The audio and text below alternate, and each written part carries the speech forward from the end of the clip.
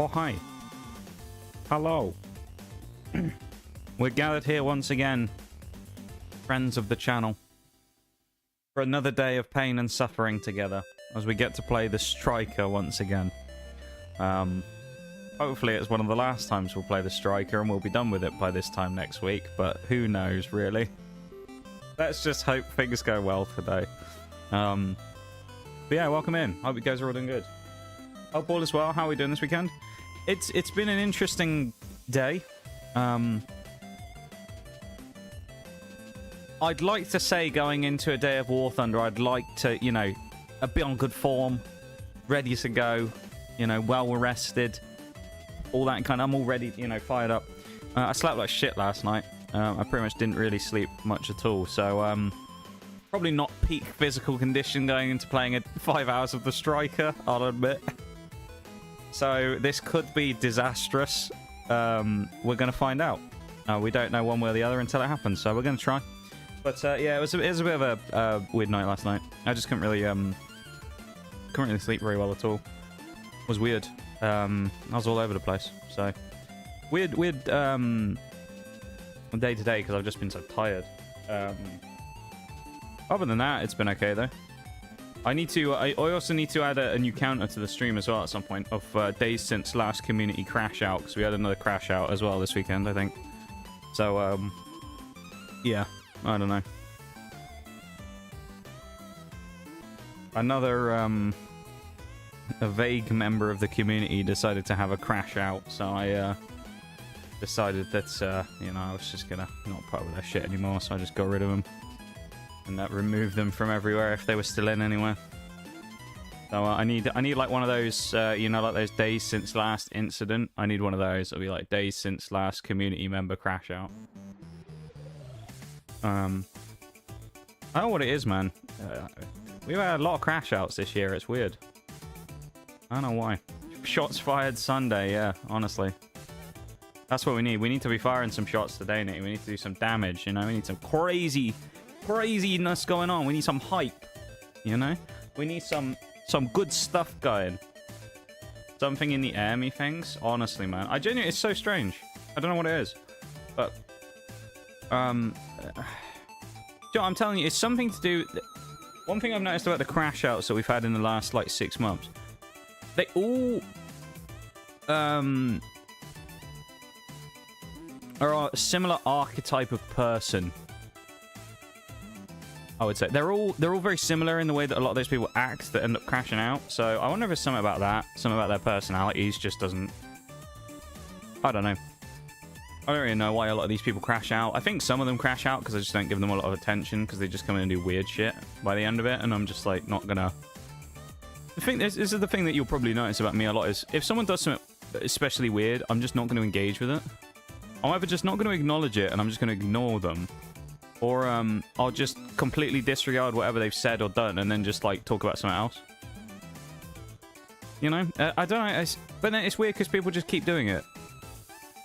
And I guess, I don't know, I guess the person didn't like the fact that I started ignoring them because they just started fucking being a weirdo. So, I don't know. That's on them. I don't really care, to be honest. I mean, by the end of the time when they were here in the community, they basically become a, you know, fraction of what they used to be anyway. They just started being really weird. I don't know.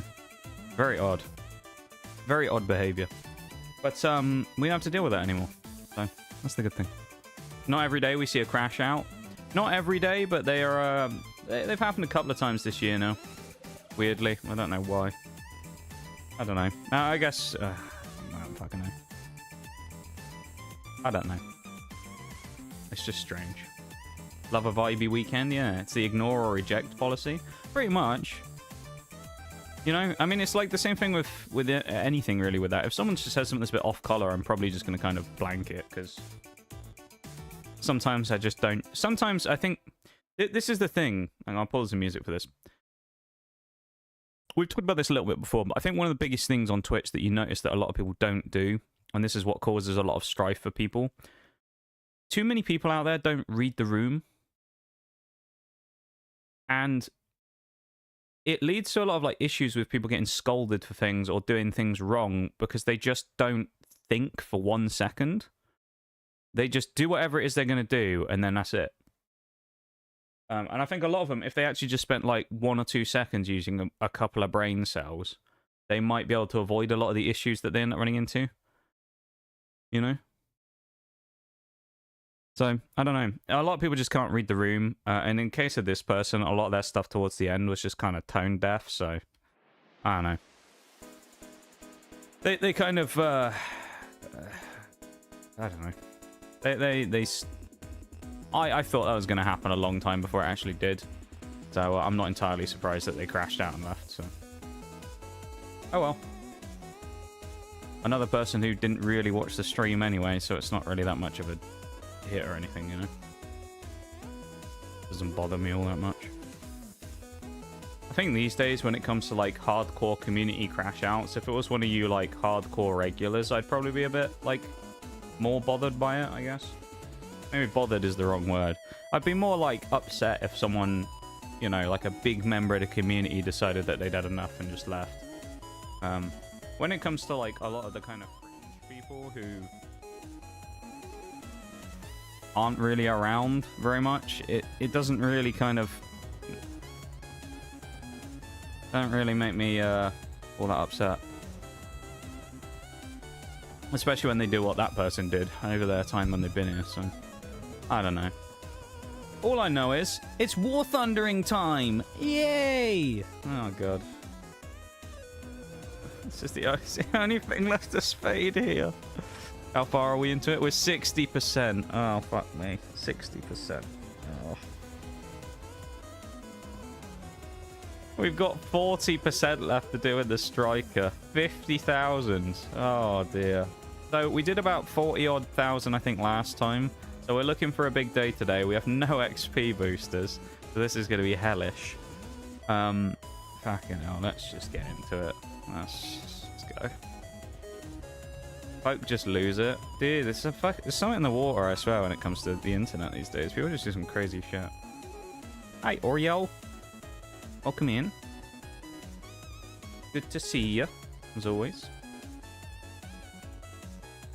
Okay, let's go with the striker straight off the rip. Let's get into it. We're going to get stuck in. We've got to deal with it one way or another.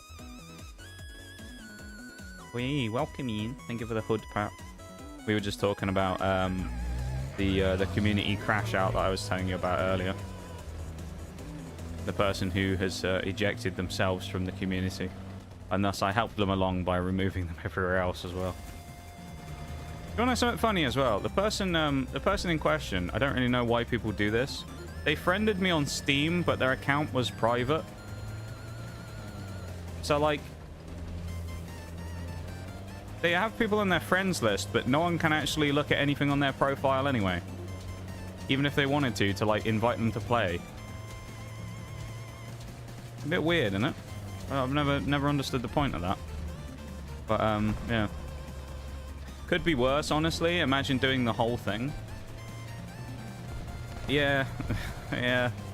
Yeah, I don't want to imagine that, Nitty, because I actually think I'd delete the channel at that point if I had to. If someone told me that the striker was being re-released in another tech tree and I had to play it again, I think I'd actually quit the game. I'd just be like, no. You know what? War Thunder's been fun. But that's it for me. Just no more striker. I've had enough. Cheekiest shot of your life. You ready? Oh, he's the cheekiest motherfucker around. Yes, he is. First shot of the day with a striker. Strikes big. Let's go. As I'm about to get YOLO'd from the side. Are you joking me? Are you having a fucking laugh? Are we about to... Where's the team? What the fuck are we... No! Why is everybody over here? Oh no, this is going to be a disaster. You fucking useless... What are we doing? Oh no. Please, someone hit that guy. I think it was the Panzer 2000. Bro, this is not good. Turn the fucking tank! Oh my god. That Panzer 2000, I think it was, just saved my ass so hard. Thank you, Panzer 2000. Leave me alone, Marty, you little shit. No, you know what? You're getting the M48 treatment. Fuck off! Yeah, never mind. Alright, we're good. Never worried. Calculated. GG easy. Yeah, never worried. Getting a box of tissues, yeah. Oh yeah, it's about time. Yeah, I mean, when it comes to that person, they did something a while ago that obviously rubbed a lot of people the wrong way anyway. So I honestly, at that point, it was one of those people that I put on the clock of how long I thought it would be until they eventually did something that either got them. I actually thought they were going to get banned, to be honest. So I mean, they surpassed my expectations on that front, I guess. I thought they'd have just been banned. But Gaijin would never, surely. Don't say things like that, Nitty. They're listening. They're always listening, a Gaijin. No, I can't see my missile, so I have no idea where it is. Yeah, okay. I'm finding invisible shots. No idea where it went. Don't know where it was. Brilliant. Watch this sick J turn, though. Ready? Yeah, look at that. And maneuverability at its finest right here.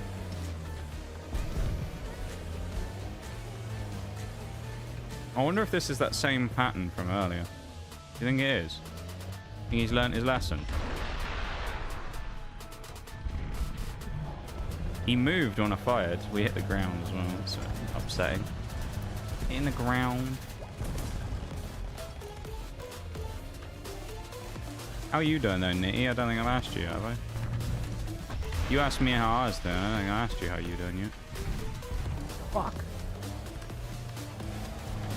Hey, Gaijin, go easy on this man. He's been through shit as it is. Honestly, man. I'm traumatized from the first time playing this, let alone the swing fire. I need some help on this one from Gaijin. They just got to do me a solid and just never release a vehicle like this ever again. How's he fired two? What? Well, he probably should have moved out of the way, that fella, considering I fired a missile at him, but this is unprecedented as well. First game of the day in the strike room. We've dropped 3 kills so far. Oh, what's happening?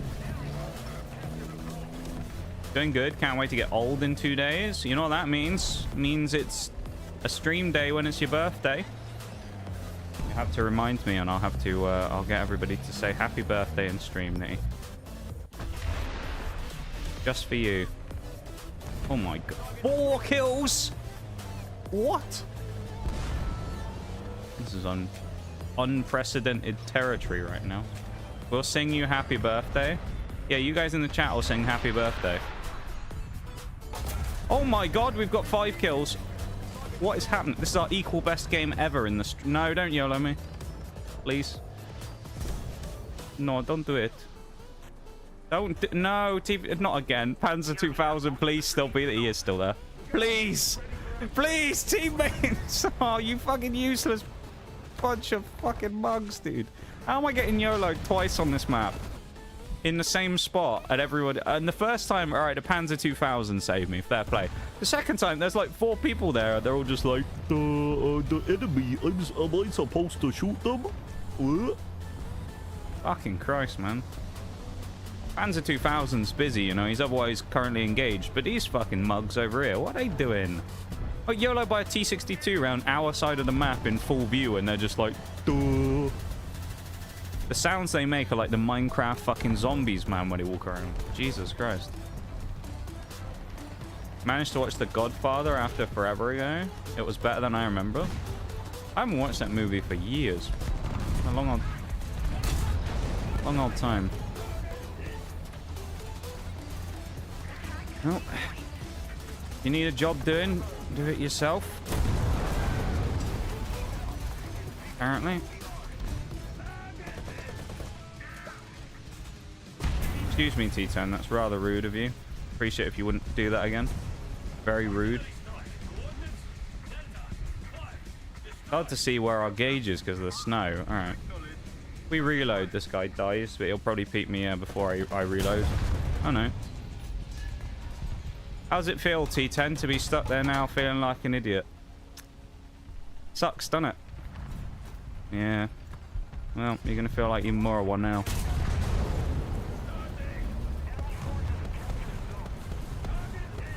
Too easy at the minute. Maybe I just need to be sleep deprived every time I play the game. Maybe that's the key. Oh, nice shot. Much it pains me to admit it, from an M51 Super Sherman. That was actually kind of nice. Catching me over the top there. Got some arty on him. We're going to get flanked from left if we're not careful. And he killed me because I didn't get my... didn't quite get my gunner up fast enough to be able to pre-aim that, so... Unfortunate. I died to a bloody M51. That makes me want to... gag. Yeah, no, it's good to see all you guys, and welcome into all of you if I haven't said hi yet. Appreciate you being here. Thank you for hanging out, as always.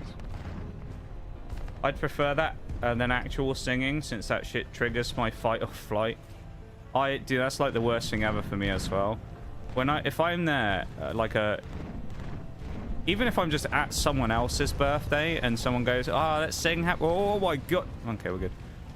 No, it's fine. I was never concerned there at all. And then someone starts singing, it goes like, "Oh, it's time to sing happy birthday." I'm just like, "Oh, kill me, please. Just set me free from this life." This is why I tape everyone to their chairs. What? So when you're about to sing happy birthday to someone, you tape them to a chair. Is that what you're saying? Or you're saying that... Either way, Oreo, it's not a good look saying that you're going to essentially not kidnap, but hold people against their will while happy birthday is being sung. You can see why the concern is growing here. Let me just say as well, 9 kills in my opening game of the day. Can I just say 9 kills, all right? Can I have a hype in the chat for 9 kills in the first game of the day, please? Just one. Just the one hype. We just get the energy going early, you know. We can strike a day. We'll go mental with a striker today. Fucking goal. 5 kills with a striker in the opening game. I think that's worthy of a hype. Thank you. Appreciate that. Let's fucking go. That's literally the equal best game in striker I've ever had. That's the best part about it. We had 5 kills last stream. It was the best game we've ever done. And now we've matched it on first game today. Maybe I've just mastered the striker now, and I just know how to play it. The other thing that's absolutely unbelievable about it, and I could not believe this when I looked this up on Wednesday. We looked at the stats sheet for the striker. I actually have a positive kill death. I don't know how, because it's been so poor whenever I've played it. It's so bad. I genuinely don't know how. But I'll show you in a minute. It's actually positive. I couldn't believe it because of how bad it was when I've played it. But it legitimately is positive. I don't know if it will have counted the extra kills yet or not. So maybe it will be +5, maybe. But just keep that in mind. We might have an extra 5 to add to it. But just to prove this, to show I'm not just full of shit and saying this, right? Trust me. Where is it? 73 to 78. There you go. We're actually up on kills to deaths in this thing. Unbelievably. Well, it's really a personal problem if you think about it. So it's a personal problem if someone doesn't like hearing happy birthday. And thus, subsequently... I guess we were equal until then, maybe. But it's a personal problem if someone doesn't like hearing happy birthday and thus is taped to a chair to listen to it. Okay. Okay. Fair enough. Fair enough. I mean, I guess they could just not, you know, just free themselves, not get tied up, or not really tied up, is it in that case? Stuck down. How do you describe duct taping someone to a chair? Trapped? I don't know.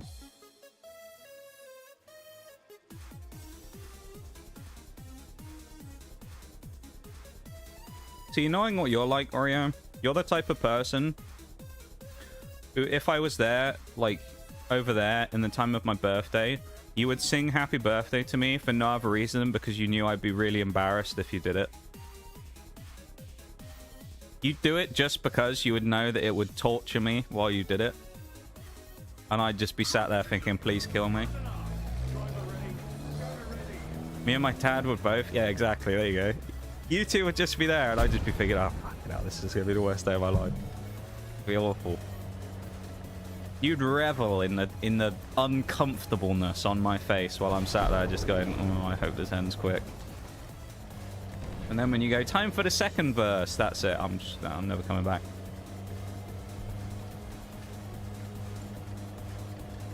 I sneezed then and nearly crashed into a wall. Bloody hell. Can't really free yourself from duct tape. I suppose it depends how like tightly the person's duct tape you down. Because like sometimes you'll see it with the duct tape just comes straight off, but I guess it depends how if it's like that reinforced duct tape, you know, like kind of like the stuff that like Amazon uses for their packaging that has like the sort of like the plastic like wire stuff in, like lattice structure, like package tape. Everything makes you all everything. Not everything. Make you live in it for 30 seconds. That would actually be the end of me. Yes, everything. No, not everything. I wouldn't say everything makes me feel like that. I just get embarrassed when people do things like that. This is my kill, Magat. Get out of the fucking way. Yeah, no, you absolute helmet. Thanks for that. Now neither of us can get a kill. You fucking plum. What an absolute mug this guy is. Someone who's spoken to you every day for 3 years. Yes, everything. Leave me alone. You should have seen what happened earlier, right?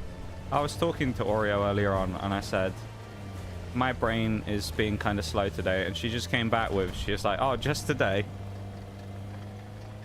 Unbelievable, man. This is what I deal with every day. Constant abuse.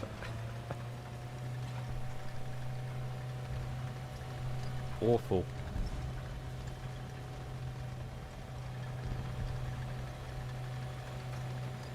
Worst thing about people singing happy birthday is no one can agree on a key. That is true.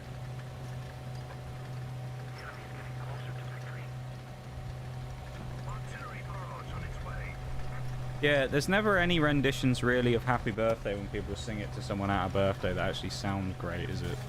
They're usually pretty bad. I just lip sync it because I just can't actually be just can't do it. This T-32 is looking at me like, oh, he's running away. Of course I'm fucking running away, mate. There's a medium coming after my ass. You think I'm staying here? See you later, mate. I'm out of here. I ain't sticking around here to die with you. As much as it pains me to leave this teammate on his own, it doesn't pain me much at all, but set for dramatic effect. I'm getting the fuck out of here. I'm in a striker. You think I'm sticking around there? No thanks. Thanks for turning me around, BTR. That was quite helpful of him, actually. Right, the 2000's going. What are we doing?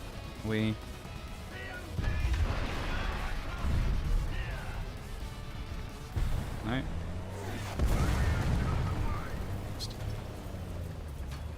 This is risky.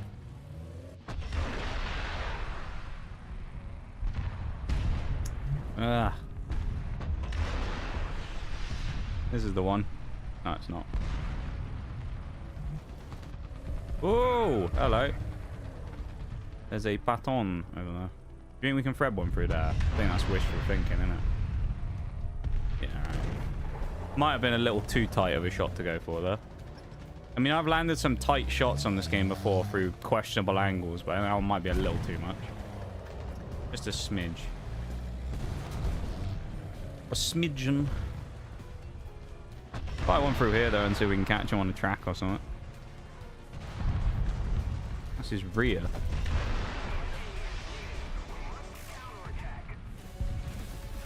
Alright, we can actually hit the spot we need to kill him. We've just got to get the timing right. That's way too much.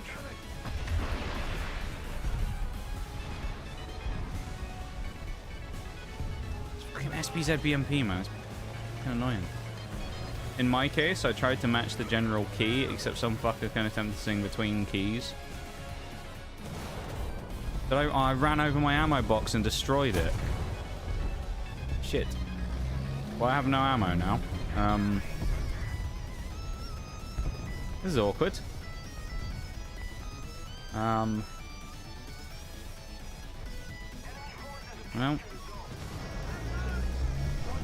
Does anyone in here enjoy having happy birthday sung to them at the event of their birthday?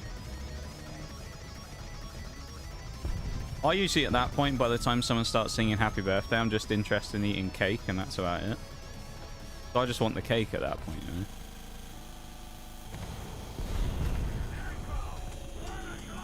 Like, I know it's the thought that counts and all that, and I'm glad that people enjoy celebrating the birthday enough to sing happy birthday, but I just want the cake. No, but it doesn't make me want to die inside, so I just zone out for 30 seconds. Okay, fair enough. You know what, I can get behind that. Do you also zone out while you're duct taping the people to the chair, or is that... You perfectly zoned in for that as well. Just want to clarify. Just when you...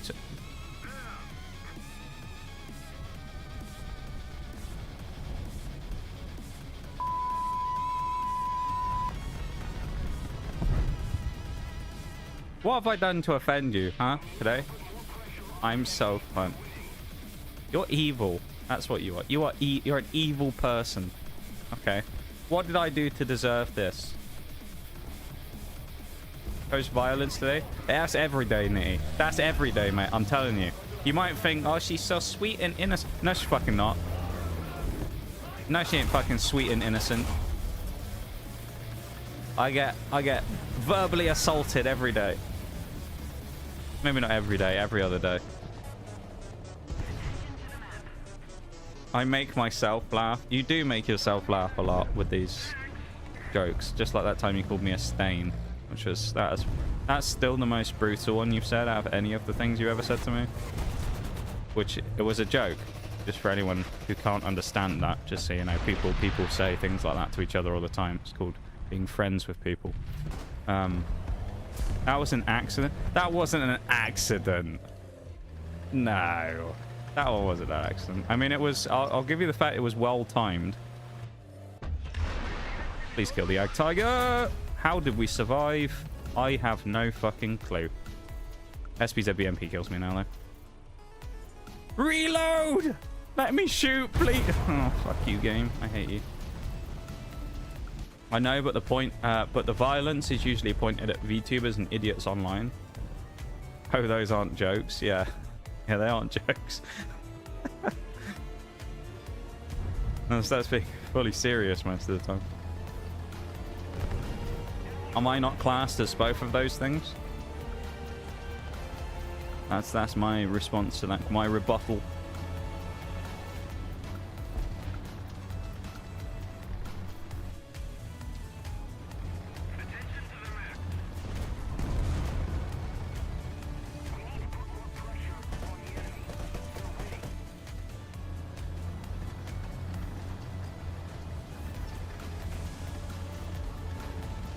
Only sometimes.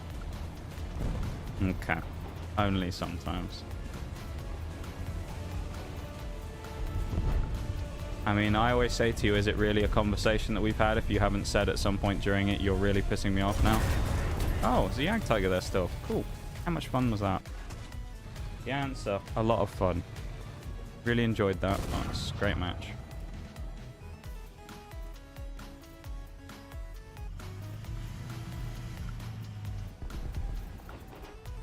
Good job we don't need to spade these vehicles anymore, innit? I'm going to die to that Votter. Almost. I'm sure of it. He's going to fucking bomb me. No, it's only when I say, God, shut the fuck up, you talk too fucking much.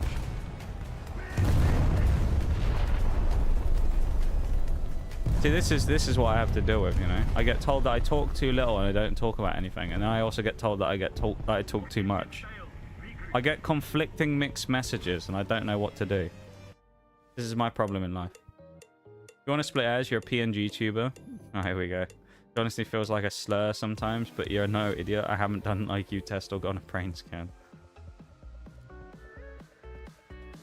Yeah, I feel like some people, when some people refer to like the PNG tubers, they kind of view it like it's some sort of slur or something.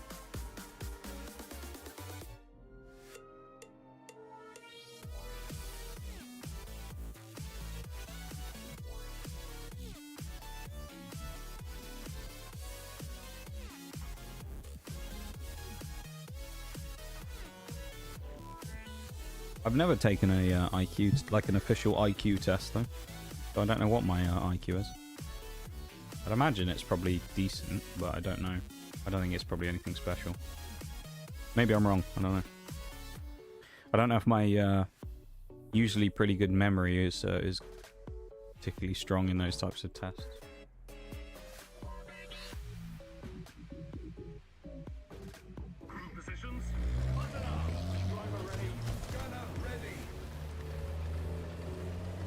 When I say that's because you interrupted me, so sometimes I need clarification on things you've said, though. That's the thing. I need to fully understand what I'm dealing with sometimes, you know? I need that clarification on things. I have to ask something. Anime PNGs are honestly a pretty nice middle ground, though. Anyone who says otherwise can eat unbaked brick. A baked brick would be more unpleasant to eat, I think, though, you know? Does it break all their teeth when they did it? Ow.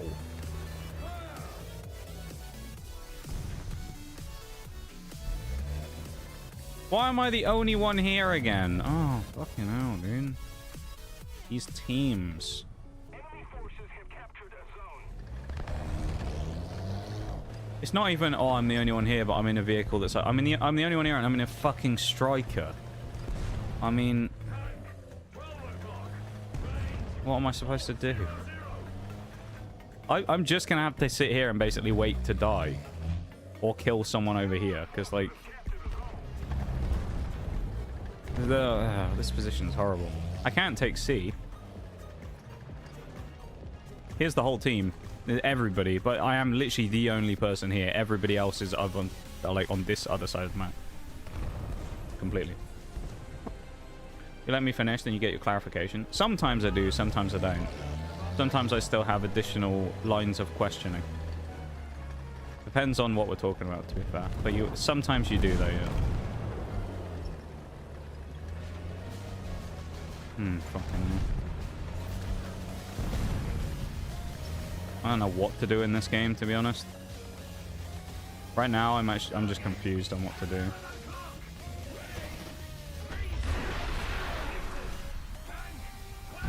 Oh, kill that DF-105. Better than I thought I was going to do. I didn't think I was even going to get a kill here.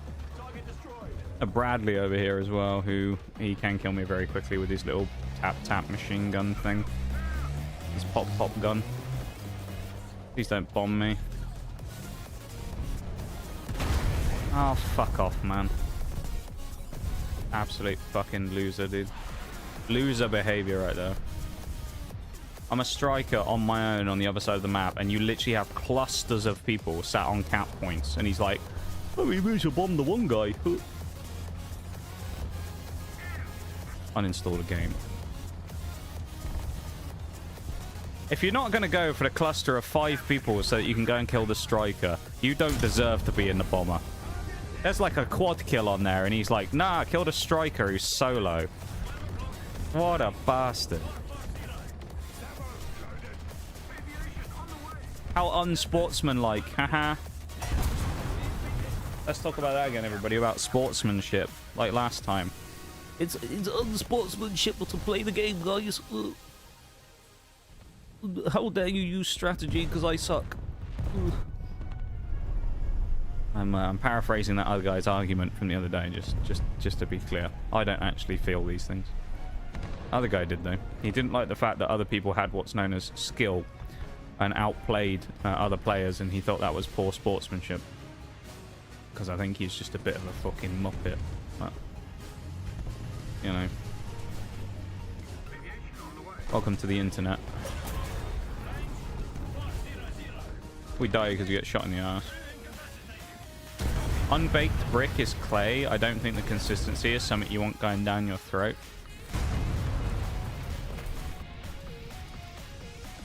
Slightly gooey, but gritty. I don't think I want anything slightly gooey, but also gritty anywhere near my mouth, to be honest. It doesn't sound like a particularly pleasant texture. Ugh. That sounds grim. Just imagine eating a piece of, like, clay.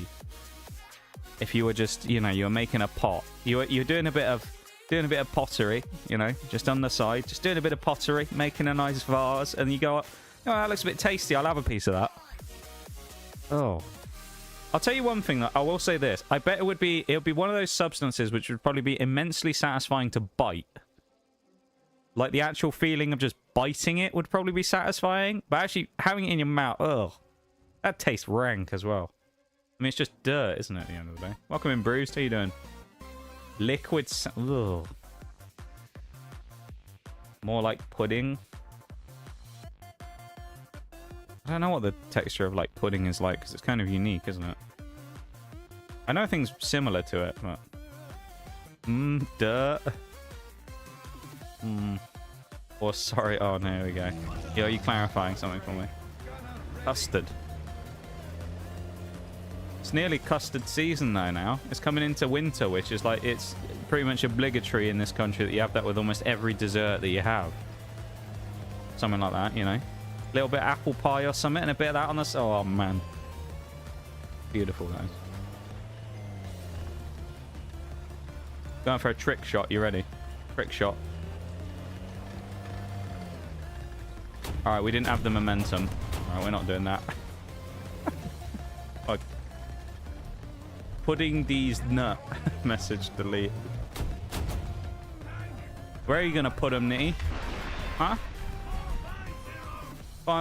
Clarify the statement. What were you going to say? I want to know.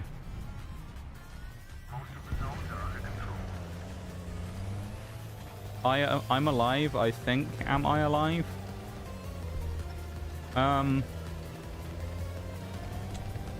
You are here in this stream, Bruised, so I'd say you're probably dead on the inside if I had to guess. On the outside, you're probably fine, but dead on the inside is my guess at the moment.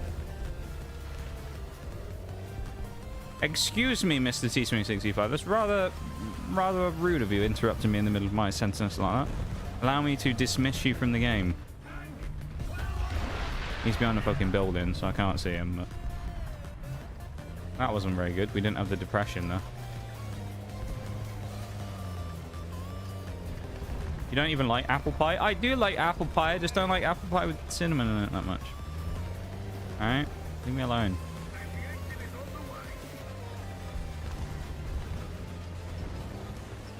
Why you always gotta attack me for my food opinions? That's not apple pie. It is apple pie. It's pie and it's got fucking apples in it. It doesn't matter if it's got no cinnamon in it. Because they're wrong? They're not wrong. They're superior. You just can't handle the truth. I don't know, I just don't like cinnamon. It's a bit awkward come Christmas time because everything's got fucking cinnamon. Oh, we're dead. You suck! How did... Biggest fuck up of the century. How did you lose that? What the hell is that 2S19M1 doing? This is why I bother you every day. Why? Because I don't like cinnamon. Put some caramel on that. Oh yeah, Bruce is going to fight back now with caramel. There we go. Because you don't... Because of your aggression towards me over the cinnamon, Bruce is now just going to talk about caramel. Fair enough. Caramel on like an apple pie sounds a bit too much. They've done it a bit sweet. As long as it still has cinnamon. I cannot be alone in this, can I? I'm one of the... I'm not the only person here who doesn't like cinnamon very much. I say that. It's going to be one of these moments where everyone's going to go, no, we all love cinnamon. Favorite thing on the planet. Yes, you are the only person in the world. I'm not the only person in the world. No. Cinnamon is nice in moderation. If you put too much, then that's all it tastes like. I'll tell you what put me off cinnamon. Okay. This is what put me off cinnamon. I had a bad experience with it when I was a child. I went to... This is when I went to America the first time, actually, when I was a youth. And one of the things that... It was customary then back then. I don't know if it's a thing in other countries, but Bruised might be familiar with this. It's customary where if someone goes away on a holiday or something when they're a kid and they're at school, they tend to bring some sweets back with them for the rest of the class, right? When they get back. Okay. So they usually will buy some like sweets from the foreign place that they're at, and they'll bring them back with them, or candy for you Americans in the chat. And usually it's just kind of like a thing that people do where they'll bring it back for everybody else in the class, and you'll have a day where you'll give some out and then you just get the rest for yourself. I did this while I was in America, and I bought a massive bag of jelly beans, okay? When I did this, what I didn't realize is there was something like 100 different flavors assorted within this bag of jelly beans, one of which was cinnamon. And let me tell you, the cinnamon ones were fucking rank. They were like the strongest cinnamon flavor you've ever tried, to the point where it physically burnt your mouth, how strong it was. At least it did when I was a child. And it was fucking disgusting. And ever since that fateful day, when I just so happened to be unlucky enough to eat one of those terrible fucking cinnamon jelly beans, I've never looked at cinnamon the same. And so while I consume it every now and again inside of things, I don't necessarily like it all that much. I'll tolerate cinnamon, I just don't really like it. Never went out of the country as a kid. Did you ever have anyone in your class who did though, Bruce? Was that a thing, like up in Scotland? Because that used to be a thing, I'm sure, when I was at school. Maybe it was just the school I was in or whatever, but it was always that people used to bring something back. Just like a bag of something, like lollipops or something. And it was they brought a bag of something back, and everybody had them on like the first day back. That was usually what happened anyway. Luckily, never had candy cinnamon before. I'm never going to start either. Candy cinnamon is different from cinnamon in normal things. Is it though? I think it tastes vaguely similar though, no? I remember when you were trying to get me to try those fucking cinnamon candies when I was in America. Well, there's like hot tamales or whatever they are. Aren't they hot? That's what they're called, aren't they? I saw them and I was just like, no, these things are fucking vile. I already know they are, so I'm not going near them. Oh, you wanted me to try? Oh no, that reminds. Do you remember when we went to the Jack Daniels place? And that we had that whiskey flight. Oh god, the fucking cinnamon whiskey was... Ugh. Ugh, I hated... Oh, that was so bad. That cinnamon whiskey... Ugh. That was horrible. I hated that. Welcome in, Lee, on YouTube. Never done that. You only buy sweets for the class if it's your birthday. Oh, we never had that when we were at school. Birthdays you never did. We only ever had it for if anyone ever went on holiday somewhere. When I was a wee youth. Never really had pals and was mostly oblivious to other people.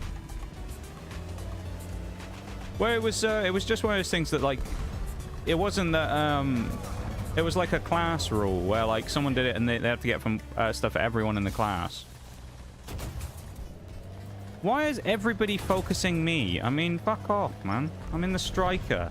You got bigger priorities, like getting absolutely smashed at B. Leave me alone.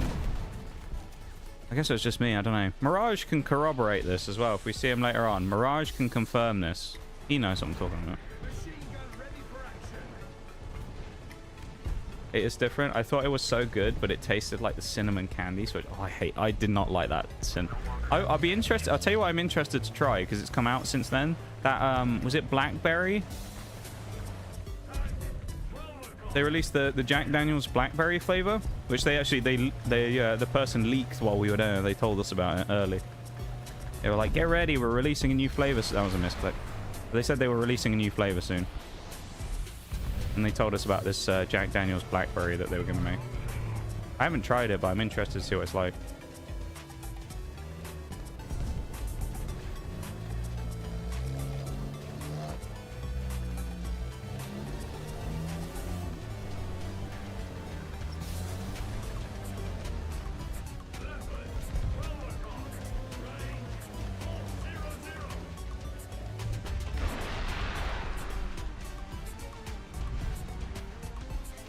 Yeah.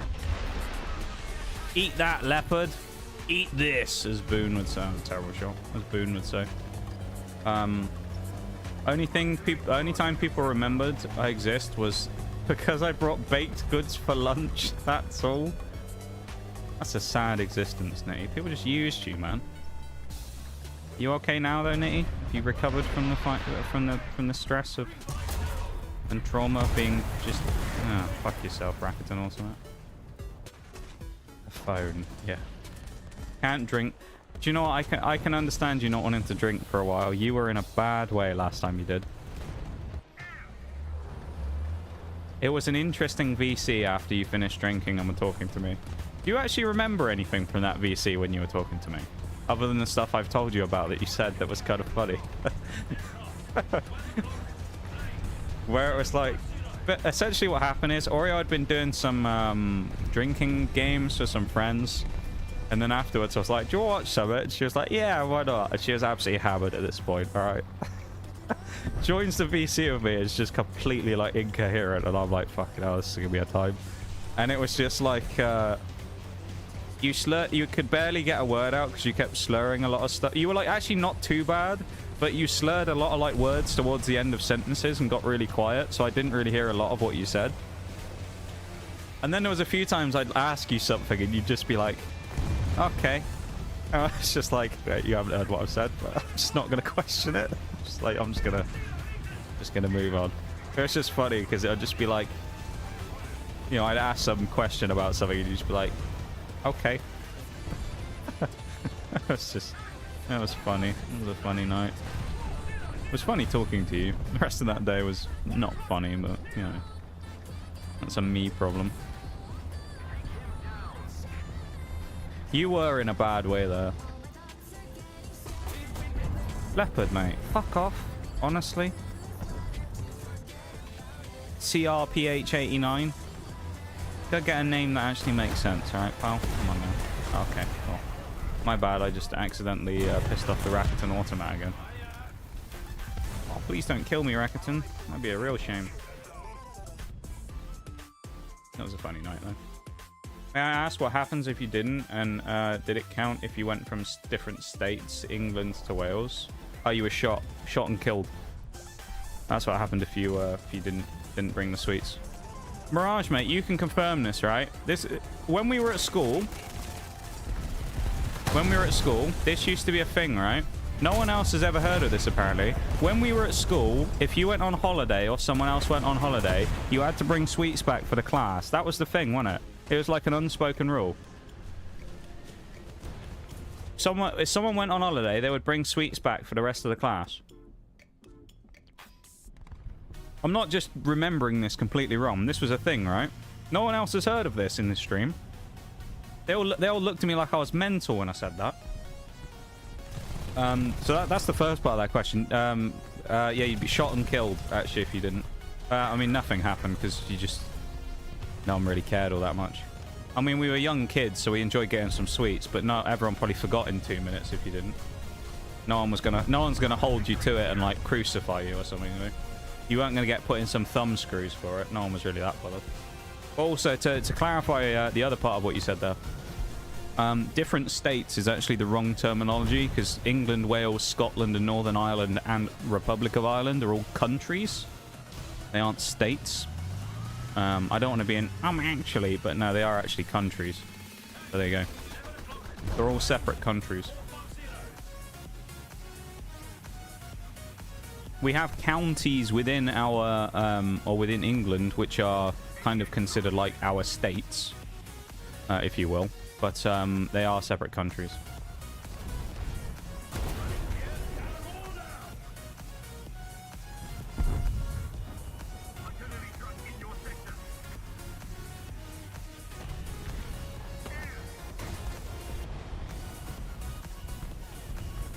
Oh, I need to scroll up again. How you doing there, Mirage, mate? Welcome in. Actually, don't answer. Why on God's earth would you eat a phone? Too late. How many gutless noobs have been slain? We got 9 kills in my first game, to be fair. And then I've just been bullied ever since. Talking to people drunk is funny. It was an interesting night. Talking to you drunk was pretty funny. I did say once that I said that one day in the future we have to both get drunk together and see how much carnage it'll be. I'll tell you this now though, I'm never doing a drinking stream, nor will I ever appear drunk on anyone else's stream, just so you know. Just in case, I don't want to get anyone's hopes up. I'm not going to get fucking hammered and then go and sit on someone's stream, alright? Just so you know. Just want to make that very abundantly clear, okay? No intention of doing a drinking stream. Because all my highly charged opinions about all the people I hate on Twitch will come out. No, I'm joking. Not about the opinions, about the fact they'll all come out. Because I'm like a... It's like lock and key, you know? Ain't coming out. That was a joke as well. I reckon. Come on now. I might be half asleep today, but still. Do I have strict rules drinking? That is fair, you know. Yeah, you weren't in a great way that night. You had a horrible night the night, like the night afterwards when you were trying to sleep as well. But I don't blame you for steering clear of the booze for a little bit. Unspoken rule, yeah. Trip to Spain, you had to bring back those weird fruity gummy things. Yep. Had to. It was the rule. Drinking is when I don't have anything to do the next day and I can afford it, which is rarely. Do you know what? That's fair as well. I don't drink much either. I drink like maybe a beer every now and again. Like maybe once a week I'll have a beer or something. I don't really drink huge amounts though. I have some whiskey and things. I have some whiskey from America that I still have that I haven't opened, and I have a bottle of whiskey from Christmas that I haven't touched yet as well. If you were from a particularly rich family, you'd bring in cupcakes in primary school on your birthday, or Richardson was it? Is that what you used to do? Did you used to bring in cupcakes? Mate, there was no way. Did he? That's who you're talking about, right? Richardson. He used to bring in cupcakes on his birthday. Bloody hell, man. They were rich, though. I don't know how much money they had, but they were fucking rich. They were loaded, those people. That family. If I remember rightly, I think... So the rich kid who we had in our, like, year, he moved away. He went to a private school for a while, and then he came back. So I think he was in my class in what we call reception, which was like kindergarten or whatever, I feel like. And then after that, I never saw him for like 10, 12 years or whatever it was until he came back. He was a nice dude, though, admittedly. But you could tell he was pretty loaded, though. Bring the drinks. Boo, no fun. What about me not doing a drinking stream? I'll just secretly stream, guys. Don't worry. No, you won't. You aren't subtle enough to do that while you're drunk. You'd be way easy. Way too easy for me to catch that. There's also a break coming up pretty soon. Just be aware of that. Had a horrible morning. You had a terrible morning. I was talking to you afterwards. You did not. You sounded like you'd had an interesting time. I'm glad you know. I suppose I'm glad that you tested your limits and lost, so now you know not to go that far ever again. That's a good thing, I suppose. Now you know where the line is, I guess. Wake up in the morning and vomits. Most I've drank is at after parties, and even there, if I'd pull back if I need to travel back hours after said party. That's fair, you know. He's now a head steward on a huge... Bloody hell. That kid was loaded. Jeez, man. Probably had him flown in from Italy. That's hilarious. That was me almost blacked out, not just drunk. Oh, I know. You were fucking hammered. I know you were. I could tell. I could tell you were, like, far gone. Sorry for these personal questions. Personal questions is like, what's your name and where do you live? Which I don't take questions on. Like, if I ever get asked a question that's too personal, I just don't answer it, because I just don't give out personal information on the internet. What countries have you ever visited? I was very lucky when I was a kid that I was able to... that I did a bunch of traveling as part of being taken away by my family, so... I've been to a couple of places. I've been to France. A lot of them are European. A lot of people who live in European countries tend to travel a decent amount to European countries. That's another thing. A lot of people maybe in places like America or Australia and that will look at it and they don't travel as much because it's further to get to places. So it may seem like I've traveled way more than... You know, you might be thinking, God, you must be fucking rich because you've traveled to all these places. Realistically, travel to Europe can be done quite cheaply and quite quickly. So it seems probably like more than it is.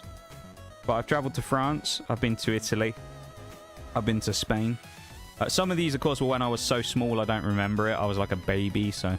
I've been to Portugal. I've been to Malta. Been to Tunisia. I've been to the US a couple of times, both earlier this year when I went on my own, and previously when I was a lot younger, when I went to kind of, you know, Universal and Disney and that type of stuff when I was about 7, something like that. Is there anywhere else? There might be somewhere else, but I can't think at the moment. Mostly European places, though. Some of them I've been to a couple of times, but as I said, going to places like France is pretty cheap, so... I'm gonna go for my BRB real quick, though, okay? We'll come back, and then we'll carry on with the conversation. Alright, so I'll be back in just a minute, and then we'll carry on. So BRB, everybody, I'll pick up where we left off in a minute, and I'll catch up on the chat. So, back in a sec.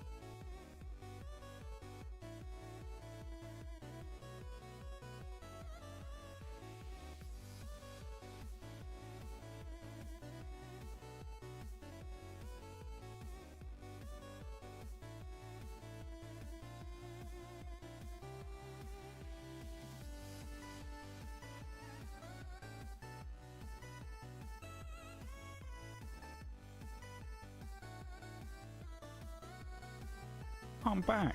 Welcome back, everybody.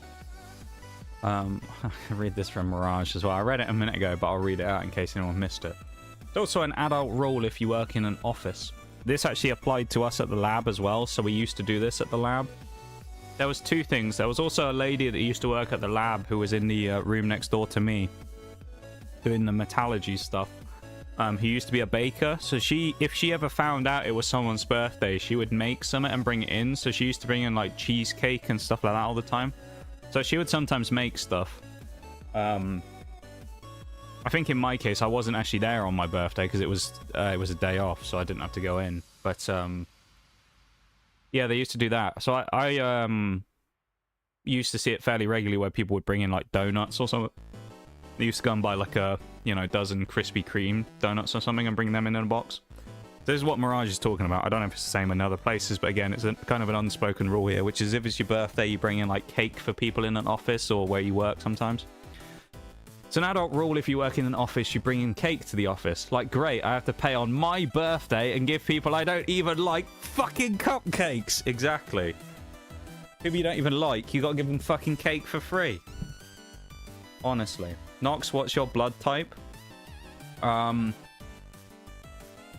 Steel type. That's my typing. I'm a steel type. Poison type, actually, even. Poison steel. There you go. Used to be cheaper, but no more thanks to Brexit. Yeah, that kind of fucked it a little bit. It's a lot more expensive to go to Europe these days. Currently saving for a getaway to Berlin for my birthday in February. Yeah, we were talking about this. I remember. It was good. Talking about that. We had some interesting chats about that.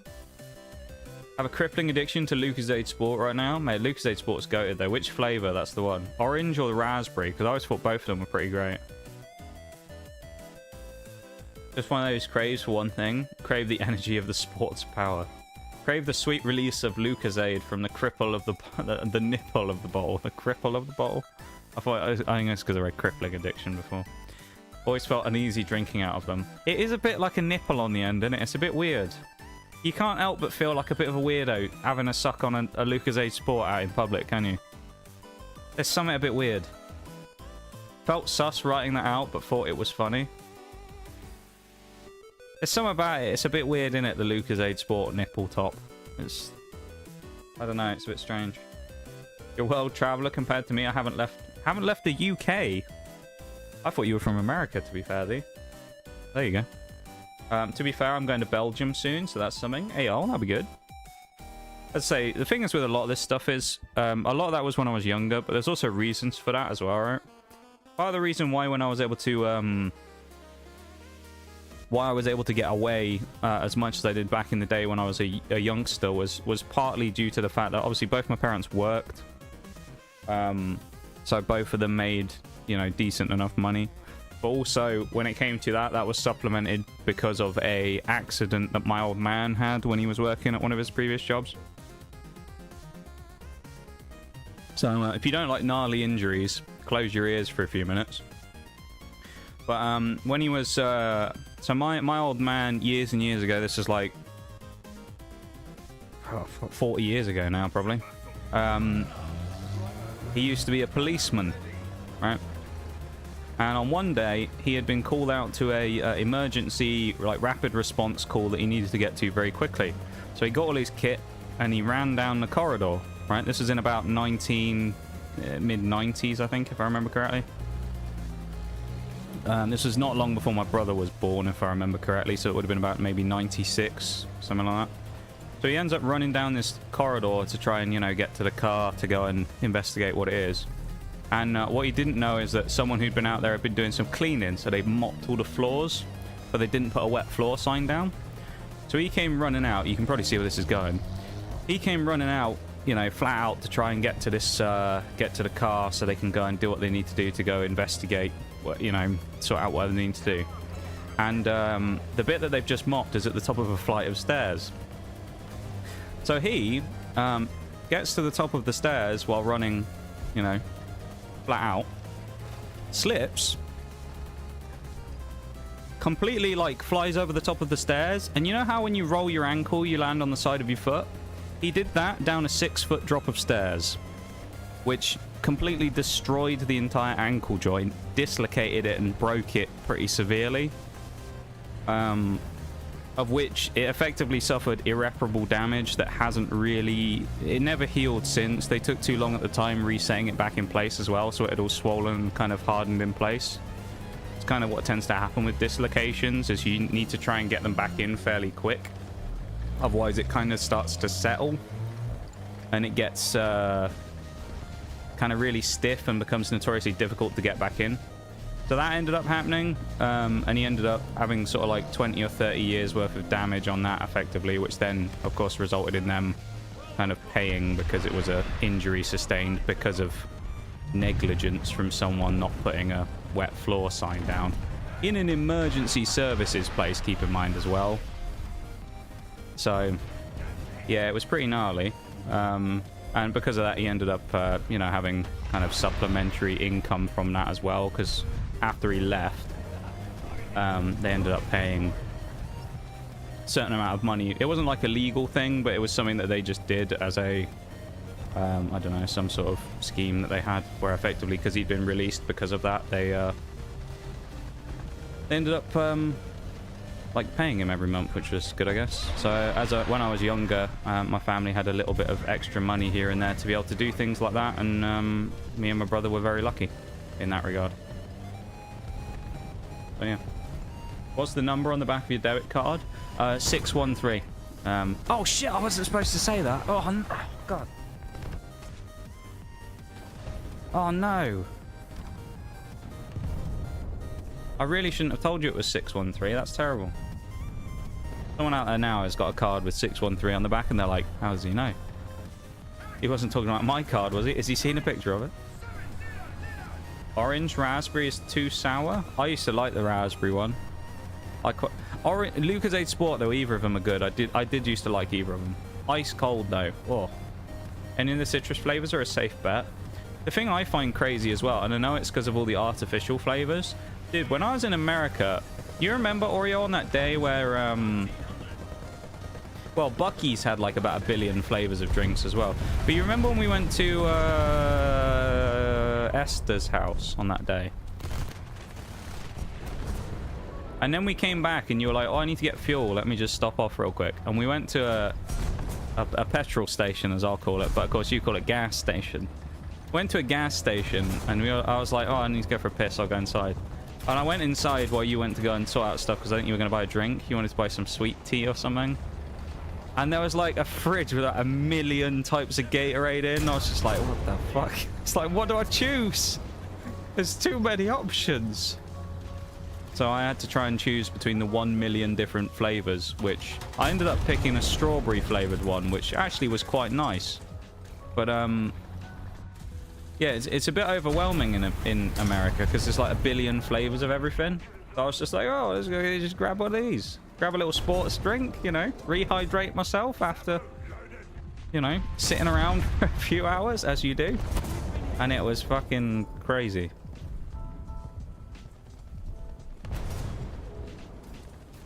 Yeah, you guys have way too many flavors of certain things, particularly sports drinks. Whereas over here, back home, you have like blue, orange, and like red of some sort. Whether the red be like raspberry or something else depends on the brand. Like Powerade, I think red is cherry. But that one's different. You little rat. Because gas famously is a liquid.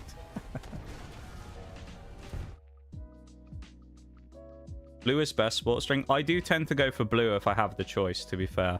I like the blue ones. It's normally blue Raz, which is always good. Speaking of blue Raz, if you want to get your own tub of blue Raz, you can get some Rogue Energy. Blue Raz, yay! 10% off. Code NOXTGS. You could be the first person to buy something from Rogue Energy using my code since 2023. It was me and Mirage. We were the last who bought something from it using the code. We were sat in a VC talking about it. I can't remember. Didn't you get grape, mate? Something like that? Did you get grape? I think you got grape. And I bought Rocket Pop, wasn't it? That Rocket Pop was good, though. I was underrated, that Rocket Pop. I didn't think it'd be that good. But you know what? It surprised me. Pleasantly surprised by the Rocket Pop.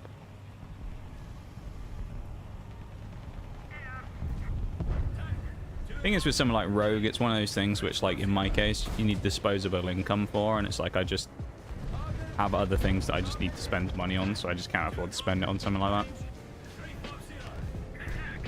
Right now, anyway. Maybe in the future I'll end up getting more, I don't know. But... The other thing was the shipping was usually kind of questionable. Actually, no, it wasn't. Never mind. I was going to say it was something else that was questionable. Never mind. It wasn't the shipping.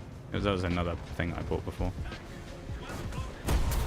The weird thing with the shipping, though, is there was always two options, which was like standard international shipping that was like £5. And then there was like this DHL premium delivery that was like £82. I could never understand why it was so expensive. I got grape when you got rocket pop. Yeah, you did. I remember. You still have that as well. When I was at your house, you have it on top of your fridge, don't you? And I was like, oh, there you go, your Rogue. And I opened it up and it looked like mine. No joke. There's this weird thing that happens. I don't know why with Rogue, which I mean, I guess it's just naturally over time it clumps up, and maybe you get a little bit of water in there. My blue Raz that I had clumped up, and it went slightly green because it wasn't enough like water to fully dissolve or anything. So it just made these kind of like green crystally structures. It looked like it was like fucking weed or something. It looked really weird. But yeah, I remember yours had gone the same way, where yours had like clumped up, I think, when I looked at it.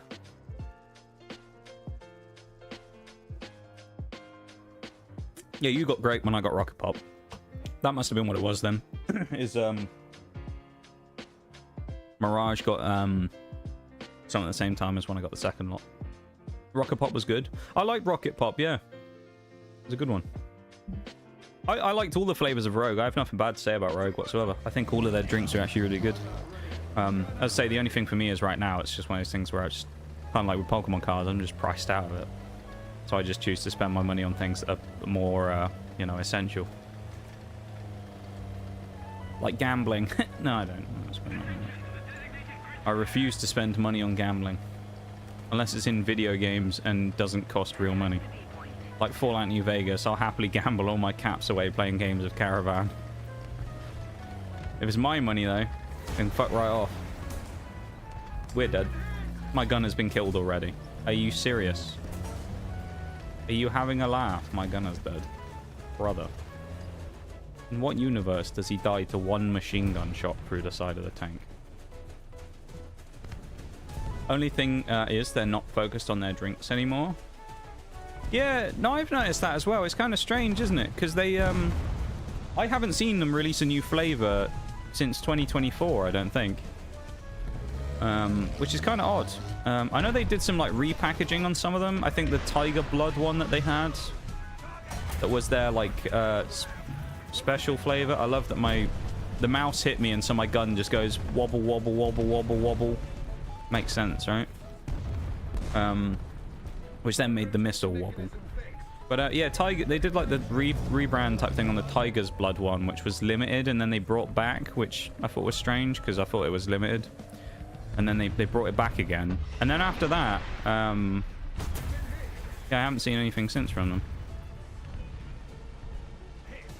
Oh yeah, their male supplement line, shall we say. Freshman, isn't it? Oh, Freshman.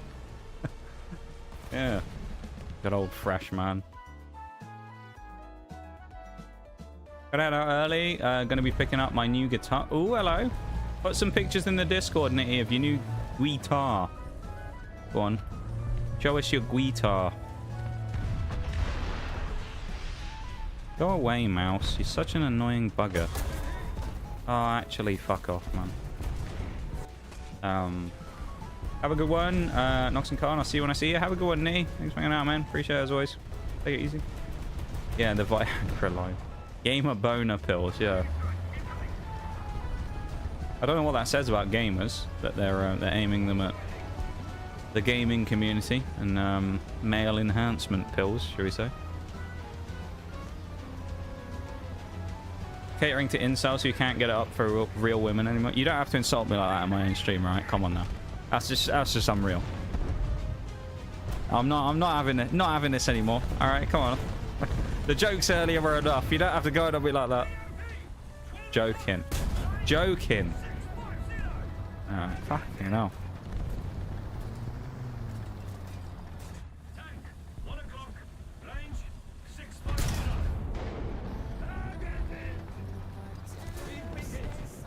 The Saber Savior. Oh, you were joking. Hang on.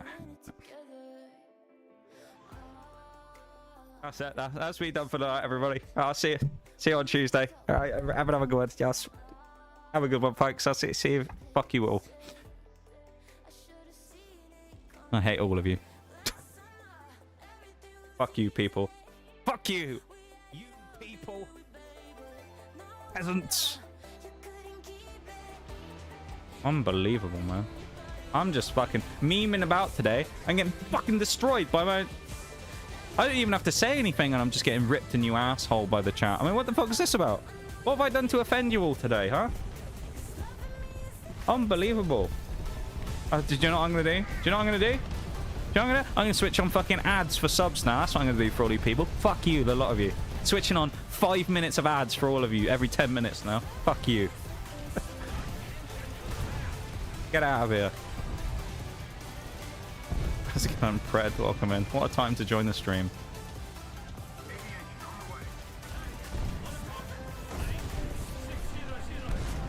Think.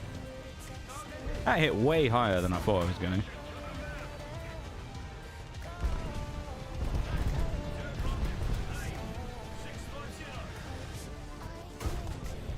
I want someone to break my gun barrel at some point when I'm in a regular tank, and then it sets me up for a perfect joke, but I don't think it's going to happen, sadly, so we're going to have to wait for the timing on it.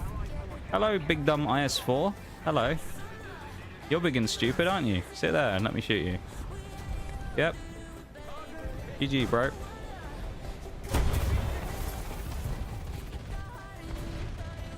I just got here. What the fuck? Well, it's not my problem, is it? Not my problem. The rest of the chat's fucking around like this today. You were joking. Unbelievable, man. Unfucking believable. I'm just minding my own business, trying to play the game. I'm just getting verbally assaulted by my own chat. I'm fucking... Alright, that was a bit fucking racist now. Thunder... TTV. Oh, nothing beats a Jet2 holiday. And right now, you can save £50 per person. That's £200 off for a family of 4. Did you see that juke? I just want to say, did you see that fucking dodge? Thank you for the Jet2 holidays, Maximum. Oh, brilliant. You're good. Nice one, Thunder. Oh, no, is that guy streaming out of interest? Someone check this. I'm not for any other reason. I'm not saying go over there and give him hate, nothing like that. I just want to see, because I want to prove a theory. No one I ever find on video games who has TTV in their name ever streams. They all have never streamed, or they haven't streamed for about 10 years. Someone look it up. Is that guy actually streaming? I bet they're not. No TTV I ever find in a game fucking streams. They all have TTV in their name and they don't stream. Someone check that. He's not. Click on schedule and see if it tells you when his last stream was. Or is there any recent streams, or is it completely blank page? I bet it's fucking blank. Zero. There you go. I bet he's never streamed. That's probably why he's got 0 followers. I bet he's never streamed. I don't get the TTV thing on games, dude. People always do it. TTV and they don't stream. I don't understand. Fuck us, you better get a fresh match already. Oh, kill me. Do you know, I wish I just didn't bother sometimes for these jokes anymore, you know. I'm Turbo, I'll never get them. Oh, fuck. You're the mysterious Twitch Turbo user. How you doing there, Pred? Welcome in, man. Can't escape me. Thank you for the Jet2 holidays, Maximum. I appreciate it. We're creeping up on that subs and bits goal, actually, for the month. We're getting there. We've got, what, like a week left? Just over a week? Be interested to see if we could squeak it by the end of that time? I don't know. Will we squeak it? What do you think? Doing predictions in chat. Will we squeak the goals this month? Who knows? I think it's a 50-50. What are we actually at on the bits? Are we at like 1,100? 1,200? I can't really see it. It's too small. Maybe we'll make it. Who knows? Has returned with lemonade. Ayo. That was extremely pog. That was not. I know, right? He's not. 0 followers, completely blank. Yeah, I don't know what it is with TTVers, man. All the TTVers have no... They've never streamed. I don't get why people put TTV in the name if they don't stream.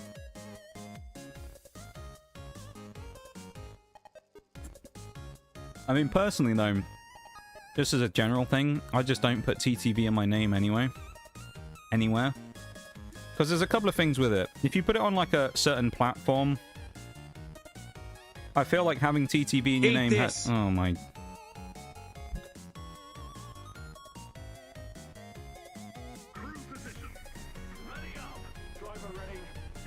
Eat this, says Boone. Bruce, what the fuck? You weren't supposed to break the goal now. We've still got like a week and a half to do it. You're supposed to like chip away at it and, you know, build it up to the final day. We're one bit away and then we're like, whoa, we gotta finish it in time. Whoa, crazy. And unbelievable. 1,500 bits, mate. Thank you very much. Appreciate it. It's very kind of you, my dude. Oh, my bad. Well, you sneezed, so it was an accident, you know? I didn't...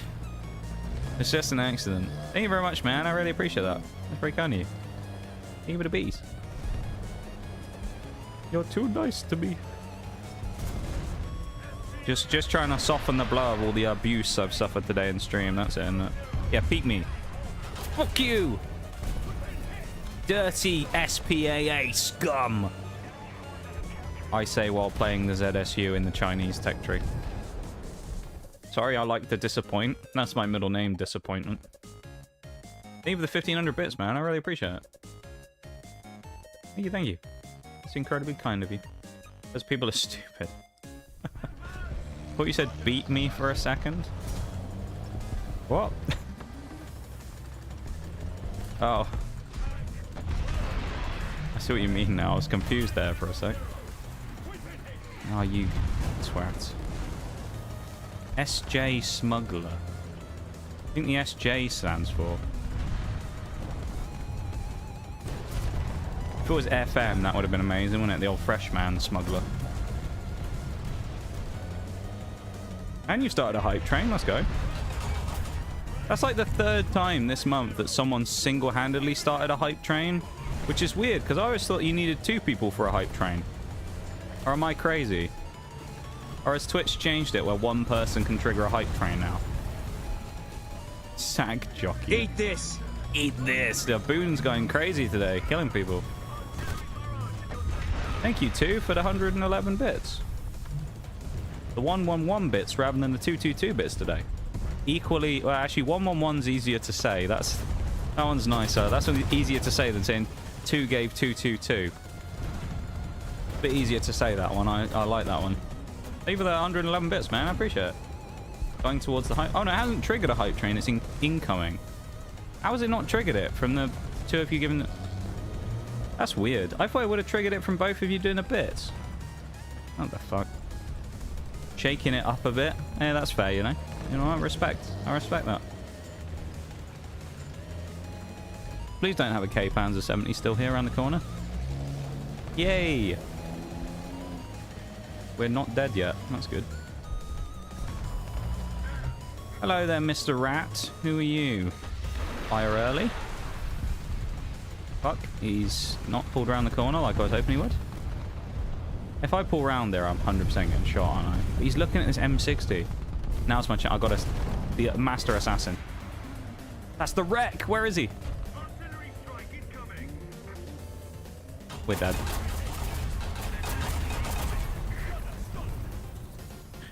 Well, we killed him.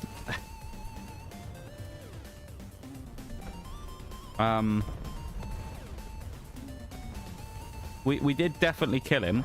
I don't think there's anything else to say on that, though. It really didn't work out quite as I was expecting.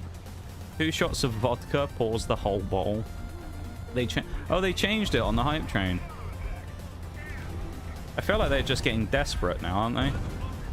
Is that just not a desperation move from Twitch to try and, like, trigger more hype trains because they think people will pay more into them, right? I'll tell you one thing I will say. I'm very glad that in this community, that all of you guys when it comes to your spending on Twitch are financially responsible. I'm very glad of that, right? Because I know it's very easy to get taken in by things like hype trains and stuff and start giving bits and giving subs and get a bit taken over by it. So I'm glad that you guys are financially responsible and always have been in this stream when it comes to that. And that you don't kind of have the attitude of just doing stuff for the sake of it, you know? You only do stuff if you really want to and if you can. So I appreciate that you guys do that, because I don't want to ever put anyone in any kind of financial situation by irresponsibly spending, let alone on this Twitch channel. So I'm glad that you guys do that, and you take care of yourselves first before anything else. Eat this! Eat this! Cough, cough, yeah, of course. Bruce, you better not be telling me you've been financially irresponsible now.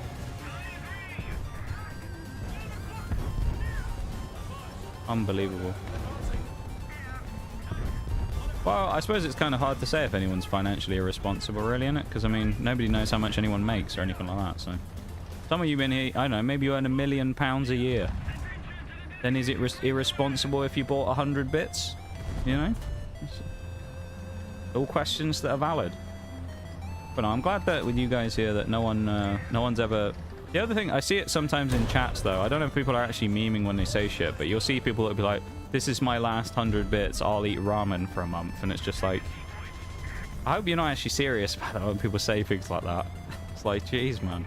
I'd feel horrible if someone gave me like 10,000 bits and they were like, yeah, that's me eating good meals for the month, God. You're like, so awkward.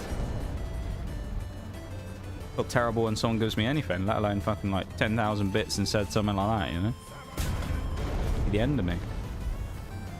Fucking Tam's gonna get away as well because we somehow can't kill him. Nice, he shot me and killed my turret ring. Brilliant. Ramen's a good meal. I do like ramen. I don't know if I can live on ramen for a month, but I mean, ramen's good. Thank you, 2 for the 111 bits again, which equals 222 bits. Thank you. So that didn't trigger a hype train, which is weird because the other day, Christoph triggered a hype train by gifting 5 subs on his own. And somebody else did as well. From something else. I can't remember exactly what it was. Somebody did the other day. Who was it?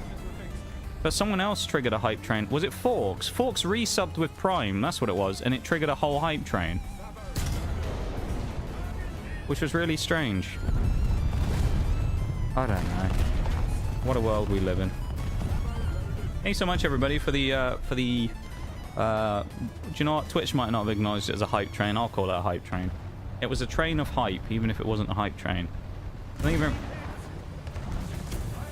Fuck was that about? Alright. But thank you very much, everybody, for the support. I do really appreciate it. You guys are far too nice to me, you know that? And spend more responsibly in life. Buy yourself a nice gift for that. $2.22, the 222 bits. Actually, no, it's not, is it? It's more than that when you pay for it. Never mind, ignore me. Save them bits and buy yourself a nice gift instead. How about that, fuckers? Why don't you do that? Now I want ramen.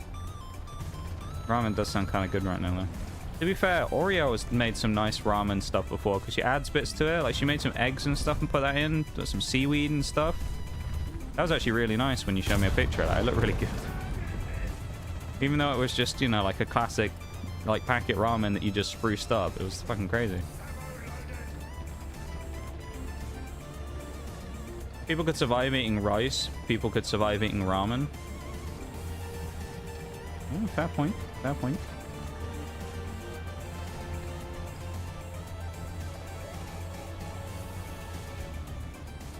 Gonna gift myself snus.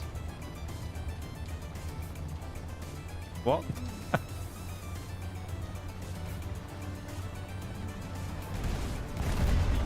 That guy, was that just a loose attempt to try and bomb me from whoever that was? I think it was.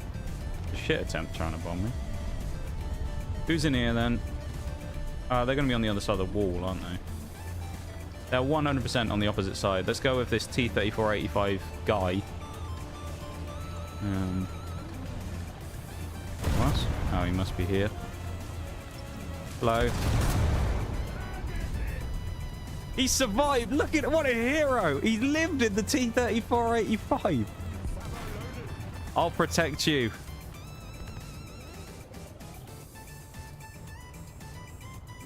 Look at that. What a Chad. This guy just fucking ate a shot from that Type 69 or whatever he was and he didn't even blink. See that shit? Sometimes you just got to use what you have. Yeah. No, but I thought it was a nice little thing. You elevated that, you know, all intensive purposes. Ramen is just ramen, right? Not that interesting. But you made it into like a proper nice little meal there. It looked really good when you sent me the picture of it. Ramen, the egg is one of my favorite parts about ramen. I gotta say, I do love an egg when it comes to ramen. Then again, I mean, that ramen we had when I was over there was really good. Is the bean, not the bean, bamboo shoots. Kind of, I wasn't too keen on. But the actual meat and stuff, oh. That was good. The egg and the meat and that. Those gyozas were fucking fire as well. I don't think we ever said it on stream, did we? But I absolutely incinerated the inside of my mouth, didn't I, as well, on some takoyakis. You ended up getting some takoyaki, and I was like, oh, I'll try one of those. I've never had one before. You were like, they're probably hot. And I was like, oh, it'll be fine. Bit into it, literally burnt the inside of my mouth off. They were hotter than hot. I'll put it that way. It was like scorching. I melted the inside of my mouth off biting those takoyakis. I think the worst part was I may have finished all my beer by that point as well. So I don't think I had anything to like help it either. I just had to like flick it between both sides of my mouth while trying not to burn my tongue. It was awful. Told me to gift myself, so I gifted myself the ability to intake nicotine without the need to ruin my lungs. You know what? Fair enough. If that's your interpretation of it, my dude, then you know what? That's fair enough. You're more than welcome to that interpretation of gifting yourself something. Fair play. Didn't say probably. Oh yeah, you did. After I told you they were hot, I didn't say probably. I literally looked at him and was like, these are really hot. Yeah, but when you said really, really hot as levels, I wasn't sure how hot really hot was going to be. Because it's like women who say that showers aren't hot and it's actually like skin-strippingly hot, you know? That's what happens. Dudes in relationships in the chat will relate with that. Anytime any woman has ever said it's not that hot, it's always like 5 million degrees.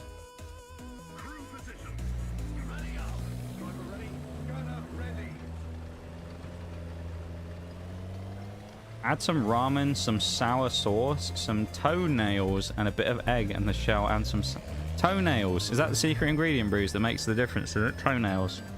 Keep that in mind. Maybe the Nox cap.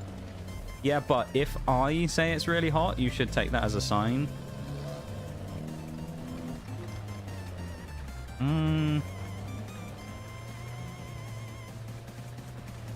Yeah, maybe. Yeah. Well, I know for next time now.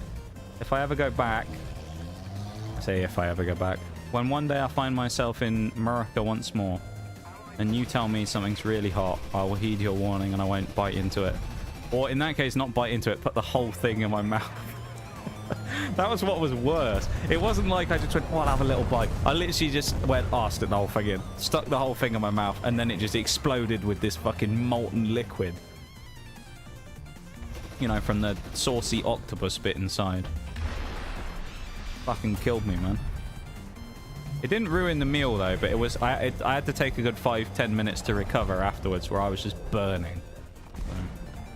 He did not heed the warning. No, I didn't.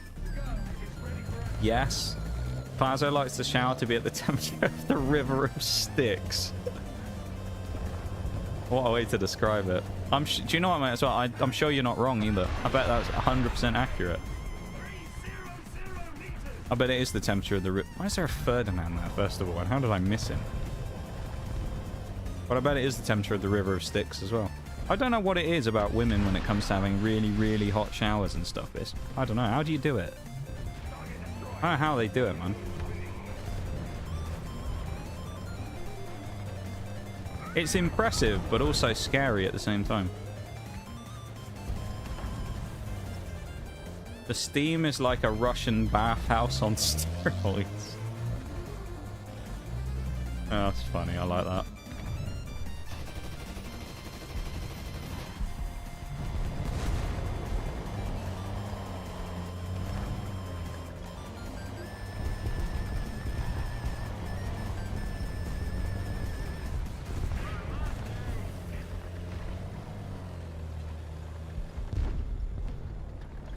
I don't like this very much.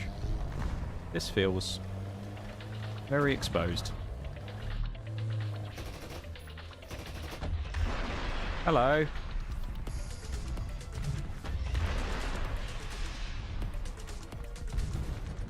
I hit the fucking ground. Ugh. Kill me. Don't actually kill me though, Tiger 2. That would be very rude. I'd be rather offended if you shot me. 44-100 hopefully is going to buy time for me by fighting the M47 and I can chip him in a minute.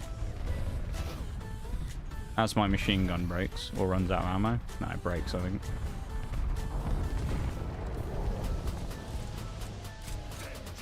Oh man, no, I'm fucking backing up.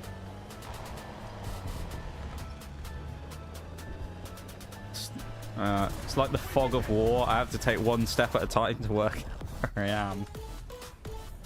I couldn't do that, mate. I couldn't. See, I like a shower every now and again. I'm not a huge fan of showers. I just don't. I don't like showers. I like a bath. I'm not a fan of a shower. But when it comes to that, if it's too hot, I'm just like, I'm noping out of there. It'll be a speed run of the shower, you know. I'm gonna do what I need to do in there, in maximum speed run time, because I don't want to burn my fucking skin off during the process of it.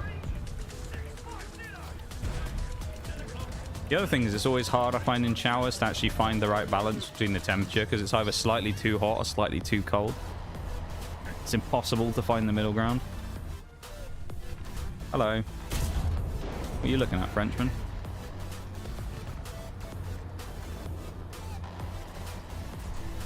You should secretly give him California Reaper next time he comes around. You don't want to do that. You don't want to do that because it will launch into a war of doing things like that you will not like. If you make me eat the Reaper, I'll make you eat the Reaper as well. And I know that I can handle spice better than you, which is saying something considering where I come from. You do not like spice one bit either.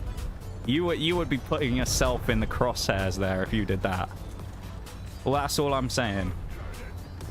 I would find a way to get back at you, and you would not like that. I wouldn't be the only one eating Reaper. Nah, you can't make me. Trust me. I don't have to force you. I just have to make you do it without realizing. That's not that difficult. All I gotta do is go, oh, let me just make some nice... I'll just make you a cup of tea. Why not? I'll have a little tea. Why not? Let's have a nice tea. Make a bit of tea. What happens? Fucking Reaper in there.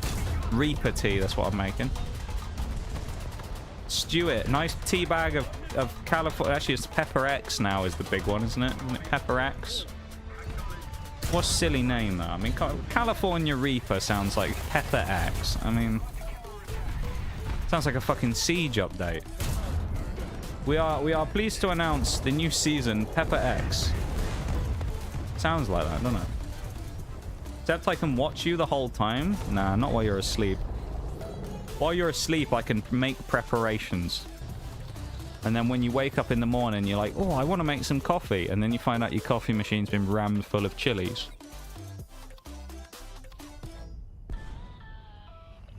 Don't. See? Don't. You don't want to do that.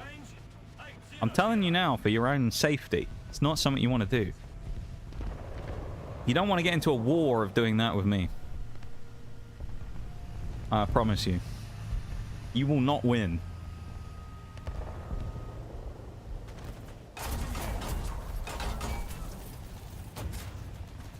Nobody will win in that scenario. But that's not what matters to me. Because it ain't about winning or losing. It's about getting even. And Bruce, you're evil for even suggesting it as well, by the way.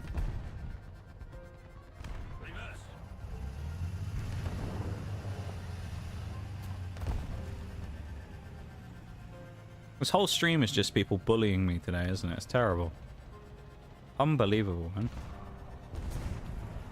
When will the community actually be nice to me for what? Hello. Bloody hell. He was on a mission, wasn't he? Well, that was good. Dreadful shot, that was. I can't believe we're almost at the end of the second hour already as well. Where has the time gone today, everybody? Does anyone know? Someone's stolen it?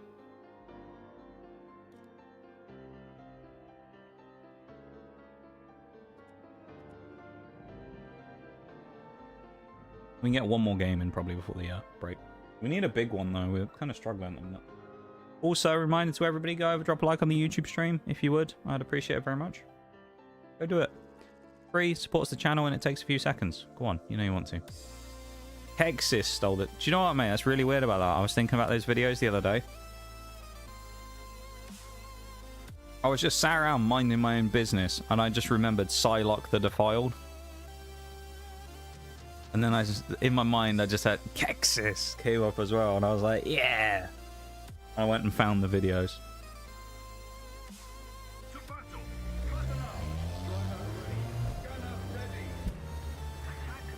They're Destiny references from the original game, if anyone doesn't know them. We came from the Prison of Elders from the House of Wolves DLC. And there are two bosses called Psylocke the Defiled and Kexis the Betrayed. But the thing that's funny about them is, because I can't use the actual word itself because it's a little bit, you know, dodgy. If anyone's familiar with the YouTube video concept / sound effect concept of ear grape, we'll say that. It's essentially those, but in incredible, yeah, it's those, but when Varix the Loyal, who's the character who says it, shouts Psylocke the Defiled and Kexis the Betrayed at the start of a round of Prison of Elders. It's incredibly loud, but for some reason, it's just very funny. Just hearing him yell Kexis the Betrayed. So, there's loads of memes of it on YouTube of videos of, like, where people do, like, ghost hunting or something, you know? And they'll be there, bass boosted, yeah. People like one of those, like, ghost hunter videos where they're, like, you know, sat there doing their thing, and they're like, can you tell me your name? Trying to talk to the spirit, and then they'll just hear, like, Kexis, just maximum volume. And the guy just shits himself. They were great. Kexis the Betrayed and Psylocke the Defiled.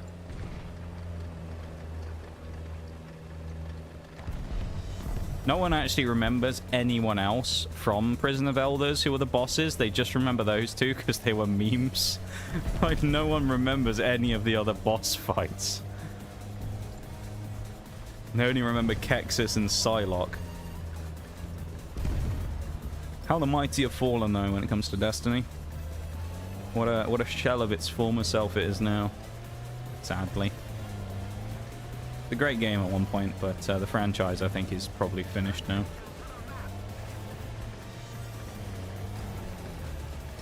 Yeah, bass boosted. Strong presence of fish in those sound effects, you know. Jewish girlfriend. What a name. Any other good names around? We got Steve. Big Steve. Oh no. Panzer 2000. More scared of the 2000 than the XM803. XM803 is a pain in my arse, but Panzer 2000, we all know what I think about Panzer 2000. That guy's gonna be gagging for a kill on me. He's gonna be frothing at the mouth like someone with rabies going after me in a minute. Oh. Never mind, I got shot in the ass. Oh yeah, Steve. I forgot about Steve from the other day. I don't think it's the same Steve, but it will... He's kind of like one of those things, you know, when you have like characters in movies and they change the actor, but it's the same character. It's kind of like that, you know. It might not be the same Steve that we knew, but he's Steve in our hearts. The return of Steve. I can't remember exactly what happened with Steve, but wasn't it? I thought he was going to be useless or something, and he actually turned out to be decent. He helped us somewhere. He saved us or something. Something along those lines. Was he in a leopard, I think, Steve? What's he in now? It could be the same Steve. You never know. I don't think it is, but there's a possibility it's the same Steve, because I'm sure he was in a leopard one. Also, terrible game in the striker. We're going to get no XP from it. Ooh. Uh-oh. Unlucky, buddy. That was kind of unlucky that he hit one of the few pieces of stuff there that he couldn't drive through. But, yeah. I heard they're making a new Harry Potter. Why? That's my first question. I mean, I don't necessarily think there's anything wrong with the franchise. I think most people enjoyed it when they were younger. I thought it was pretty decent. But why are they making another one? Is it like a direct sequel, or are they doing like a reboot or something? I feel like I heard rumors on the internet that they were going to do a reboot at some point, which I don't really understand, because it's not really that old. Ah, fuck it, I'm YOLOing. We've got to try it. I don't know why they need to make another one at all. I think with these things, a lot of the time what they need to do is just have the legacy of something live on and just move on to a new project. Because I know people will have like classic movies and classic franchises that they love, right, from their childhoods or whatever, and that's great and that's amazing, and we should live on those memories of the things that we enjoyed when we were kids, things like that. But there comes a point when you just end up ruining franchises by remaking things and adding new things to them over and over and over and over and over, to the point where it just tarnishes everything about it. Look at Star Wars. They made the original 3 immensely popular. They then did the prequels. Alright, prequels didn't go down super well, but they made them to kind of elaborate on the story. Okay. Then they made the new ones, Force Awakens and all that, which people weren't exactly thrilled with, shall we say. And then I think there's rumors about them potentially even making more, I think. And it's like, yeah, they might have grossed loads of money, but yeah, exactly popular, I don't think. They did well because people wanted to see, oh, what the new Star Wars film's going to be about. Things like that. Sometimes I think it's best just to let the legacy of something speak for itself and just survive as is. They don't need to keep rebooting and remaking. Make something else. What's wrong with making a new movie and a new story these days instead of just rehashing the same stuff? Which admittedly was great when it came out, but do we really need again? You know? I've seen the new cast and I'm scared. Oh, it is a reboot. Why? Why See, this is the thing, right? This is what I don't get. If the movies were a flop, they didn't go anywhere, you know, it was a flop, it was a franchise that they thought this has got loads of potential and it just never went anywhere, can understand rebooting something, right? I don't know, but it's got to be one of the highest grossing movie franchises out there, surely. Why reboot it?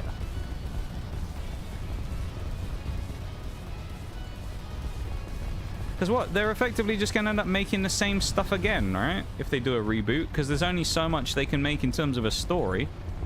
Why reboot it? I never understand the whole reboot thing. Like,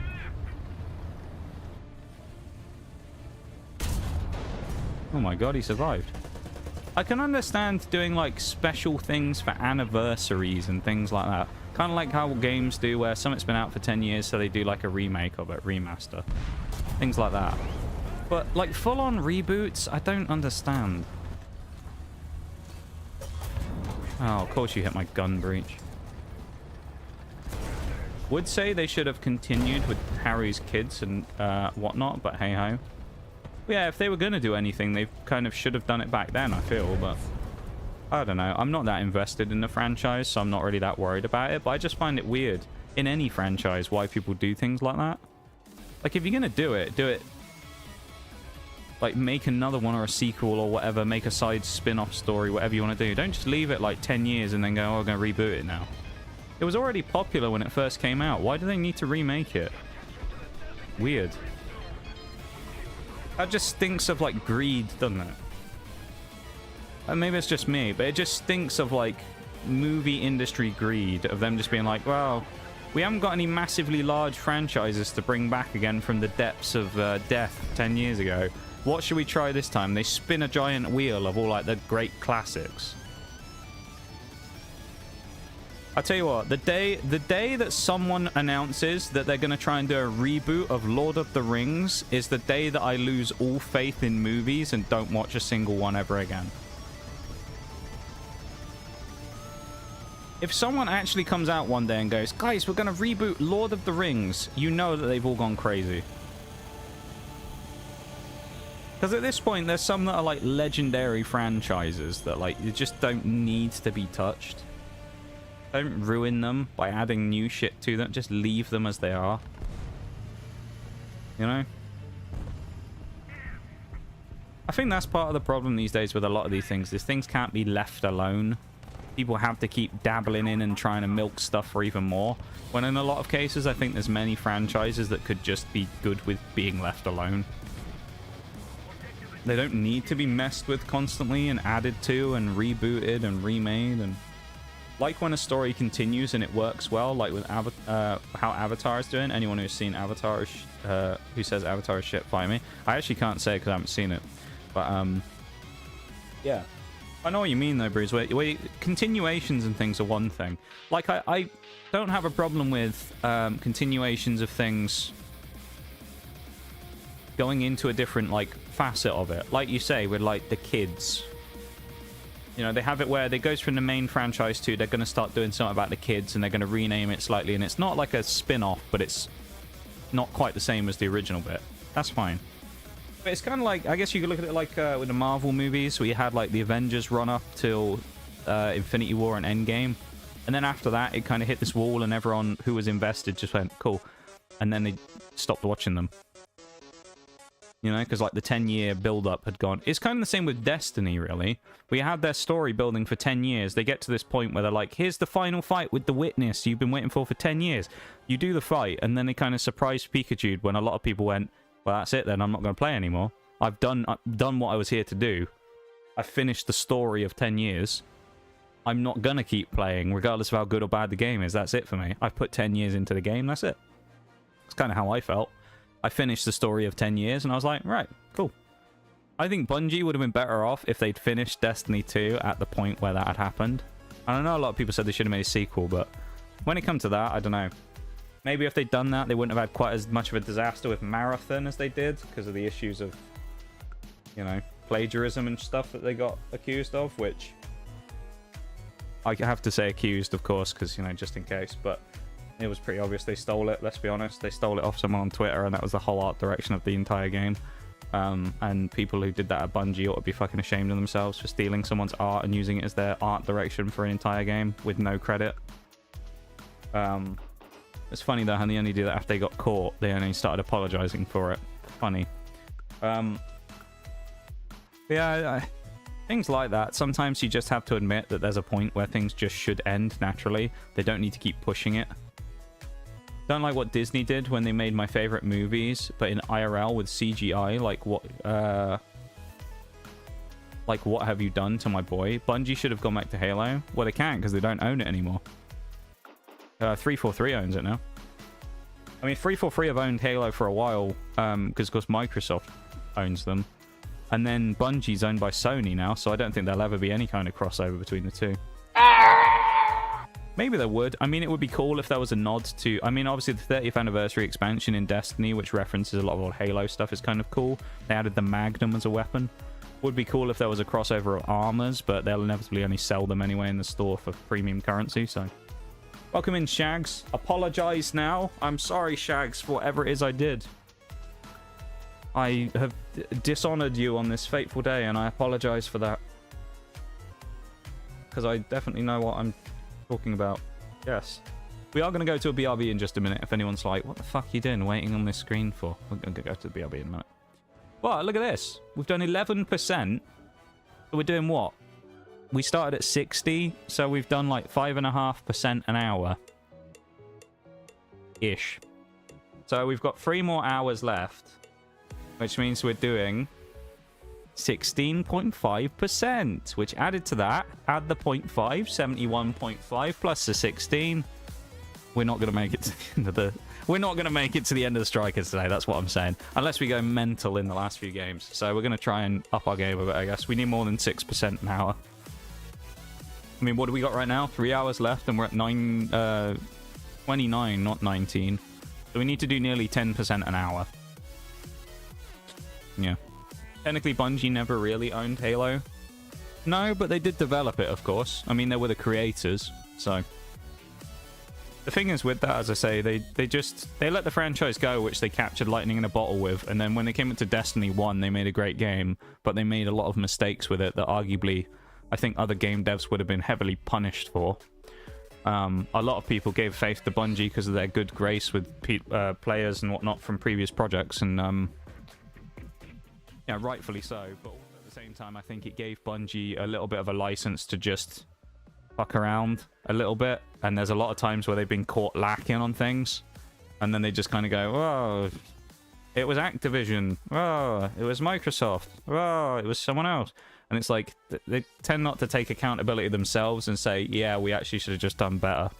But anyway, BRB, I'll be back in a minute.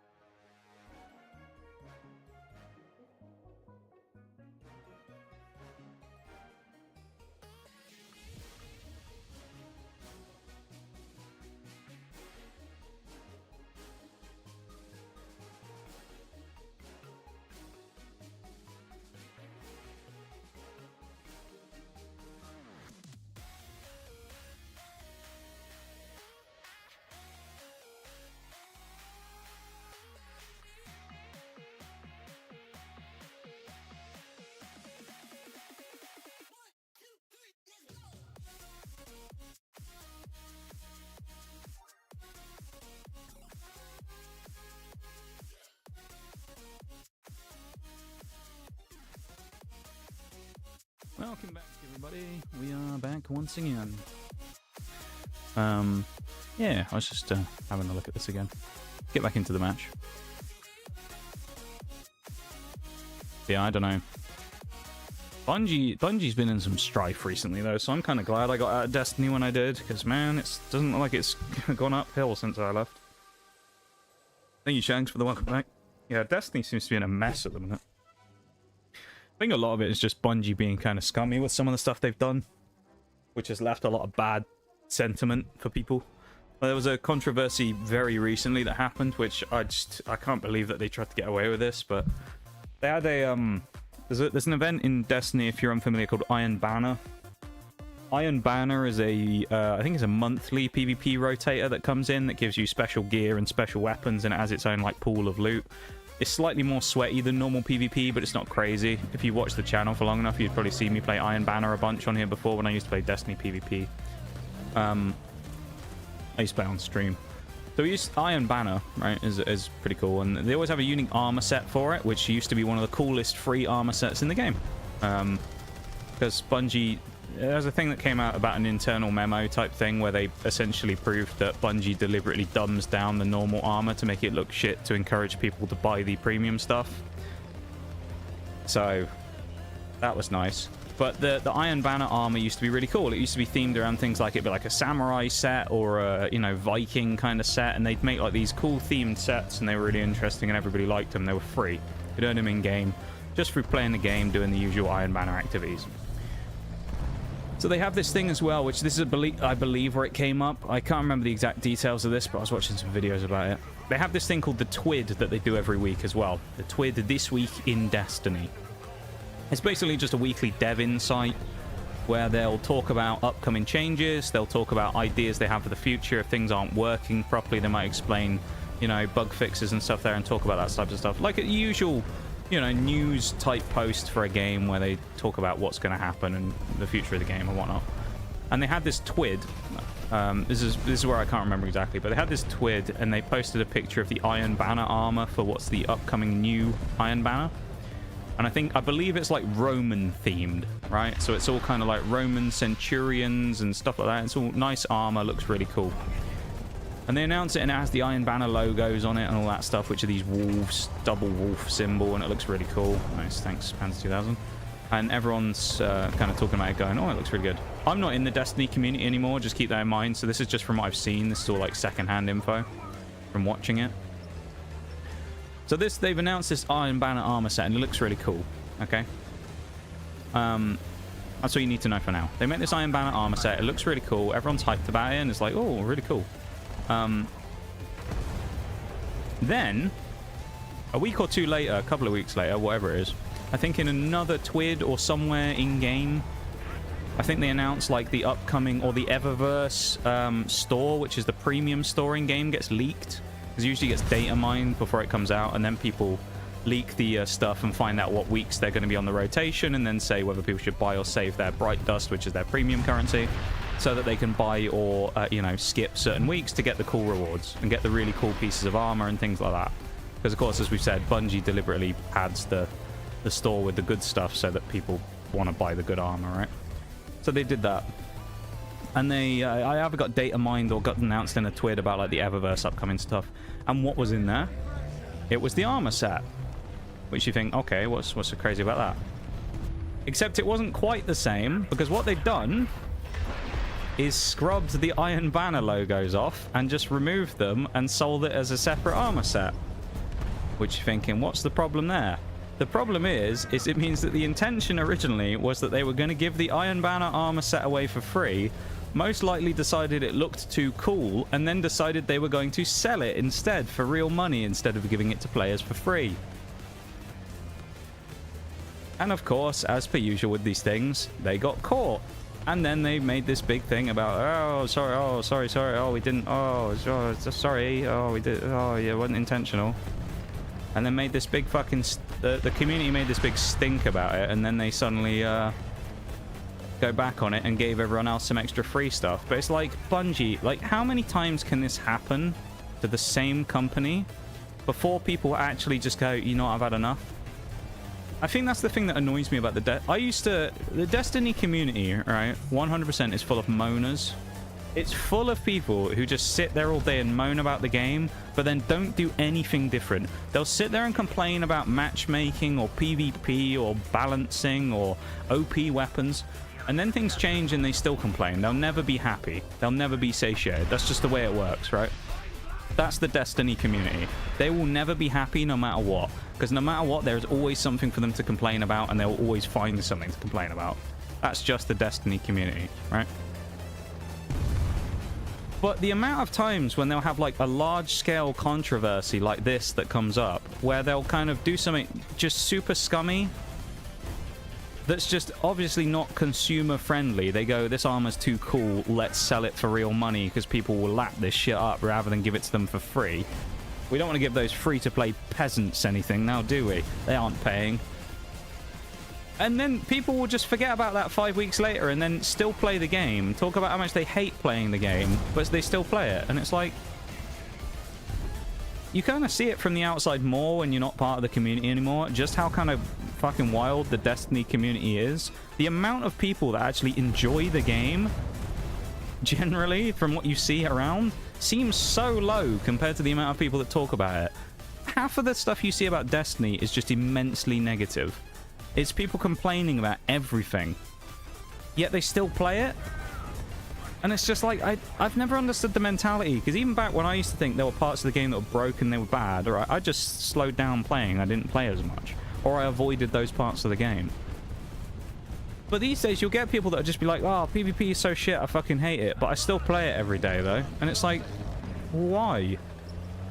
You don't like it, send a message to Bungie by stopping playing it. Or stop buying the expansions, or stop, well, but they never do, and then they're always just still moaning about something. It's like, kind of only got yourselves to blame here, D2 fans, because, like, you're not helping yourselves. Fantastic. You're brilliant, man. So I find it really weird. But it's, scummy things like that happen in the Destiny community and Destiny game all the time, or the franchise. There's so many things that Bungie have done like that are kind of really... ugh. I mean, the art theft is one thing. Once is, you know, maybe an accident. Twice, questionable. 3 times where they've just fully ripped someone's art and used it either in a cutscene or for something in-game. 3 times. And they've been caught every time, and you'll still get, like, the Bungie copium defenders that want to, like, defend the game and defend Bungie like their life depends on it. And it's like, again, I liked D2, I liked D1. I enjoyed the games while they were, you know, still in their kind of prime. I really did. And there were a lot of times where Bungie did a lot of things that I kind of said about on here or in various places, and I was like, that's a bit fucking silly. But people are blowing it way out of proportion, right? Because there were a lot of situations where people just fucking moaned about random shit for no reason and just complained for the sake of complaining. And we usually talked about it on stream, and I'd laugh about it and say, the fucking Destiny community is being stupid as per usual, moaning about something that they created themselves as a problem, right? Like the amount of people that go, there's no content in the expansion, yet they played everything that was given in the expansion in the first 5 hours because they no-lifed the game. When it first came, you know, when the new expansion comes out, they no-life it for 24 hours straight, and then they go, oh, there's no story content left. It's like, well, yeah, because you played it all already. Like, you're not supposed to play it in 5 minutes. Things like that, right? But the amount of people, though, that really hold on to, like, Bungie being some great fucking power, and, oh, they'll bring it back, guys. Bungie's going to bring it back again. When you look at the state of the way the game is in now and the community sentiment towards it, it's so low, it's unreal. And, like, the thing is, I think Destiny 2 is genuinely the biggest example in any game that we've probably seen in our generation of a community that has, like, the abusive relationship syndrome with a game, but just refuses to stop playing it.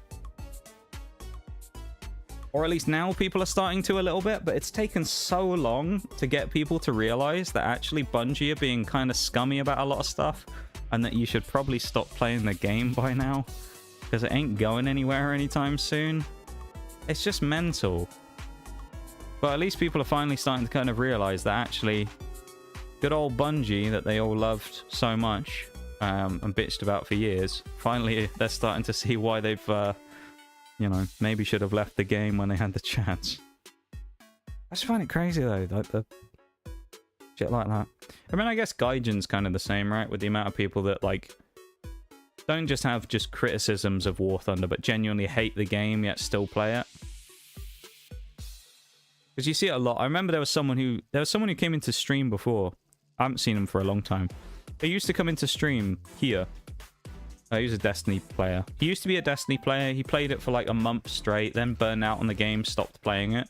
And I remember he came back in and said, like a couple of months later, oh, I re-downloaded Destiny. And I was like, oh, why? He went, oh, I fucking hate the game, but a friend started playing it. And I was like, well, why do you play it then if you fucking hate it? And he was like, well, I just only want to play it because of the friend. The game makes me miserable and I fucking despise it, but I'll play it for the friend. And it's just like, that's kind of what's wrong with the whole thing. You sit there, hate the game, don't want anything to do with it, and you're like, yeah, I'll still play it then. That's like, it's a bit backwards logic, isn't it? Master Chief, that ain't it. Yeah. There's only one company now I put my belief into. These others made me sad. What company is it, Bruce? I gotta be honest, I don't really like pay any attention to anything now until it comes out. So I don't have any faith in any games company until they can prove that the game they've made is good. So like Elder Scrolls 6 from Bethesda, I really hope is an amazing game. Am I gonna assume it's an amazing game until it comes out and we see stuff about it? No, I'm not going to. I'm not gonna get my hopes up.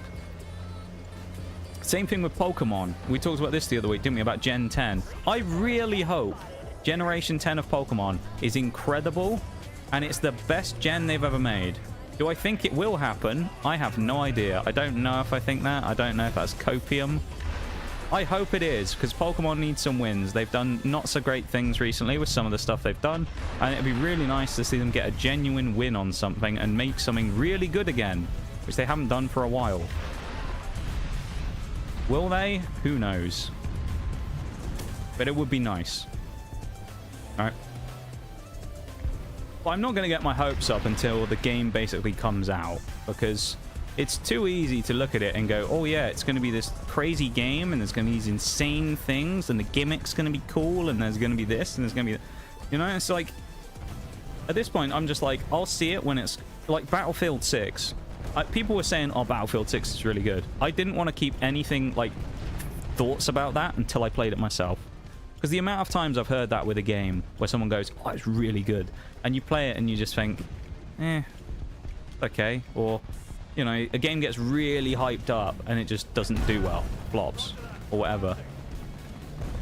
Am I about to get YOLO'd by a leopard?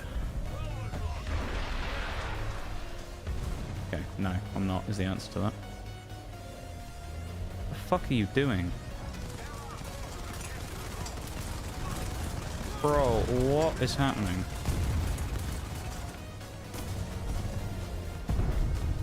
I actually have to run because I can't hit him that close.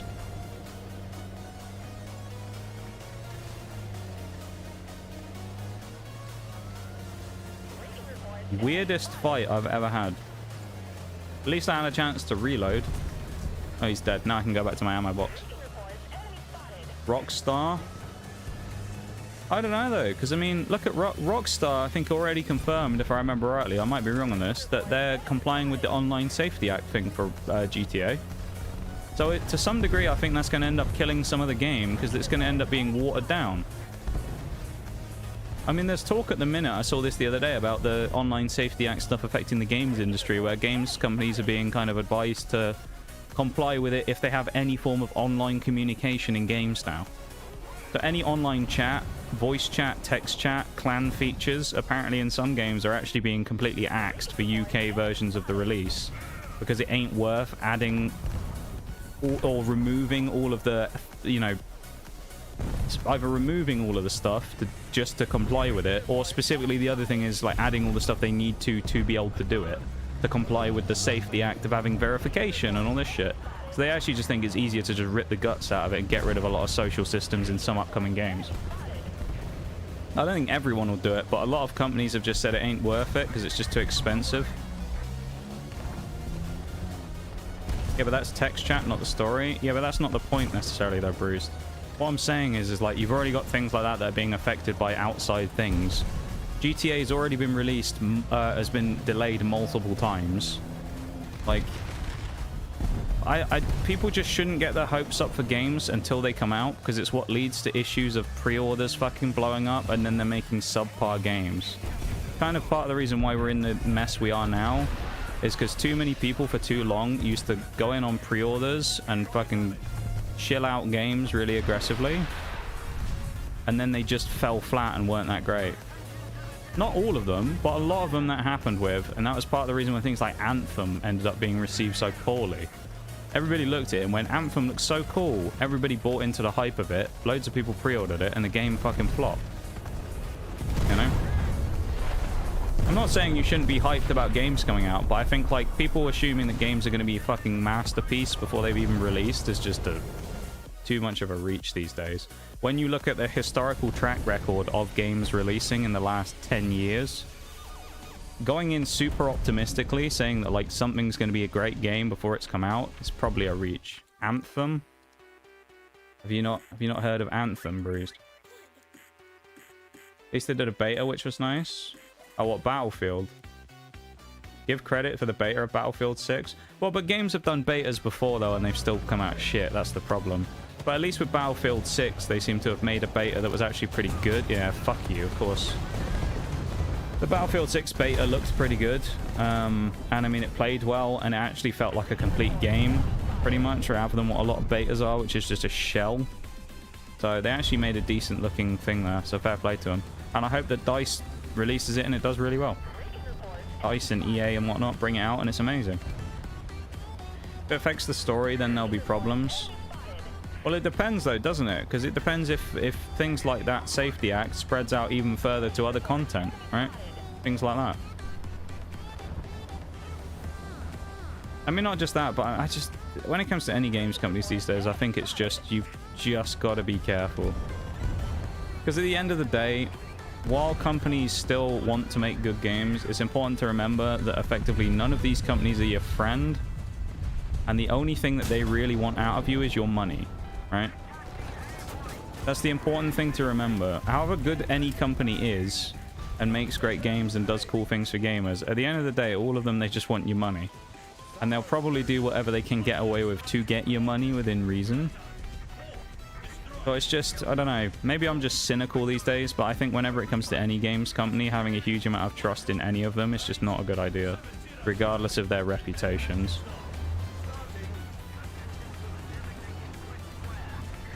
Anthem was a game made by BioWare, I think it was. So the same people who made Mass Effect and Dragon Age and those types of games. And it was a sci-fi space age type fairly open world like third-person FPS that had like Iron Man suits effectively in it, like mech suit type things that you could pilot, and you could fly around in this like open world environment. It was pretty cool, the concept of it. The problem was that the game was riddled with bugs, really wasn't as expansive as people kind of thought it was. I think if I remember right, this story was a complete joke. Like, there was just a lot of things wrong with Anthem. I think its monetization was kind of crazy as well. Just look it up if you want to, if you want like a full-on breakdown of the game Anthem, just look it up. I'm sure there's loads of video docs on YouTube about Anthem's failures. It'll be a better way of looking at that. It was a cool-looking game. I thought it had some potential. It just never really lived up to it. It was like super mediocre, and then they eventually end up shutting down the servers, I think. I don't know if they've done it yet, but I think it was this year they might have been shutting down the servers. I think it came out in about 2018, 2019, something like that. And yeah, I believe they're fully shutting down the servers this year or next year. It's around the next year or two, something like that anyway. They were talking about it a while ago. EA want to make good games. Well, technically, at the end of the day, they all want to make good games, but they just get taken over by the greed of wanting to make money more, right? But I think what a lot of them fail to realize is if they make a good game, then they're likely to make more money in the process. I think that's lost on a lot of people. Okay, it must have been one of those concrete pipes or something in front of that guy, or we just grounded out the missiles, because I don't really know how none of those hit. The third one looked good, so I don't know what happened there. I think a lot of, as I say, a lot of problems these days with games companies is that they make games designed to make profit rather than making a game that's designed to sell well, and thus people buy into and have a fun time with. It's become less about fun, it's become more about making money to fund their next project. Actually, that's the best way to describe it, I think. Is it feels like the games industry now is people make games to fund other games rather than making games in order to make something fun for people to play and enjoy. Corporate side want to make the money. Well, yeah. I mean, that's at the end of the day. I remember I watched some videos about this before, when people were talking about the increases of prices for games. What you got to look at is the cost of all their development stuff keeps going up because of a lot of new technologies, but also largely because the game companies themselves, the publishers and whatnot, keep fucking cranking everything up by asking for more stuff that people don't want. Like Hollywood names voicing characters. People don't give a shit if it's some random guy voicing characters or some Hollywood A-list actor. They just want a story that sounds good and a character that doesn't feel like a robot. It doesn't matter who reads the fucking lines, as long as the story fits well and the character doesn't feel like a complete bot. But it's just one of the many ways they just flush cash down the drain, just spending way too much on shit like that. But also, I mean, at the end of the day, like, all these companies are businesses, right? And their first rule as businesses is that they effectively pay their shareholders back, right? It's what they want to do. They want to make money so that their shareholders will be happy and they won't take the money out and the company fucking dies. Or, you know, various things like investors and things like that. They want those people to get their money back so they don't bail on them and fuck the studio over. Or the company, whatever it is over. Brilliant. But the cost of that at the minute over the last few years has been quality of games and or consumer negative actions, to be honest, because they want more money to pay back these people that have put a lot of money in, and in doing so they just fuck off everybody who actually plays and buys their games in many cases. Because I'm sure there's a lot of indie studios out there and do this that they're absolutely fine, but a lot of the AAAs these days just kind of have gone down a dark turn, and it's difficult to see a lot of them doing anything different at this point. Because, I mean, how many games just have battle passes that are completely unnecessary, or extra additional content that's completely unnecessary? I mean, if you want to look at it, Legend ZA, new Pokemon game, actually looks pretty cool. I quite like the idea of a lot of the stuff they've done. People initially bagged on the game and said it looked like shit and they thought it'd be terrible. And as stuff's come out, people have started to warm up to it and gone, actually, you know what, this looks kind of cool. And then what happened? Nintendo shot themselves in the foot, as they tend to do in these situations, because what did they do? They announced a DLC. That's fine. They announced a DLC for a game that hasn't come out. A little bit questionable, but maybe it's other content that they wanted to add and it's not quite part of the main game. It's like a separate thing, so whatever. And then they announce a trailer for the new stuff, and it shows off some new Mega Evolution Pokemon. Some Pokemon that get additional stuff for the Kalos starters. If you haven't seen it at this point, this ain't a spoiler. This has been out for weeks. The Kalos starters. So for Greninja, Delphox, and Chesnaught, they brought out some Megas, right? Because they've been doing the Mega Evolution gimmick again. It's coming back. And they gave it to the 3 Pokemon that were in the region of where this new Pokemon game takes place. Generation 6, X and Y, right? And they're rehashing the old, like, setting, which is fine, right? And then what you find out afterwards is that the Mega Stones, if I remember rightly, for the new Pokemon, not only are locked in the DLC, but are also locked behind having a Switch Online membership and playing the ranked game mode. That's the only way you can get them. And they're showing them off in the trailer like it's something that everybody's just going to get for free in-game. Meanwhile, it's all locked behind multiple pay and skill walls. And it's just like... Don't advertise it as like a main feature of the game, as a big, look guys, we've finally given Greninja and Chestnut and that these megas that you've been asking for years. How cool is that? Only problem is 90% if you won't get them. Have fun. Like, why? It's so stupid. I mean, then again, add that to decisions that Game Freak and Nintendo have made over the last year that are just, quite frankly, fucking laughable with some of the shit they've done. Or said. I don't know, man. Game Freak and Nintendo and that have made some fucking dodgy decisions as of the last 2 years, 3 years, probably. I don't know. But games industry companies aren't your friend. I think that's the important thing to remember. And until something's proven to be good, then people shouldn't assume it's good. And the signs are all there of certain things being decent. I'm sure GTA 6 will be a decent game. I mean, if it isn't, then Rockstar are going to get fucked over a little bit. Because they've spent, what? Something like 12 years working on it at this point? 13 years? It's about as long as a Bethesda fucking launch. So if they do mess it up, I feel like it's going to be... They're going to kind of get chucked in that same category as a lot of other companies, of a game company that takes too long to make games that eventually flop. Which I hope doesn't happen. I mean, again, as I said before, I want the games industry to get back on track and start making good stuff again, rather than making half-baked shitty games and selling them for even higher prices than ever before. You know? I don't want everything to fail. I want it to actually do well, but it's important to remember that sometimes you got to criticize things, because they deserve to be criticized. Like, oh, not... Oh, fucking well done, BMP. Oh, no, BMP didn't kill me. It was the M60. Well done, guys. Good job. Fucking phenomenal. GG, team. I love the way we all pushed up there and really went to engage the enemy team. Oh, wait, we didn't. Never mind. We all just sat back like a bunch of little pussies and fucking sat on the cliff sniping. So they all focused me instead. Meanwhile, I probably could have snuck up there, hidden up there, waited a little bit, and then fired off at people, but...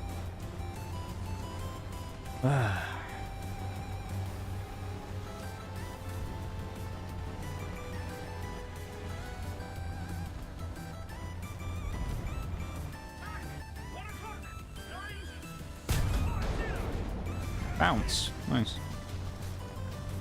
I've seen a fan-made mechanic where they made the battle look cool compared to the standard they do for their game. Pokemon, you mean? Like a fan-made Pokemon thing that looks cooler than the actual version. I mean, I will say there's a lot of incredible people when it comes to the Pokemon and... yeah, I guess the Pokemon community. A lot of people make a lot of cool stuff for it and a lot of mods and like... there's a lot of cool art assets that people make as well of like fake mons and megas and stuff. They're a very committed fan base and they have a lot of very cool ideas. And actually, I think, as you say, a lot of it is arguably on par with, if not better than, some of the stuff Game Freak comes up with themselves. So it doesn't surprise me, to be honest, that someone's made something that's arguably, you know, better than potentially the original stuff. I mean, Game Freak over the last few years as well have been incredibly lazy with a lot of their stuff, and they've just kind of done the bare minimum. Which is why it's at least nice to see them talking about taking more time with the next games, of course, because they've been so lazy with Scarlet and Violet. Yeah, but Pokemon know, like, when they make fan game. They talk about this a lot, yeah. They don't view them as, like, real games. They don't like them when people make fan games. I don't know why they have such an issue with it, to be honest. Like, I'm not sure exactly what their reasoning is for why they hate them so much, because I think fan games in a lot of cases can actually be quite good for companies. Because, I mean, it's effectively... alright, it's not the same project, but it's kind of free publicity for the franchise, right? Because how many people play a fan game like that and then go, oh, maybe I should play the originals, find out what they're like. And then you get new people who come in and play the games. So I don't really understand what Pokemon's biggest problem... Pokemon's biggest problem with all that stuff is they've always hated anything that a fan does that's not like the way it's supposed to be played or done. They don't like mods. They don't like fan games. They don't like challenges. There was a thing... I can't remember if it's if the person's still there or anything, but there was someone before who said that they didn't like people doing Nuzlocks. like Nuzlocke runs and stuff. They like fundamentally disagreed with people doing Nuzlocks. But I can't remember what their criticism of it actually was, but there was a weird thing that they said. They said it was like an invalid way of playing the game or something. It's really weird. Like, some of their reasoning for things just doesn't really make sense, and it's just stupid. They're just sliding, nice.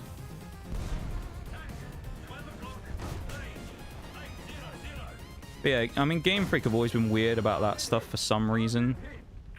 They always have these weird... They don't like certain fan things that people do, and it doesn't really make sense, and I don't agree with it. I mean, who cares if people make fan games? Unless someone's selling stuff like that and is deliberately, like, profiting from it, I can understand them maybe having a problem with it. Right? From, like, a legal IP's copyright type perspective, if people are using the franchise to sell a fan game and are profiting directly from it.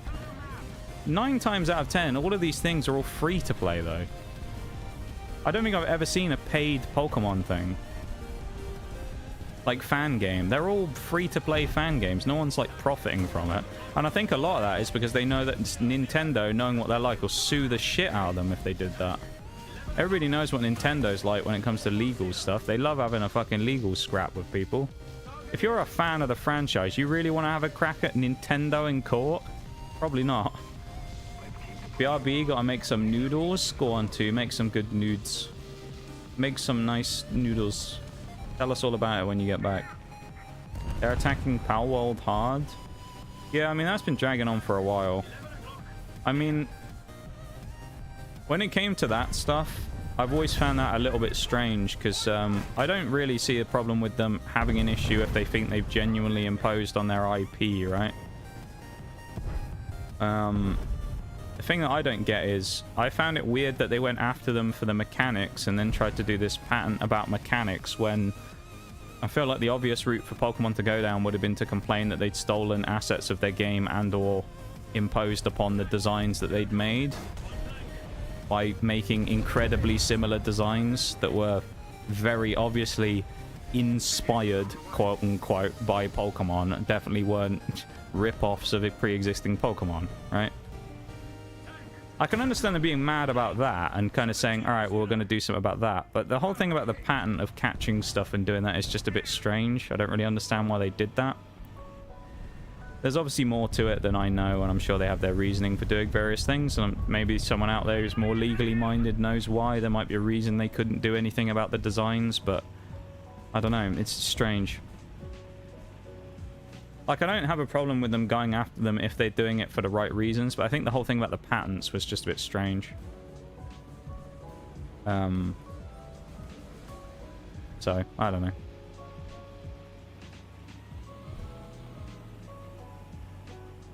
I mean, at the end of the day, though, I think when it came to the Palworld thing, they were sailing close to the sun with that anyway, with a lot of the stuff that they did with it because of how close they wanted to make it to Pokemon. So they probably expected, knowing what Nintendo's like, that something was going to happen. And subsequently, of course, it did. I don't think they probably expected to get as much support as they did from many people on the internet about it, though. Because, of course, it turned Nintendo into the big, scary villain. So, yeah. I don't know. As I say, I don't really have a problem with a company defending any IPs or anything that they have if someone's genuinely stolen something, because I think that's just, you know, plain old copyright stuff, and I think there's nothing wrong with that. The whole point of having the system in place is for people not to be able to steal stuff from other people, right? And profit off it. But, yeah, the way they went about it with that legal case, I always just found a bit bizarre, really, more than anything. Because it felt like they kind of went for the wrong reasons, rather than doing it for the reason that everybody suspected, which being the designs, of course. They didn't do that. They went after game mechanics, which was a bit odd. Especially considering there are a lot of games out there that use similar mechanics. So, I mean, it probably was just a thing of they wanted to make an example out of them to say to anybody that, yeah, you can't go anywhere near anything we do at this point. Which Nintendo have the power to do that if they were Game Freak or whoever it was who specifically filed the legal stuff. I don't know if it was Game Freak or Nintendo, but whoever it was. Probably just wanted to flex the legal muscles and say, yeah, don't fuck with us. Boring. bitch in the mouse, dude. Are you gonna sit there for any longer? Honestly. You've lost the entire game and you're just sitting there in your silly little mouse, just chilling. Like Power World and Pokemon because gun. I gotta be honest, I've never been interested in playing it. And it's not just because I'm a Pokemon fan or anything like that. I just don't have any interest in playing a Pokemon-like game that isn't Pokemon, really. And at the time when Power World came out, of course, I wasn't really playing all that much of it anyway. So I just never really had much interest in it, nor have I ever wanted to play it. Because people have asked me before. A few people have come into stream and when I was doing the Pokemon challenges and things and asked me if I was going to play. I won't. I don't have any intention of playing the game. So I don't really have much interest in it, but yeah. I can understand why some people like it. I just don't think... I think some of the other aspects they've added onto the game just aren't really my thing. Like, I like the Pokemon formula the way it is. I don't really gel all that much with the extra, like, survival-y type mechanics and things they added. Nintendo attacks their own fans for making a fan game where even there are memes where they sue a poor kid for making their own cardboard Switch. Yeah, I mean, they just... I think part of it, honestly, is I just don't think Nintendo care. Like, I genuinely think that they're so powerful, they just don't care what people think. I think that's part of it, is they've hit that level of, like, elite status where they've built up such a strong, like, reputation and company over the years. They don't really give a shit if people shit on them for stuff like that. They really aren't bothered. You know? Like, I think they can have, like, terrible launches and stuff, but they're kind of immune. Oh, my God. But they're, like, immune from a lot of the criticism, because even if people will shit on them for the whatever reason... people forget about it and they'll still lap up the next game they put out, you know? People moaned about the Switch 2 and said about how it wasn't really much of an upgrade, but how many people pre-ordered it and bought the fucking Mario Kart World Tour? Quite a lot. I mean, it was like, arguably, it wasn't Pokemon card stage, but they were getting, like, scalped pretty hard at the start. And people were paying ridiculous scalper prices for Switch 2s, and they were really hard to come across. Now, not so much, but they were, at one point, incredibly difficult to find. I don't know, it's kind of crazy.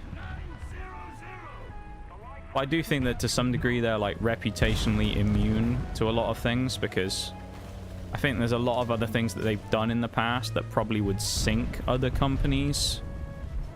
But Nintendo are so powerful they aren't really that worried about it, as I say. Genuinely think they don't care about a lot of the criticism and thing they get because they're so powerful, so... when they attack their own fans for making a fan game and sue them, I don't think they're really that bothered about the backlash. For them, it's more of just, we won, we took our, you know, we won our point we were making, and that's that. I don't think they really care too much about, like, people being annoyed by it. They win the case, and that's all that matters, is we won the case. Which I guess if you're, like, the, you know... the higher ups at Nintendo, that's probably all you want, right? Is to win the case and make money. But also you've got to take the realization that there's a level of nuance with it that comes from not alienating everybody who's a fan of your company and your games.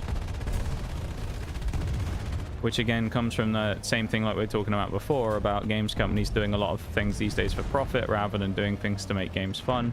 And then it leads to that same problem. A lot of people get alienated because games just get too, like, clogged up with shit that nobody wants and too expensive, and people just eventually get to a point where they just aren't interested anymore. And it will happen to most of them, you know? Games will come out that are supposed to be really good and they just aren't, and Starfield's a good example. People had a lot of hope for Starfield coming out from Bethesda as a new IP. They, you know, obviously knew about Fallout and knew about Elder Scrolls, and people were hyped up about it, and it came out and it flopped, and it did a lot of damage to the reputation of Bethesda.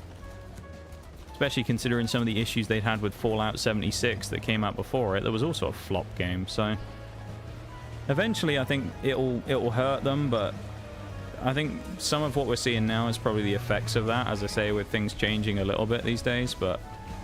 who knows? For every good change you see, maybe everything will go back again at some point, so who knows. I just hope it all gets better and we can go back to the days of playing games for fun and having a good time with it and not having to constantly talk about fucking bad game mechanics and predatory monetization strategies like has happened over the last 10 or so years in games, really. Like, hopefully those days will be done one day and, you know, games will just sell organically and do well again like they once did. We'll see. I don't know, though.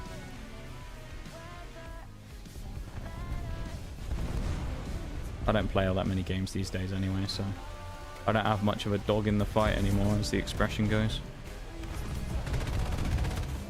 This is ZSU. No, he killed him. I was gonna say ZSU getting rushed by a light tank.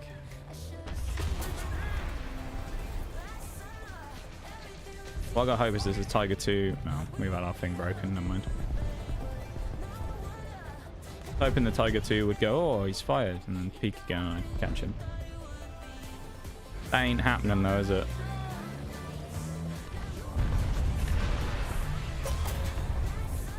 Wow, I really wish these were faster missiles. Gee willikers.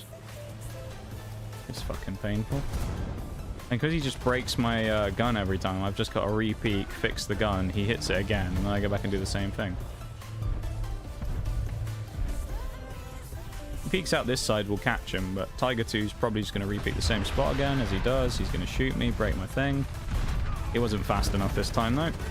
Poor shot from the Tiger 2. He completely missed, hit the building, and then I caught him. I mean, it's a thin shot he was trying to land, in fairness, so can't blame him necessarily. It was a tough shot, but still, I think he should have won that. He should have landed that before I killed him, to be honest. If you look at who that's more difficult for to get the kill on, it's definitely a harder kill for me there in a striker compared to a Tiger 2.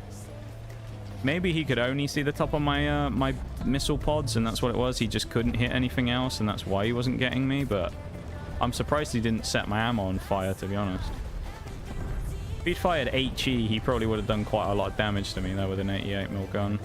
Maybe I'm wrong, but I don't know. I feel like he could have killed me there. I think it was impossible. Ugh. Even fucking Russian medium. Dead Russian medium. Never mind.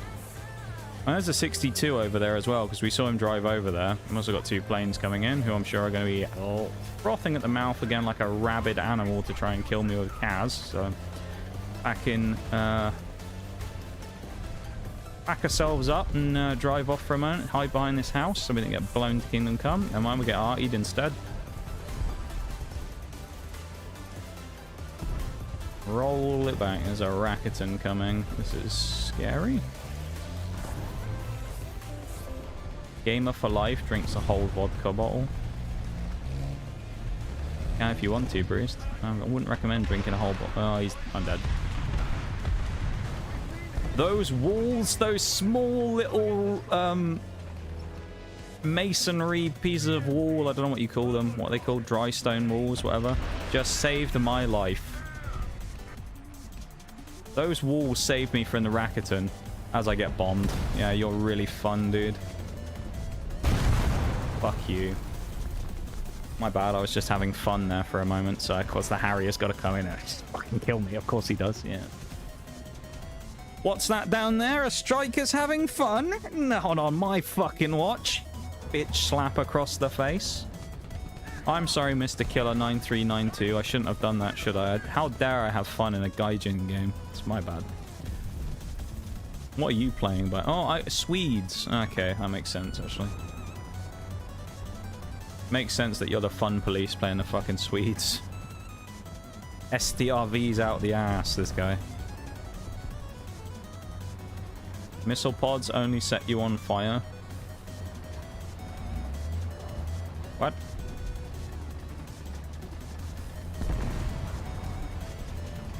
What do you mean, Bruce? I don't know what you mean.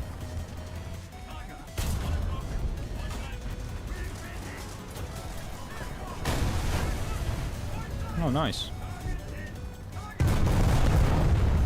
What I was referring to about the setting on fire thing is the fact that last week when we played this, we got hit constantly in the missiles and got our ammo burnt.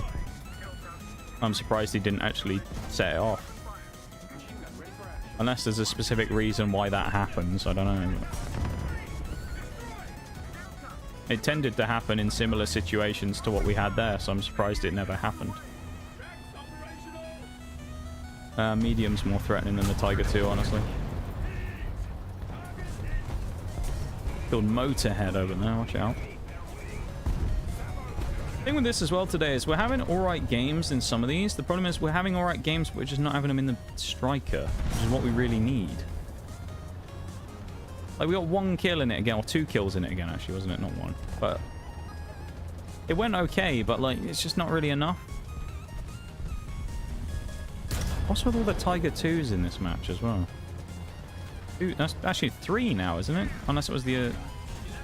one of them's obviously repeated. I don't see there being a number of separate Tiger 2s, but still. Sometimes I've used the striker. Every shot that hits the striker missiles gets hit. It just sets you alight. It won't pen your tank and kill you unless it's inside the striker. Yeah, that's what I mean. Well, that's what I meant, yeah. It happened to me a lot the other day as well, where it seems to get set alight a lot from getting hit in the missiles, which is why I was surprised I haven't been set on fire yet. I would assume, no, if you left it long enough, it detonates the ammo and just kills you. Or if you can't put the fire out, or does it not? Because I've always assumed with those ammo fires, it will kill you if you don't do it fast enough. Or, as I say, or you can't put the fire out. Like a normal fire, it'll eventually kill you if you do nothing about it, but everybody has an extinguisher before that, so...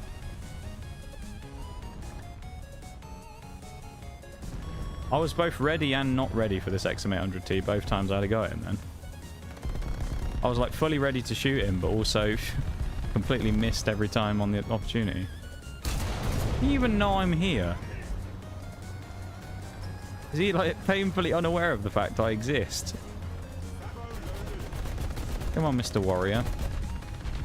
Don't be scared of him. I also love how that gives me 220 XP for that kill. Bit criminal, really, that I get that much for killing him, but...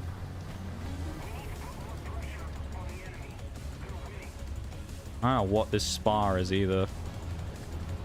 Oh, and there's a Rakuten Jagdpanzer behind me as well.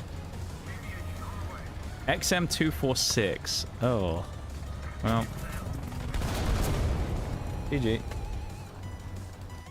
You got this? Thanks, too. I'm trying my best. I'm not playing my best stuff today, but I'm certainly trying. We're nearly at our first upgrade, though. Or second upgrade of the day, actually. So we're making a bit of progress. I think we got 1 more game before the next hour, so we've done about another... It'll be about another 5% this time, if we get an okay game here. We just need 1 or 2 better games in the striker where we get like 2 or 3 kills, and we'll probably be fine. We're just struggling to get them at the minute. Guess, but I think it kills the crew quicker. Well, but either way, yeah. Well, either way, what I'm saying is, though, it like knocks the tank out, essentially, if you just leave it long enough, right? Depends where the fire is, I think. Does it? Interesting. Yeah, I don't know, because I don't think I've ever actually seen anyone die to one of those deaths before from, like, an ammo fire. I guess it's just not very common. Because the thing is, as well, a lot of the higher tier tanks also have, like, those kind of auto extinguishers or whatever, or they have the fires that extinguish themselves, usually, when someone hits you in the ammo. So, I don't know. Maybe it's really hard to die to it or something, I don't know.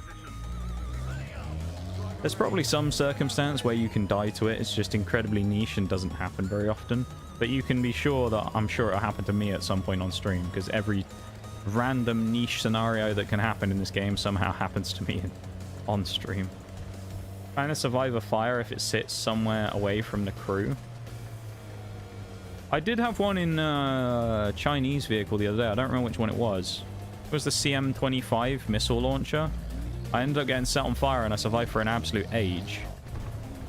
I was like running away from people and I managed to get like halfway across the map hoping that this T-10 was going to put me out, but he didn't. He was too busy flying, I think.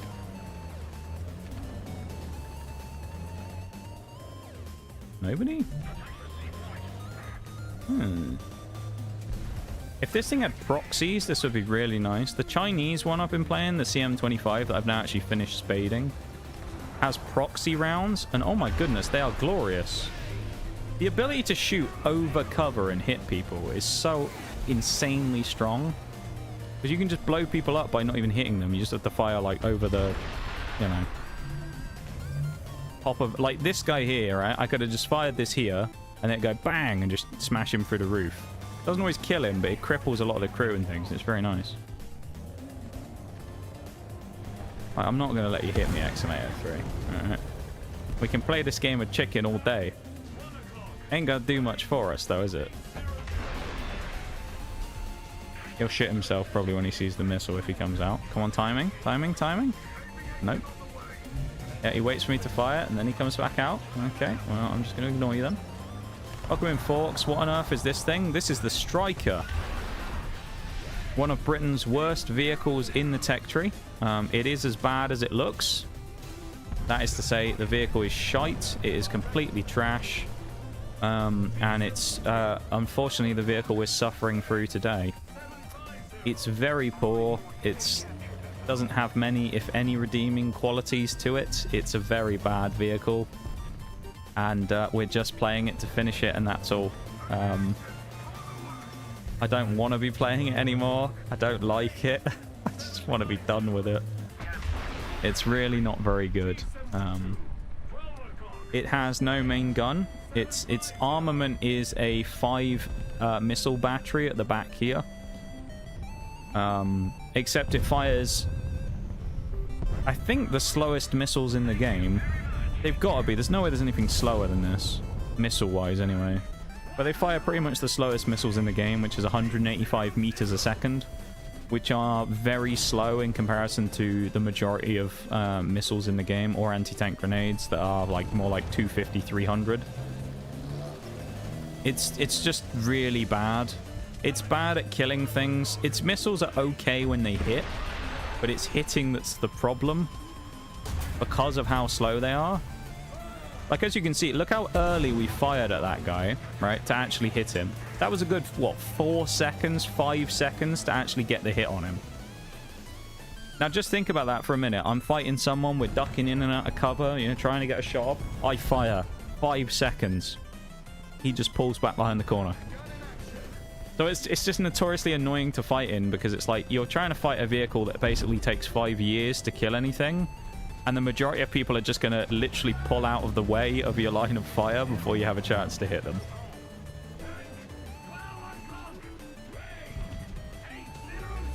So it's a painful world in the Striker, trying to kill things. Basically, the missile pod is too high where it gets damage all the time and other shit. So in the case of the Striker, you can't die to a missile fire then, I guess. Because it's just, I guess it's outside the crew compartment, so it ain't gonna... Unless it blew up, which I don't think can happen, then I guess you'd be fine. Well, that's useful to know, at least. That's one upside of the Striker. Can't get your ammo detonated, at least. So that's good to know. There you go. We finally found a positive about the Striker.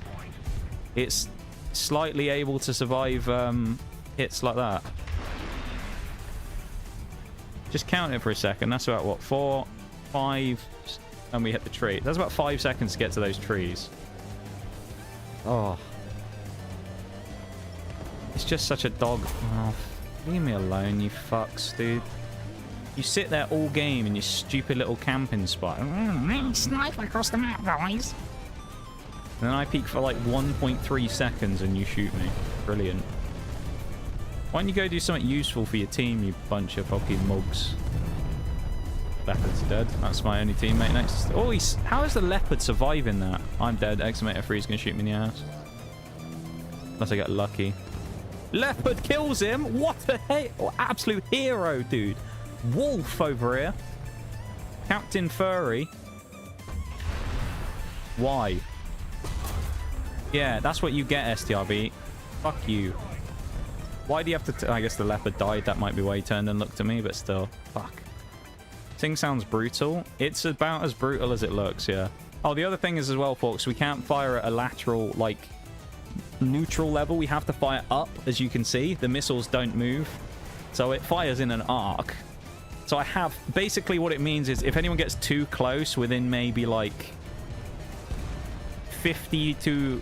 Yeah, 50 feet or so, it's either impossible to hit them or becomes incredibly difficult because you have to essentially just thrash the missile straight vertically down and hope it has enough time to come down fast enough. And in that case there, I mean, we just got one-shotted because he just smacked us with heat, and yeah, GG.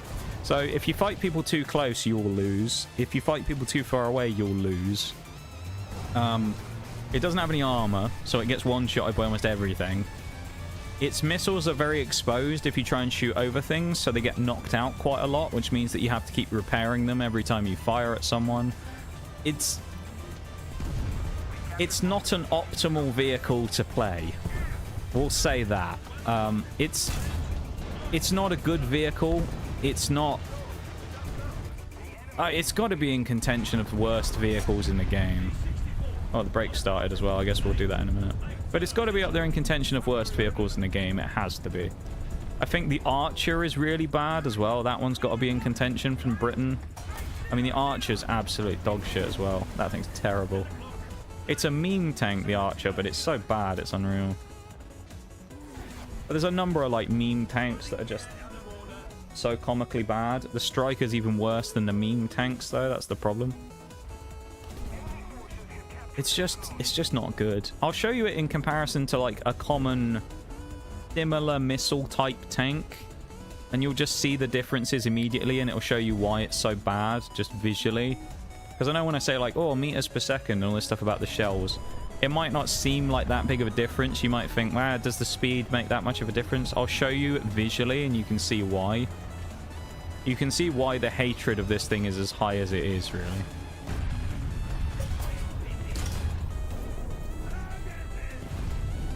T-64 is going to shoot me from over there if I push up. Most likely. Then again, what else can I do? Try and get across... Oh, he was waiting, as I suspected. I mean, honestly, this game's lost, and I kind of just want to get to the break. So, I don't really mind dying here super quickly. We got what we did in the Striker done, so... Come on, white robot. Shoot me. He's dead. I am going to go fight these people, though, because why not? Teamwork medal, let's go. Centurion getting myself and him 300 credits. I'll make all the... Oh, he bounced a shot from a Chieftain 10. Oh, that's the memes right there. I wonder where he hit me. How are you bouncing on a ZT-3A2? Where did he hit? That's quite funny. I don't think this thing's ever bounced a shot before in its life.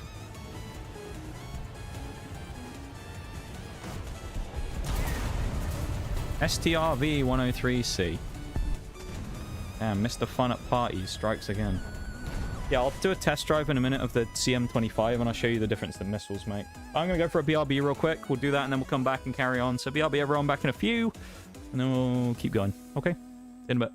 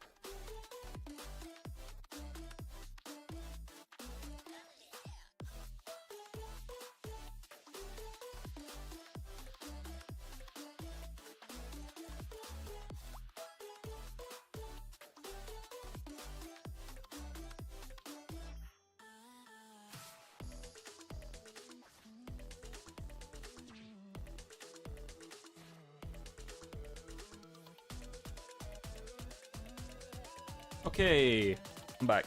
Right, we're gonna show off the Striker in comparison to another missile vehicle quickly. We'll do a quick comparison where we check out. I'll show you the Striker in comparison to something else, so you can see we did get the upgrade though, which is nice. So we're getting closer. We're at 77%. Oh, that does mean we did 6%, doesn't it? That's not terrible. So we'll do the Striker first, just so I can show you. So this is the Striker with the BAE Swingfire 2 missiles.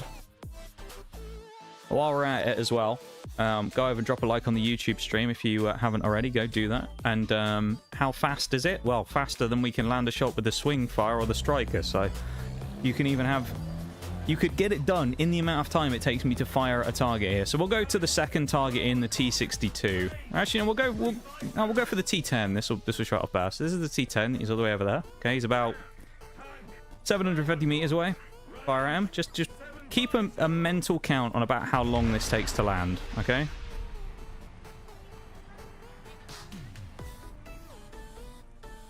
About 6 to 7 seconds.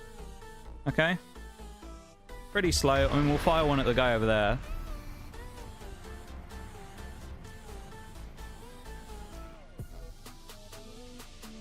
About 10 seconds. Right? Fairly slow. Fairly lengthy. Has plenty of time to get out the way.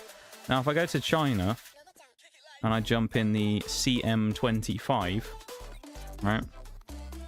This is the difference. This thing is the same tier. Well, actually, it's not. It's slightly up tier now. I realize this is 687. But this is essentially the same vehicle as the previous one in China, which was 83. So we got slightly different vehicles. So don't worry about whether it kills. Just look at the shot speed itself. You ready? So the first one we went for was the T10, which was about 6 seconds, remember? You'll see it immediately. You ready? It got hit by the missile disruption system, but that was about 3 and a bit seconds. Maybe between 3 and 4. We'll try and go for the shot of the guy at the back, just in case, because I don't know. It might get disrupted again. No, it's getting disrupted by the Brennus, I think. We'll see if we can get to an angle where we can shoot from about 1 kilometer, which is the same distance, but not get disrupted by the Brennus. So we'll try, like, over here, maybe, and shoot past it. Does seem slow compared to the other vehicles. Thank you for the welcome back, everybody. It is really poor. Okay, we got 1.05, so it's slightly further away. Okay, remember about 10 seconds on the previous one. Is it going to get... It's got disrupted again. Either way, it got disrupted. What was that? Maybe 5? And that's a 1 kilometer shot, which is a decent length shot. Am I taking that many at people from that far away? You have this guy here. He pops up. What do? Pull the trigger. 2 seconds, he dies, something like that. Versus the swing fire, I set up, right? I'm like, oh, I've stopped.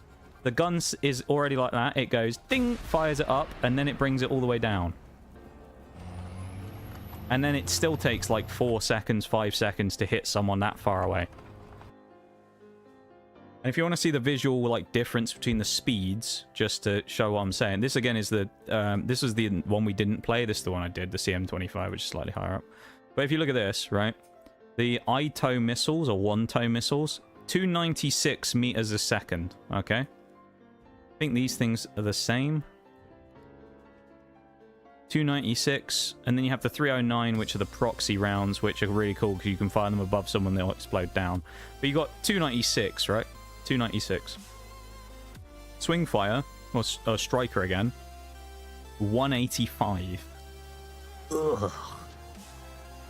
That's just not good. Look at like a comparison, I guess. I guess you've got this thing you could look at, maybe. Well, this fires them out the barrel, so it's slightly different. What have we got on these ones? The American ones. 286 on the Shillelaghs. Not the Shaylays, the Shillelaghs. Bradley's rockets. 299. Bradley, does this one have a different one? 329, 309, 329. German. Let's have a look at the Marder. 200. Okay, now we're more in the range, but even that is still faster. And that's the lowest one we found so far, the Marder A3.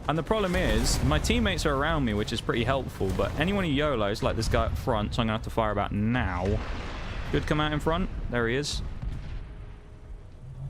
See how early I had to fire that, though? He's going to kill me. We're dead. He broke the engine, though. Please, someone shoot the six... No. He died eventually. We died to the bloody helicopter, of course, though. Mr. No Life over there in his helicopter, because, of course, we were such a heavy threat on the board. But see, now, you see how slow those were, though, right? We didn't show this one a minute ago, but this is 346, I think it was, wasn't it? Compared to 185. So nearly double. Not far off. So you'll see it if we get a chance to actually shoot at someone properly here. If we get a proper chance to have a go at someone, especially from a slightly longer range, like this STRV, Stritzwagen 103C, he's going to get pumped from quite a distance away quite quickly as well. It's not like it's going to be a shot that takes forever to arrive. It should be a pretty quick payload on this one. This thing's such a... It's got so much more potential to have a snap fight against someone who just swings you, and then you just go, oh shit, and bang, panic shot. Here you go, Examator 3. Fire it. Near... But you got, like, not instant, but it's at very quick. You fire it, it's very quick to get to him, and instantly hits him. It didn't give him a chance to turn around. You saw him turn his turret slightly. He might have been about to look at me, but I killed him before he even had a chance. That's the difference between the speeds. Like, this thing gives people a chance to just be knocked out before they have a chance to look at me. The swing fire, there are times when I'll fire it and I'm like, waiting, waiting, waiting, waiting. And then the guy who I'm about to kill turns and goes, oh, there's a striker over there, and just blasts me, even though I've already fired 5 seconds ago. And he'll still kill me before my shot even lands on him. You know? But it's a bit painful. I mean... It's probably the worst vehicle I've played in the game, I will say. Like, I think it probably holds that title of the worst. It's certainly, I think, my most disliked as of right now.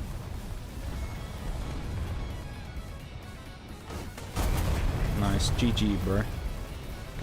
Painful seems an understatement, in my opinion. Yeah. It's not great. I don't know if there's worse vehicles out there in the game or not. There probably is something equally as bad as it. I don't know, because, I mean, there's no way that the game has vehicles that bad. But I think the thing is some of them as well have, like... Some have redeemable qualities. Some have things about them that just changes based on the scenario they're in. So, like, I was saying to Mirage the other day when we were playing, I was like, I genuinely think the swing fire net is worse than the Chi-Ha. The Chi-Ha... at low tier China, Pred will know this as well because he's played it. The regular Chi-Ha at low tier, I think it's in Japan and China's tech tree, has 23 pen. Right?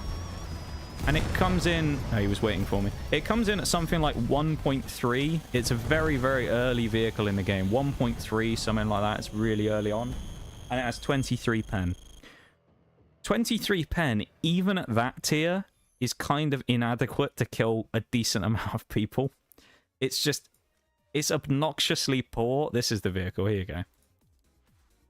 Yeah, 21. My bad. And the muzzle velocity is as fast as the missiles on the... This shot is as fast as the shot for our missile launcher. Yeah, and then you have the heat, which has 55 pen, admittedly, but, you know, it's a different story having the heat rounds that you have to unlock first, right? Actually, no, you don't. Never mind. Ignore me. I think the problem with the heat, if I remember rightly, is that it doesn't kill anything. Like, I found it notoriously difficult to kill people at this tier with this thing, either way. But it's just such a crap gun. It's terrible. That vehicle is more fun to play than the Swingfire. But part of it is because it's at 1.3, right? So it's playing against, like, noobs and people who don't know what they're doing. So that you do get the odd opportunity to shoot someone in the side, shoot someone in the back. Open up things a bit. This thing is at 8.3, of which I would argue 8.3 is quite a competitive tier. You look at some of the things at 8.3, you're starting to get some decent vehicles. I mean, you know, Centurions and Chieftains and stuff you can meet quite easily. I mean, the American stuff, it's like the M60s, the high-end ones, like the Rise and stuff like that, which are quite strong and have reactive armor, which makes it hard to missile them. Russia, you got the 55As, 55 AMD, stuff like that. You know, you're starting to get into the T62s and the 64s. Germany, it's the Leopards, Patton Super, K-Panzer 70. A lot of strong vehicles at that tier, basically. There's a lot of good stuff going around. And you're sat around in a fucking striker. You know? You're just sitting there feeling like you've just pampered yourself. I described it the other day in the way as in, it would be like if someone asked you to win the 100 meters against someone. They went, we're going to put you in a race against Usain Bolt. Right?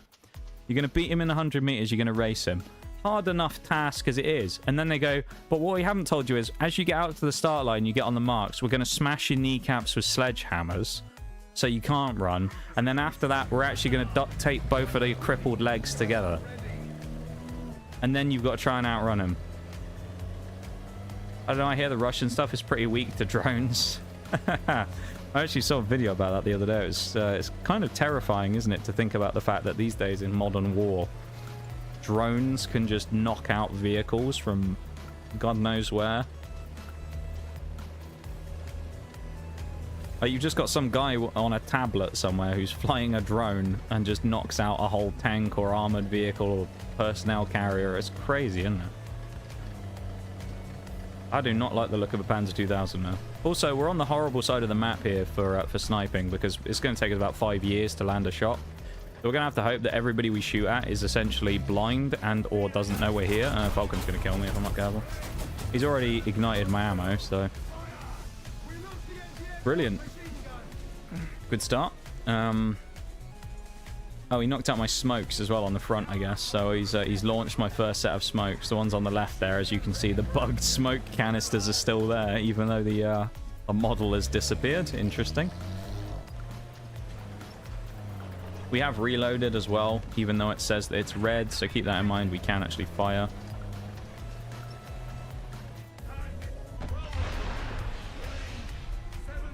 Come on. Brother, eat. How unlucky. I mean, he must be disabled, this Falcon. He can't shoot or move, because... Yeah, I knew that was coming. Did we kill the Falcon? No. Ow. How did that miss? How did that miss on the Falcon? Even if I died, that was lined up to hit him. And it didn't look like he moved either. And of course the fucking Panzer 2000 kills me because of course I was having too much of a fun time as per usual. So I've got to be banished to the Shadow Realm by Captain fucking Fun in his Panzer 2000, who uses so much skill to click left mouse button and delete everything in the lobby. Don't get me started on the Panzer 2000 because I just fucking hate it. Some of it's partly because I have to play the Striker, which is just so unbelievably inferior to that vehicle. It's unreal. But part of it is also that thing's just overpowered. I just don't really understand. I feel like, honestly, I genuinely feel like the Panzer 2000 needs some nerfs, but they won't nerf it.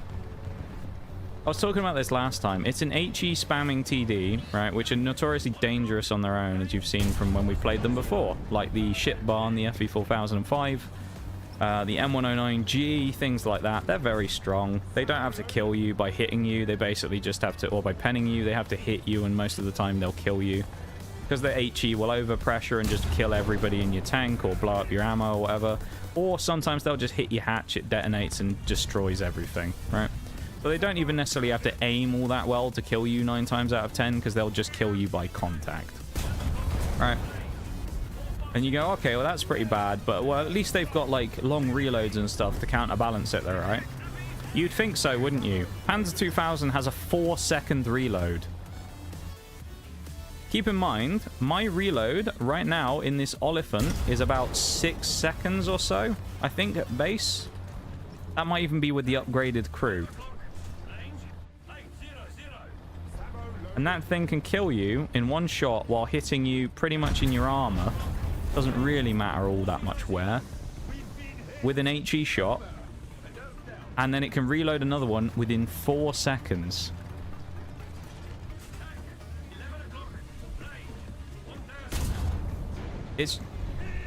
There are some vehicles in this game that are annoying to fight because of their power. And then there are some vehicles that just feel genuinely overpowered. And that one feels like one that I think is in the genuinely OP category. I'm sure there's always someone out there who will disagree with you on it and say that it's perfectly balanced and it's a skill issue or whatever. But I think when you have something that can kill that easily and reload that quickly, it's a problem. That's my issue with it. The tank itself, alright, it's got no armor. It's pretty mobile even still, though. It's got like 40 miles an hour. It's quick. Alright, it's got no armor. But it's fast enough to get out of trouble in a lot of situations. But its firepower is just way too good. This is how we kill or we die. I feel like my missiles are all dragging to the left for some reason. That one I don't even know where it went. It just disappeared. Maybe that was a bad shot. I don't know. But yeah, I'll go into the test drive in a minute. I'll show you the 2000 so you can see it in action. You don't think it's as bad as if you think, oh, it can't be that bad, I'll show you it in a minute. You can see firsthand what that thing does and what it's like. And I did it last stream as well, where I fired like 5 shots in about, what, 50, yeah, a couple of seconds. 20 seconds, I got like 5 kills. I don't own the vehicle, I've unlocked it. I never bought it though, because I was saving credits. And I haven't played Germany for a while, so I just never bothered buying it. But I do have it unlocked. If I wanted to ever play it, I could just buy it and then do it. But at the moment, I'm not spading Germany, so I'm not playing it. But I just find it silly. It's a silly vehicle.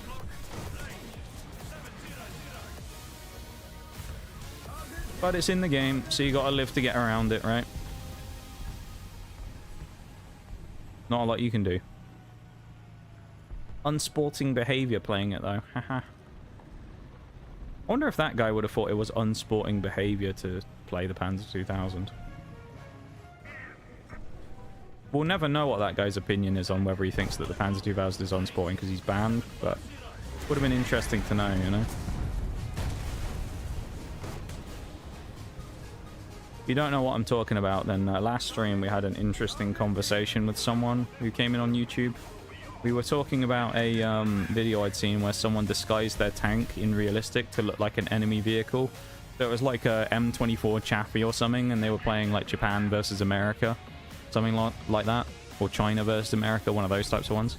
And they made it look like it was the opposite nations one. So they put like fake flags and stuff on it to pretend they were an enemy player.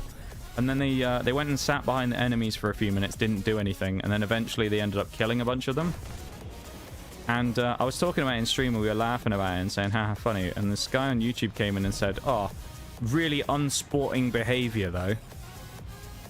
And I was like, oh, why is it unsporting behavior? I wanted to ask him. Because I went to a BRB right afterwards. We came back and then I was like, oh, why is it unsporting? I'm interested to know what your reasoning is.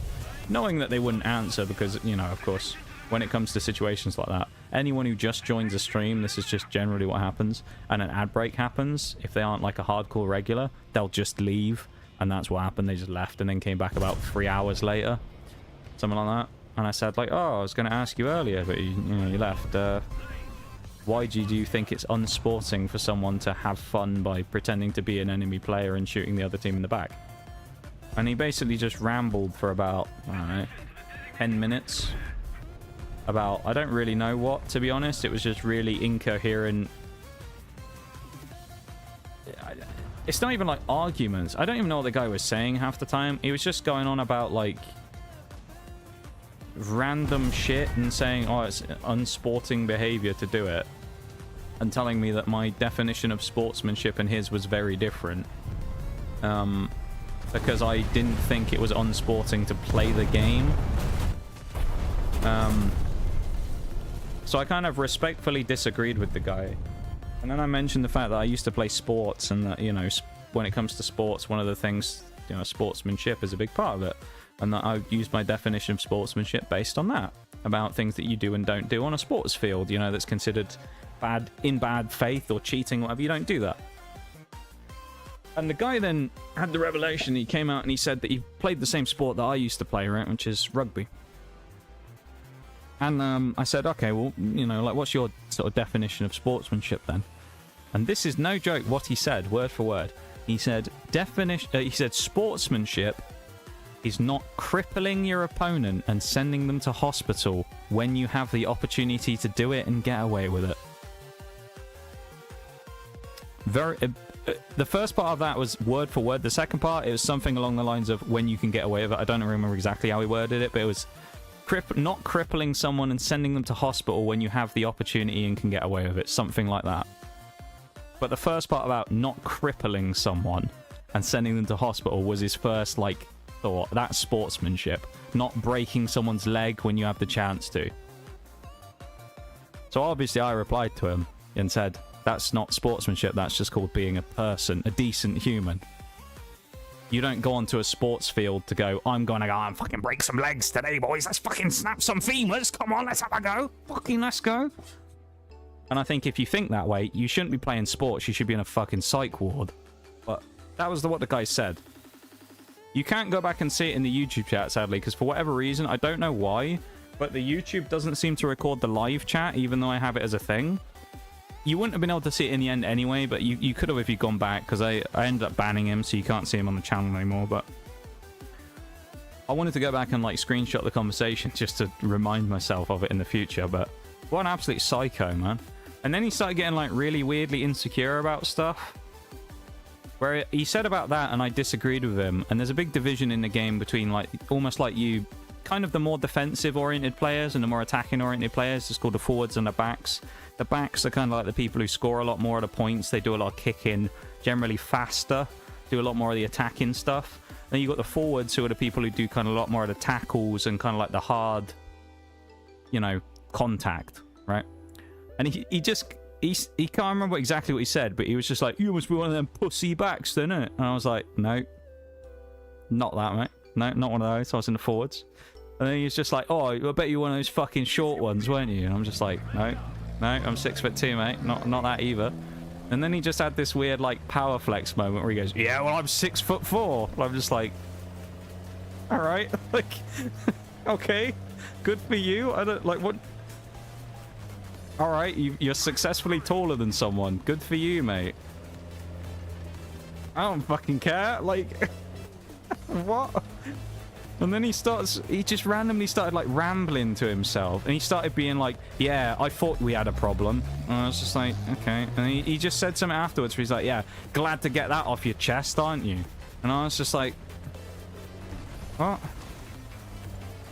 So then it keeps going from there. And he says this weird stuff like, oh, glad you got that off your chest. And like, oh, so we do have a problem or whatever. And I responded to him. I said, genuinely, mate, what the fuck are you talking about? I don't know what you're on about. You're just rambling to yourself at this point.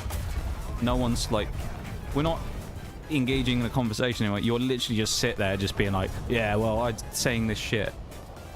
And so I kind of pointed that out and I was like, mate, what the fuck are you on about? And I think he said something else. He said another one of these like weird rambling comments where he's sort of talking to himself. And I just said, tell you what, mate, all of the time you played the game, apparently, you must have taken a few too many head injuries and had some concussions. You know? Because you're a bit fucking mental. And he goes, yeah, I have CTE. To which I just immediately responded to him, yes, I can tell. It's like talking to a fucking tree, I think I used as the example. You know, I could have used anything, but it's like talking to an inanimate object is what I was going for. It's like talking to a fucking wall. You know, the guy was just like rambling to himself about shit and nobody really knew it. He couldn't hold a coherent conversation to save his life. He was just like arguing with himself essentially. And I was like, okay, bro. Alright. And then he does what all of these strange people do on the internet, which is he had his moment of like fury where he went in and, you know, told us all we were terrible and, you know, insulted me in front of everybody on stream and, you know, insulted my honor. And then after he did that, he just goes, well, I'm going to bed now anyway. And it's like, okay. We ain't gonna miss you, bro. You don't have to announce your departure. No one gives a fuck. Nobody likes you here anyway. Especially after what you've done today. So, like, get out. And then he just, you know, has his, like, storm off moment where he's got to announce it. Going, well, I'm leaving anyway. Good. Like, nobody wants you here, dude. If you're going to be a fucking asshole, then just leave. Like... I kind of pointed out as well at the time. It's like, I could have just... The guy could have said his opinion about sportsmanship, and I could have gone, that's cool, bro, but your opinion's fucking stupid, and just told him to shut up. But I actually wanted to hear the guy out and see what he had to say, because I was genuinely curious as to why he held his opinion that he did. I didn't change the fact that I thought his opinion was stupid, because quite frankly, I do think that's a stupid opinion to hold. I don't really understand how in a PvP game, playing the game is considered bad sportsmanship, but, you know, and using a valid strat that anybody could do if they had some decals. I don't know why that was a problem for this guy. So I was never going to agree with his viewpoint. Because I thought his viewpoint was just effectively fucking stupid to begin with. But I wanted to hear him out to see what his reasoning was. Right? Same thing with, like the other day, when we were talking about marbles, right? I was talking about it with Sadiola in YouTube. I didn't agree with his viewpoint when he said, well, some people just like watching marbles. They don't like playing it. Because the whole point is marbles is an interactive community game. And if people don't play marbles, there is no marbles to watch. So I disagreed with the opinion, and I wanted to genuinely hear what the counter-argument was. I think in that case, we didn't actually see anything, because I don't think he said anything about it afterwards. But I was like, I'll hear this guy out and see what he wants to say, because I'm curious to see what the opinion is, even if I disagree with it. And then he said whatever he said about not crippling people, and I was like, yeah, okay, this guy's just fucking mental. So I've established one of two things, because he also said, oh, no, he also started going on about, that was the other thing. He started going on about how apparently he played for money. He used to play sport for money, that was it. He said he used to play for money, and he did well because he didn't play for a school, he didn't come from a school that promoted it very much. To which I established one of two things. He's either an older person from over here, one of two things. He's either an older person from over here, who used to play in the era where, like, someone does something vaguely illegal, so instead of, like, the referee penalizing it, players took it into their own hands and stamped on people's faces and things. That type of person, which he could well be from the fact that he gave his psychopathic view about crippling people, and that's sportsmanship. Or the other thing is he's from South Africa. Because South Africa has a massive thing about, like, schools and the school system and people being promoted from, you know, being paid and stuff like that at schools when they play. And school teams.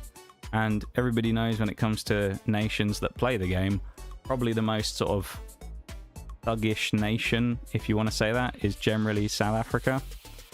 Because most of the blokes who play there are all a little bit fucking mental. Not all of them. I'm sure some of them are great, but there's a lot of proper fucking hard nuts who come from there, so wouldn't surprise me if he's from South Africa as well, but either way, guy was a fucking weird one. I probably let him go further than he should have actually before I banned him, but I thought it was funny, so I just kept stringing him along for a while and then obviously nuked him, but... Never understand the announcing you're leaving in a situation like that. Just leave, bro. No, I don't get it either. It's almost like they try and make some, like, dramatic entrance to make it kind of seem like we should care that they're leaving. And it's like, well, you could just, yeah, you could just leave and no one would think anything of it. It's kind of like that same thing on Twitch that you get sometimes, where we talked about the other week, where people would be like, I'm leaving now to go watch Dave.TV21. And it's like, that's nice. You don't have to tell me you're going to watch someone else. You could just leave. You're more than entitled to just leave if you want to go watch someone else. That's fine. I'm glad that you've been here in the stream, but you don't have to tell me that you're leaving specifically to watch someone else. You know, it's like, just leave if that's the case. I don't really want to know. It's not the greatest thing to say to a streamer, to watch their stream and then go, well, actually, I'm going to go watch my friend now instead, because he's, you know... whatever reason. But the way it always comes off is very much in the way of I'm bored watching you now, I'm gonna go watch someone else. It's hard to make it not come across that way when anyone ever says that, so I guess some of it just comes from kind of what we were talking about earlier about people having a lack of reading the room when it comes to things. So they just say shit like that and don't really think anything of it, when as it turns out it's actually just not a smart thing to say in a lot of cases. Kind of like we were talking about earlier about the, you know, newest crash out of the community. Not public crash out though, but the newest crash out in the community, who has now crashed out, but struggled to read the room severely many times in stream when they came in and said things that were just completely tone deaf, of which they had to be scolded on at least once. But yeah, and I guess they just got mad in the end because I started ignoring them, so they just like crashed out and then left, unfollowed and whatnot. I actually found out yesterday because I just thought it was strange that we hadn't seen them for a while, so I just I looked back through my I assumed that they'd redeemed something, so I just went to go and see. And I went back through my list of redeems, and I found them in there, and then they'd unfollowed. So I assume they just didn't like the fact that I started ignoring them, because they just came in and said either shit that was just kind of like weirdly uncomfortable, like making weird sex jokes randomly, which is just kind of not really what we do here. But like that, and then you know, I just, as I say, started ignoring them because they'd just come in and do... I think Bevan put it best when we were talking about this, where he said that you get some people on Twitch who come in to talk to the streamer, and you get some people who come in to talk at them, and that's all they want. Is this who I think it is? DM me who you think it is. Probably not, but we'll see. Maybe you'll know, I don't know. But yeah, I don't know. I just think sometimes when it comes to the internet, there's just a dramatic lack of reading the room. Like, people just say and do shit without thinking about it, and then kind of a bit late at that point. And when it comes to, depending on who you are, certain people are going to be more lenient about things than others, right? Like with me, I'll usually give people a chance, but if someone just keeps repeatedly like doing... That was a bounce!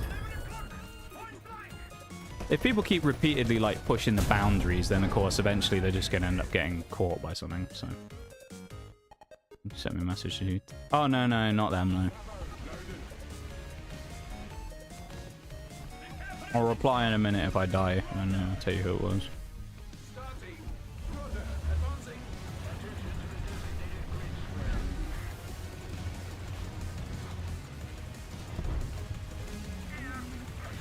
Yeah, I don't know. I guess the person had didn't like the fact I wasn't acknowledging them anymore. So, as I say, like that person.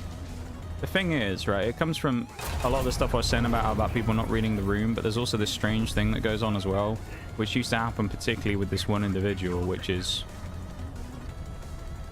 they used to act very much in a way as if I was friends with them, which was odd because they were very much in the camp of people who say one thing and immediately leave after saying it, which is fine if people want to do that, but you can't really expect to build up any kind of like more than just a guy in chat relationship with someone if you come in to tell me hi and then leave before I've even responded to say hi back. You know? Like, I've never personally understood it. I think Bevan's right, as I say, in what he said, where he said some people just like to talk at people, and that's their thing. They just come in and go, I did this today, and then they just leave. And that's all they wanted to do, is come in, say one thing to the chat, and then just leave, you know?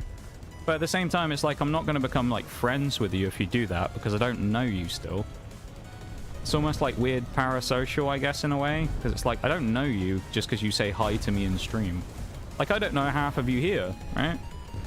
I've never had, like, a full-on conversation with you outside of stream or anything. I don't know you as people. I don't know your real names. I don't know what you look like. I don't know where you're from. You don't need to, though, in some situations, because we have our traditional streamer-viewer relationships going on, or in case of some of you, more than that, where I talk to you in here and we have a bit of a vibe and we have conversations about stuff and ask about things going on and whatnot, and yeah, it's cool. But then some people just kind of have this weird thing where they don't, I don't know, they have all that part of things, but they also don't do any of the part that gets you to that level of becoming that. There you go, I sent you who it was, folks. I don't get it, you know? It's like, it's kind of like if you walked past the train. If I went and, like, every day I got on the train... Oh, no, this is a good example. When I was in college, I used to get a bus, right? I used to get a bus every day. And I used to see the same bus driver on the way home every day. It was a specific bus. It was the number 14, it was called. And it was always this weird double-decker bus. A really old double-decker bus that was just an absolute wreck. And he used to go around this horrible route, and there was this nasty curb at one point that he always clipped because the double-decker was just too big to go around the road. And we always used to find it hilarious. And it was this bloke from Birmingham was the driver. And me and my mate, when we were at we always used to have a chat with him and just say hi. I wouldn't consider the bus driver my friend because I go, right, drive, how's it going, mate? Every time I walk past him and get on the bus. I wasn't friends with the bus driver. I knew of the bus driver, and we were on friendly terms, and I always went, oh, how's it going, mate? Nice to see you, whatever. And I'd always say, you know, cheers, drive, when I got off the bus, and say thanks for, you know, driving. But I didn't know the bloke, didn't know his name, I didn't chat to him any more than that, other than the odd random bit of small talk, or we'd have a little bit of a laugh, you know? I wouldn't describe us as friends. And I think that's what it comes down to with some of that, is sometimes you get people that kind of like, not overstep, but they think that they're like hardcore friends with people even though they don't know them. That was going to be my second guess. I was really hoping it was the first one. I know you do, Fox. You've been hoping for that one for years, mate. You've been holding on to the hope of that one going for like 3 years or something. The difficult thing with that one though, Fox, is it's difficult to get banned if you're not around, so... In the case of that individual, they don't really come in anywhere near enough to warrant getting banned a huge amount, so...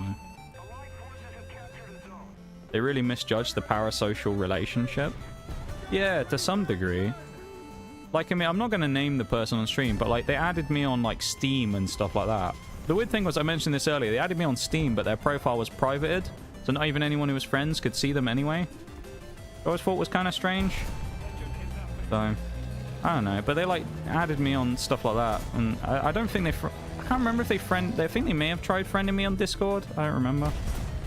They might not have though. I think they DM'd me like once about something, and I just kind of, you know, gave my usual response that I do in those situations, where I was just kind of like, oh, that's cool.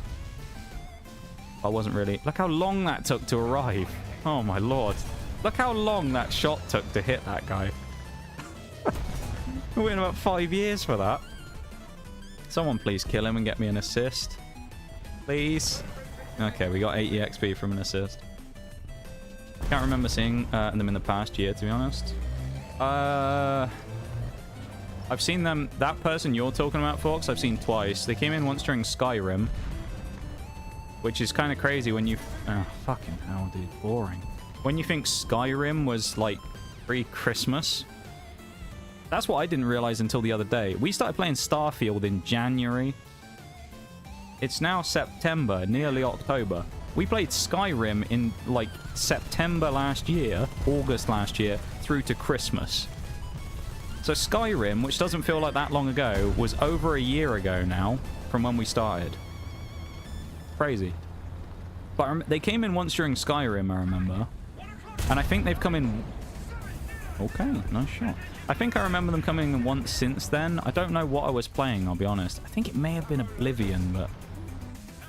I don't know. But yeah, that person, I don't know. I just don't think they spend a lot of time on Twitch anymore in general, to be fair.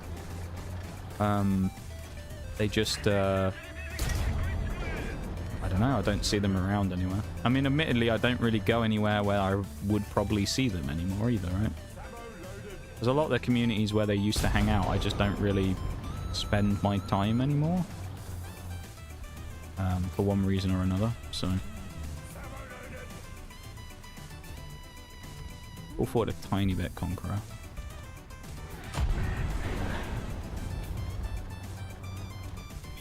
There's always something, isn't there? Just trying to fight the Conqueror. No, Racketing Yakpanzer Hot wants to fight me. Unbelievable. Let's drop Artie on the Conqueror, though, because he can't move, so... Or at least right now he can't, anyway. Same here. Yeah. Yeah, I think sometimes a lot of it just comes down to people who, like, really misjudge the kind of streamer-viewer relationship. Like, don't get me wrong, I don't look like... when it comes to you guys who come in here and chat, I don't look at you all like fucking strangers, you know? We're internet friends, a lot of us, right? A lot of you I've never met in IRL, or I've never, like... I mean, a lot of people I just never even VC'd with or messaged with or anything, right?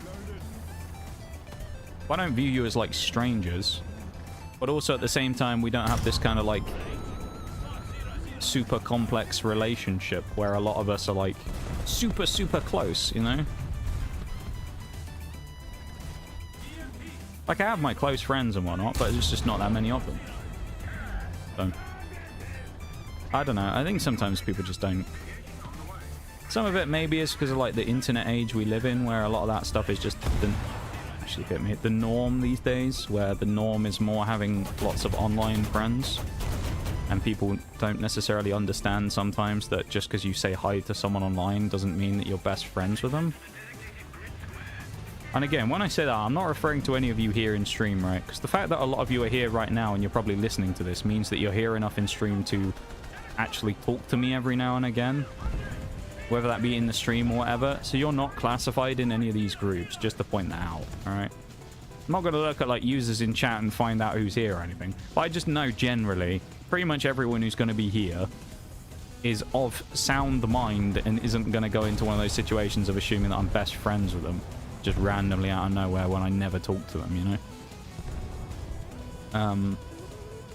I don't know. I think some of it's just that. I think other people get it a lot worse than I do, to be honest.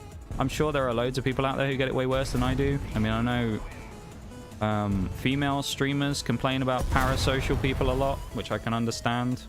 And they kind of get a different weird side of parasocialism, where they get people who try and, like, date them. And then you'll get people who will get angry when they find out they're in relationships and things. Which is just... absolutely bizarre behavior, quite frankly, that grown men on the internet sit there and get angry and throw their little toys out the pram when they find out that their favorite VTuber's actually married or something. That's just hilarious to me. But COVID didn't help with that stuff, I don't think. No, I don't think it did. I think it isolated a lot of people and made people more like the way I am, really, where I have a lot of relationships with people online more so than I do offline. Like, I have a lot of people that I know online. I don't have a huge amount of people online that I talk to all that regularly, but I have a lot of people online that I know of, or that I watch and occasionally exchange the odd word with. But there aren't that many people that I'll kind of actively seek out to do things with a huge amount, you know? But then also, I'm just not the most social person in the world. I think sometimes people come into the stream with the wrong assumption about that as well. They, like... think that I'm gonna be like, this is another thing as well I've said about before. This happened to someone else, funny enough, who crashed out this year as well, who used to DM me all the time. And I always say, and I always made a point of saying towards the end when they were here, that I don't really respond or talk to that many people in DMs off of stream all that much, because I just I'm just not that social. Just not someone who talks to many people, particularly if a lot of it is just kind of like strangely out of nowhere. And with that person, they kept DMing me all the time, and I was just like, it's like, I don't know if you expect something different from me and think that I'm not the person I am, but I'm not really social enough to have a conversation within DMs every day. It's just not gonna happen. Like, you know? I don't know.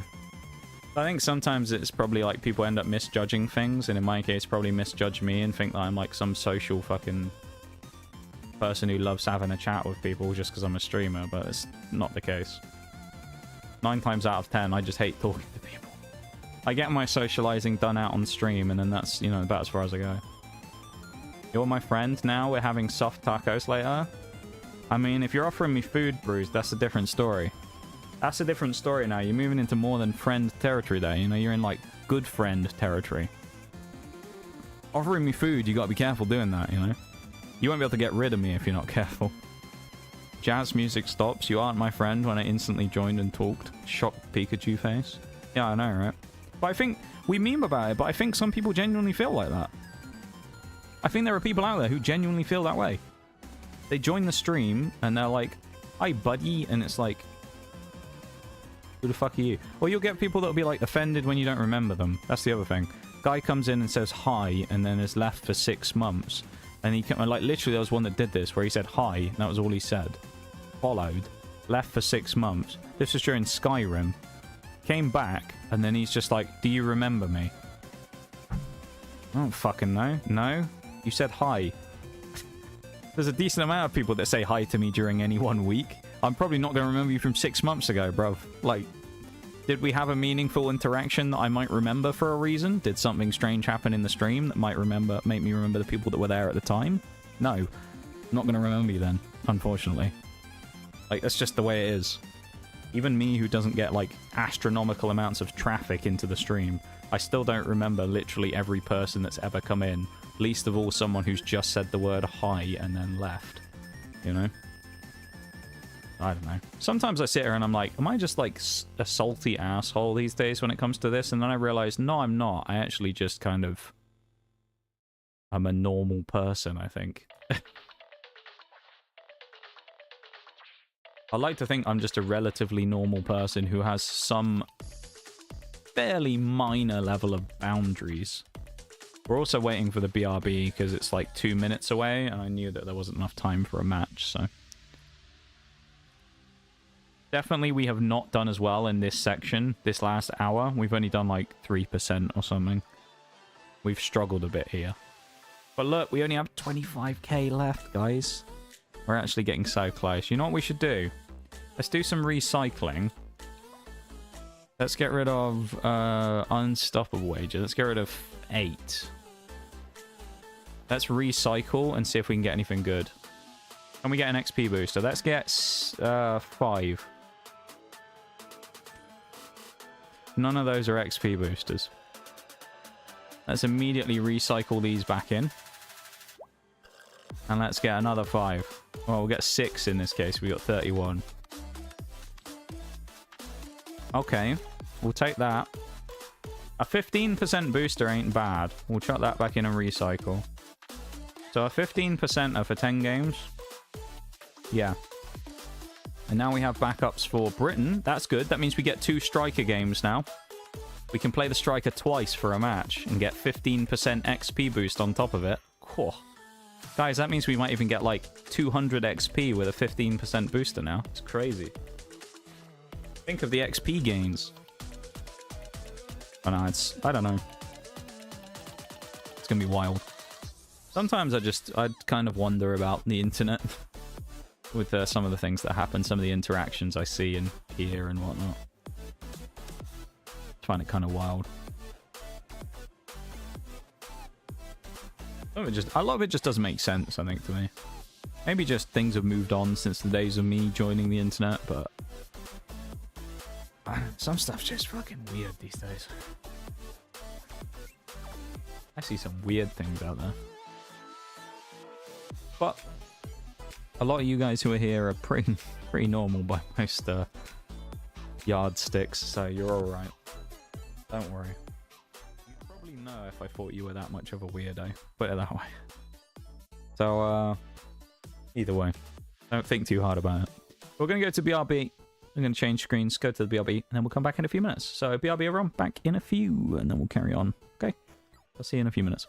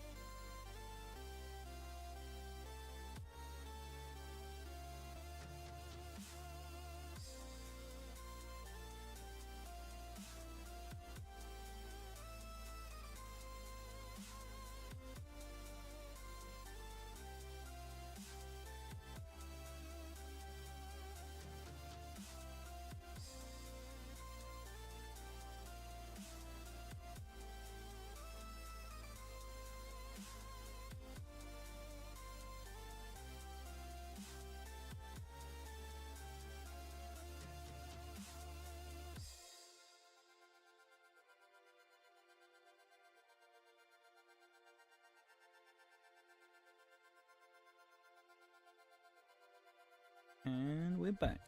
Welcome back, everybody. Welcome back, my fellow parasocials. Let's get going, shall we? We have a double universal backup, so we can do a double on the striker, and we have a 15% booster. Let's make the most of it. We need a big XP gain here. So far, if you look at it from today, we've gained 17, I was going to say, 19% XP. We started today at 60%. We're at 79. So in theory, if we match the performance we've done so far in stream on Wednesday, the striker will be finished. But we still have another hour to put some more on. If we can get this more to 88, maybe, that'd be quite nice. Something like that. Thank you for the welcome back, Bruce. I would like to raise it up even more to see if we can get it going. So, yeah. Also, a reminder again, go over, drop a like on the YouTube if you can. 4 likes on it at the minute. We're lagging behind our usual standards, so hopefully we can get that up by the end. Come on, use a fresh man. Get that number. Get it up, just like fresh man. There you go. Still can't believe that. I've been bullied this stream. Unbelievable, man. Brutally attacked by my own community this stream. It's all in good fun though, right guys? I don't cry myself to sleep at night after all these things happen. I promise.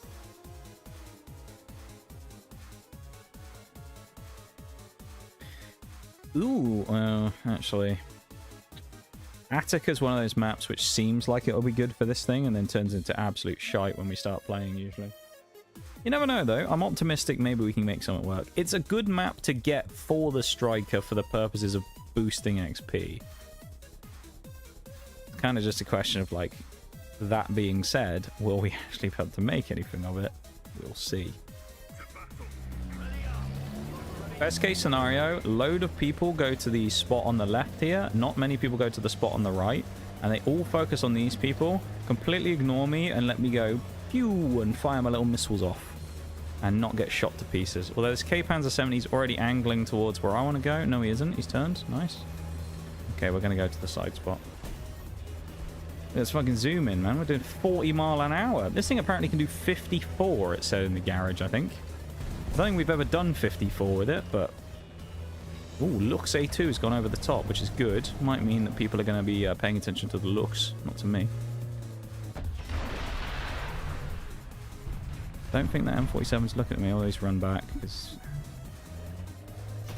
Obviously the guy there is, you know...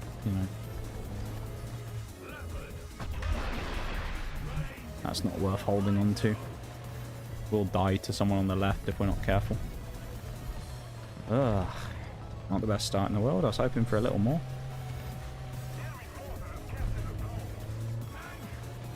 Haha.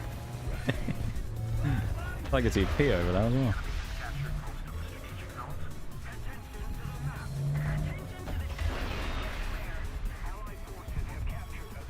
He's probably re-peeking, thinking like, oh, how's he got more? Magician never reveals his secrets. Yeah! 260 XP for someone over there as well on the right. That's scary. 260 XP though we got there. See that shit? Fuck, man. You can't have any more missiles, surely? Yeah, I do. There's always more T-55. I'll never run out.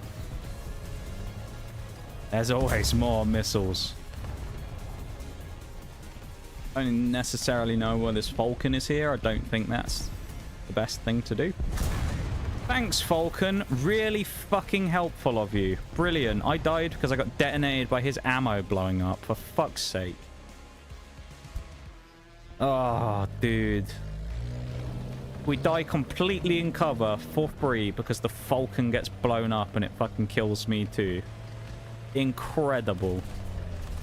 And he's got a 3.5 RAM as his second vehicle. Fucking brilliant. There's our universal backup gone already on 1 kill. when we had so much potential there to actually do something. So annoying. Oh, this Panzer 2000 is going to kill us. We peak this, I suspect.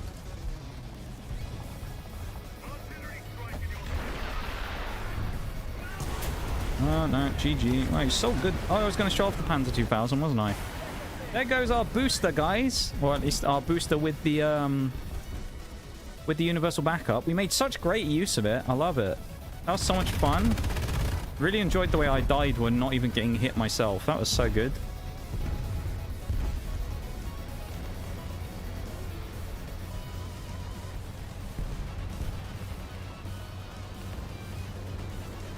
It's not even the fact that we necessarily got blown up that was the problem. It's more of the fact that pisses me off is that there was a fucking idiot Falcon who tried to YOLO over the top of the ridgeline that got blown up and killed me.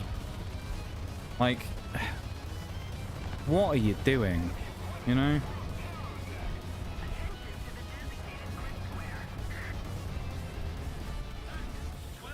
He's fucking scared now.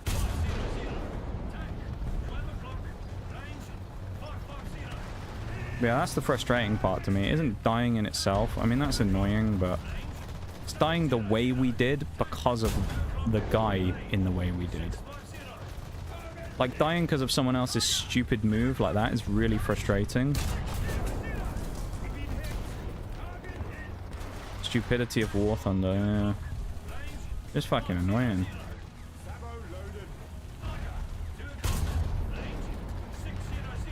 The best thing we can do now is try and get as much as we can of kills with this thing. Or as many as we can to actually speak properly. And then from there we can try and get a skill bonus that will allow us to hopefully get some more XP. So we've just got to farm kills now, essentially. Easier said than done sometimes, but that's all we can do.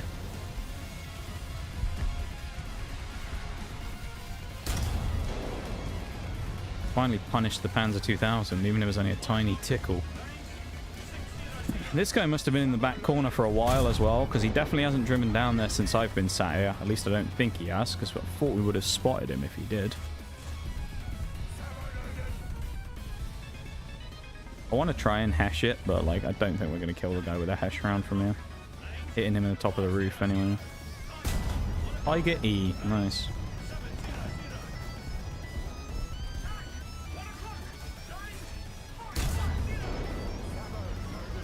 What the hell has that guy got in his lineup? He has a K-Panzer, a Yag Tiger, Tiger 2, Tiger E. Interesting lineup.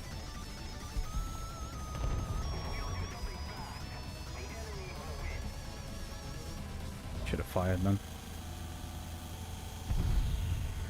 I'm well aware as well that I'm being very boring right now in the way that I'm playing, but when you're trying to farm kills a bit like this, sometimes you got to play a bit boring.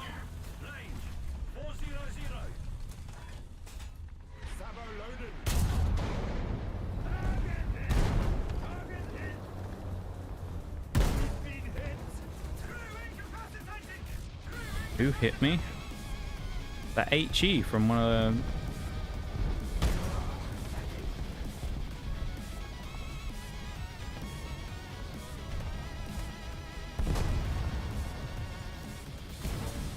I don't know which tank is hitting me from over here, but...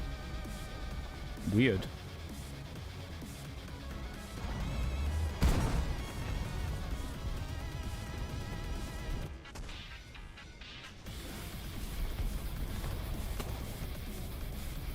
I'd love to know how, considering he was lower down, shooting over a ridgeline that we were behind, and you look at how much of my turret is sticking up. At what part could he actually see me on there? Like, maybe that's just a perspective thing, but looking at it from where I was there, it doesn't look like he's going to get a fucking angle to shoot at me on my turret from in a million years. Yet he somehow smacks me repeatedly in the top of the turret and then fires his final shot into my mantler. Weird. I say it must be like a camera perspective thing, but it looked like he wasn't going to get anywhere fucking near getting me from where he originally was. where he was down with where the STB was.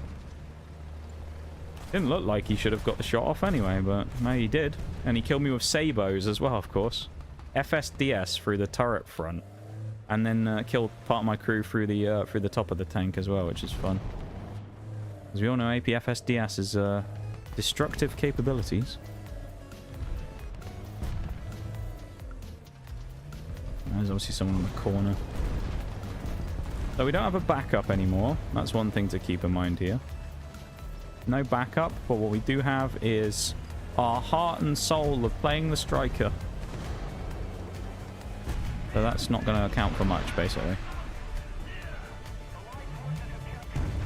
We do have a little bit of skill to use, though, every now and again. Just a splash of skill. Not much, though, because I'm not that great of a player, but a little bit every now and again.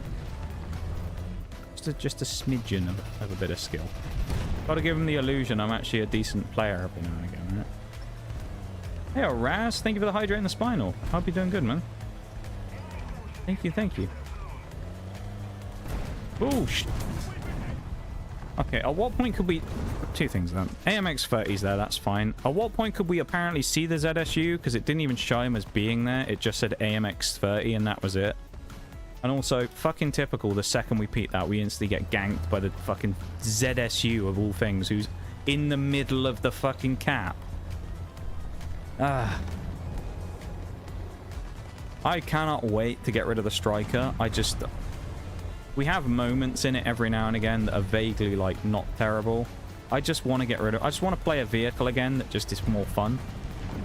That I have the spade. Because at the minute, all the stuff I do in the Oliphant, all the stuff I do in the ZT, which are actually decent games, none of it's worthwhile for anything. Because we've finished spading them all already.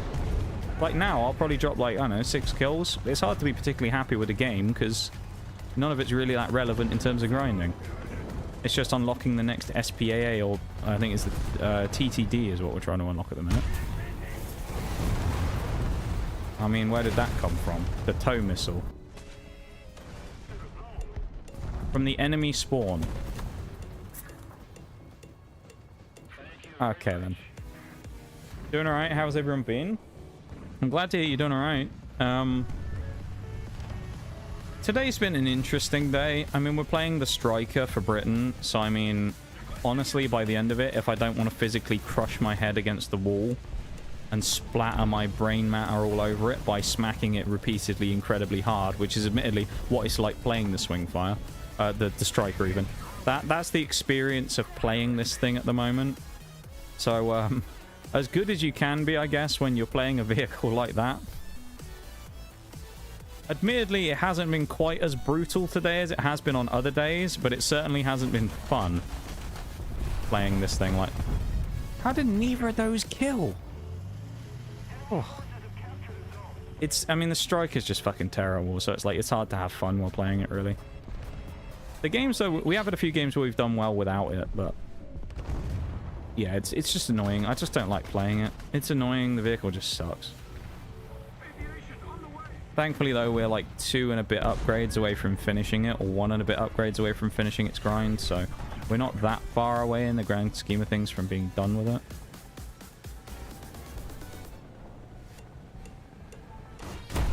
Nice.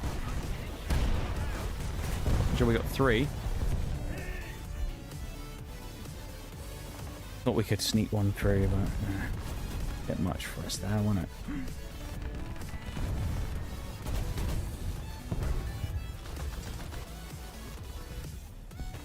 So a normal day in War Thunder. Yeah. Not wrong. Good to see you there, Raz. Always nice to have a little catch up. Try me, T54. Right now. No, you want to. You eat.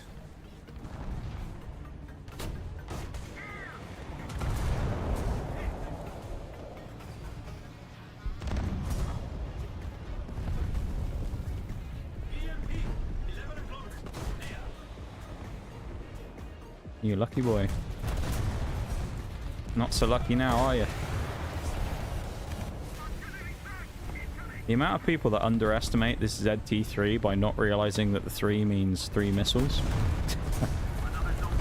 the ZT3 part means many, many missiles. No one seems to have gotten the memo on that. Everybody drives in front of you and just like, oh, he's fired. And then they just re-peek you and get splattered. Not a good game. That was stale.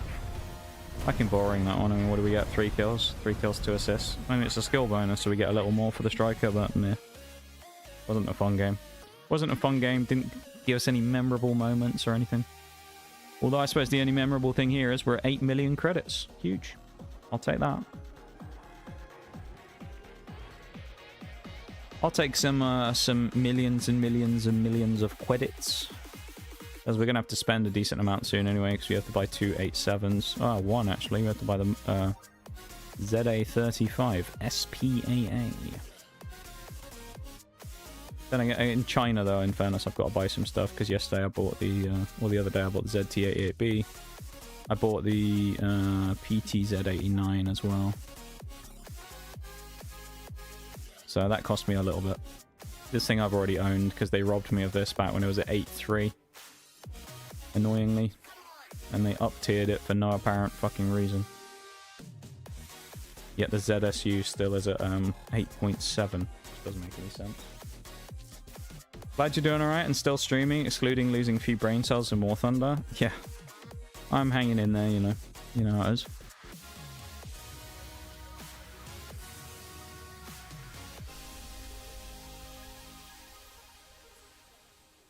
I do it for interactions like this, Raz. I'm in a chat with cool folks in stream. I appreciate you taking time to come in. Welcome in, Army Tank Blood. How's it going? ETZ89 in front of me. You don't see those very often, but I've played that myself now, and I quite like it. That thing's quite nasty.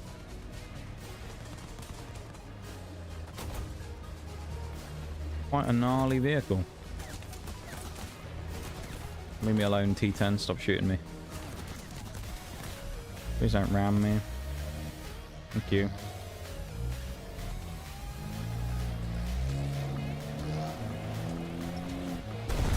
I don't really want to move up because of how dangerous this is.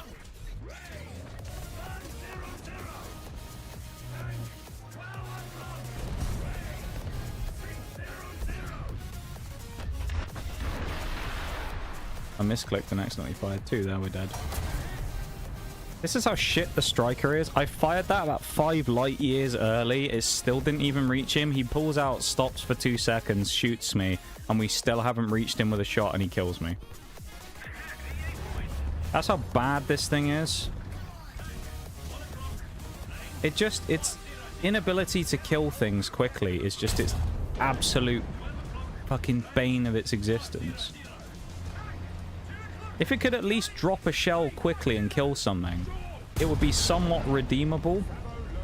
I've just screwed myself here as well by going over here. It would have some redeeming qualities about it if that was the case. But it just doesn't. It can't get the shots out quick enough to kill most people who fight you in it. See that Panzer 2000 eyeing me up as well. Good getting the Puma. How far away are you from the Puma? Like how much XP? Score to settle with this ZTZ as well.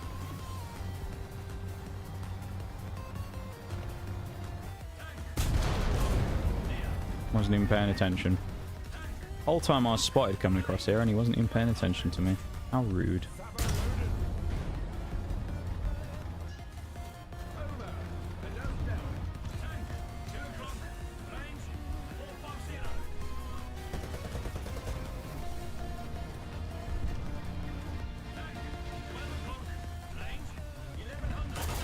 Interesting positioning from the Magak.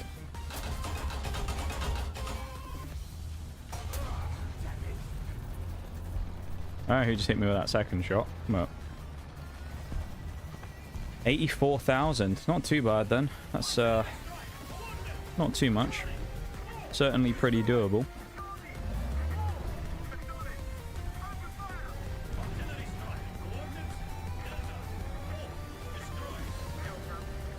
Come on. We're in a tank. We can't drive over some steps.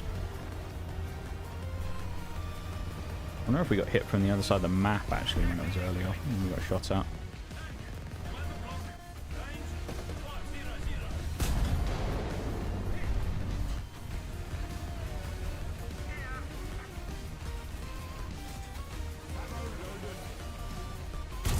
Feels a waste, but no, we actually got him.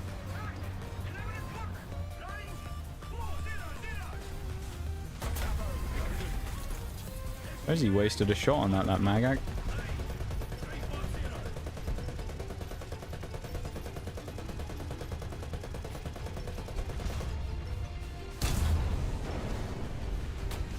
Kugel Blitz, man.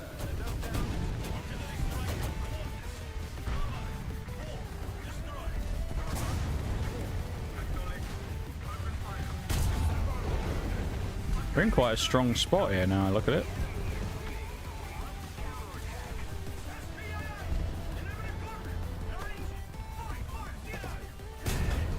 Especially considering they keep throwing themselves in front of me. I mean, again, we're going to get no XP in the striker, but we're going to get fucking crazy bonuses.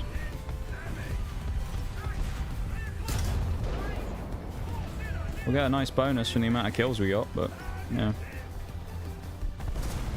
ZTZ could have really easily stopped about half of this if he just pressured me earlier on instead of hiding.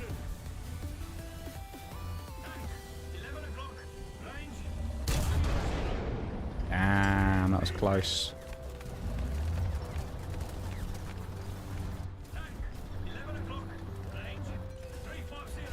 Turn 3 is going to be kind of annoying though. Because of the spot he's playing in. I need to wait for him to fire and make a mistake, ideally. Or give me a freebie. Like that. We're getting battered in the lobby, aren't we? We're getting hammered, but... surely it's not another one who doesn't know I'm here. Awareness 101, dude. What the fuck? ZT88 is coming in, so is the Lux. I'm more worried about the ZT, though.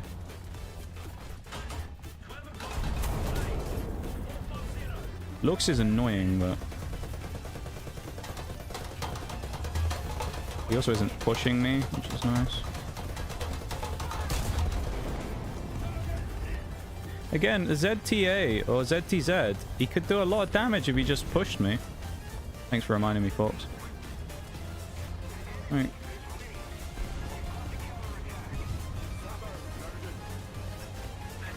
Oh, here he comes. Like, you're a helmet. Finally, they killed me. 11 kills. 11 kills sat behind one building, and they finally stumped up the balls to push me. Fucking hell. That's all it took, is it took me ripping this guy's entire team a new one for him to actually grow up. And actually, well, even then, he failed. But, what a gutless noob. Honestly, to use the my new favorite video. Everybody can see him for the gutless noob he is.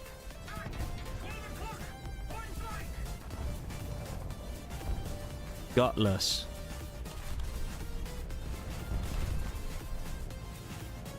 Leave me alone, DF105. You don't want this. Trust me, bro.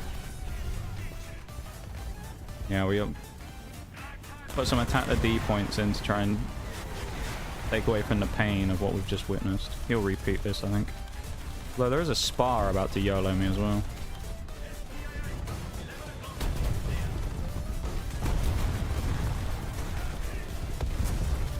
"12 kills. That's it. I think the game's going to end before this DF has a chance to try and get me. This guy's such a bitch, though. I mean, it's like the game's about to end, dude. You might as well just swing me at that point. Yep, I've got another one. It's another person who's like, he's fired. Great. Great for me, not for you. And that would have been another one. We got 14 out of that. Dude, these people sometimes just give me way too much of an... oh my... God, 159. But look at the potential here, though, right? We just got 5,500 nearly on just the Oliphant. With nothing on the Striker.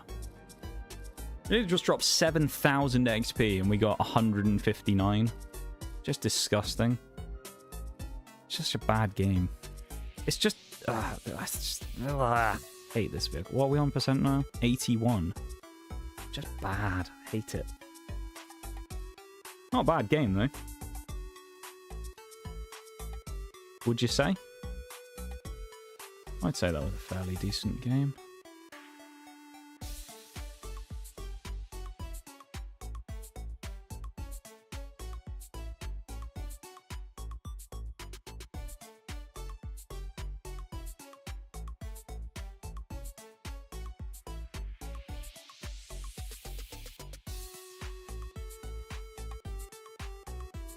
Nice. Sands of Sinai. Let's do it.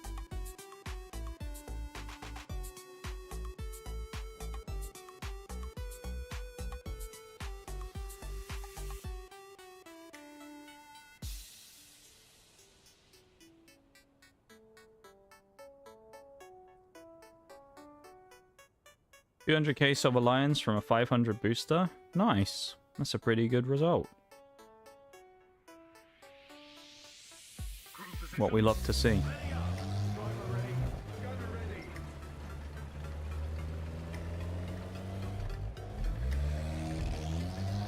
Kind of a cool set of decals that guy's got.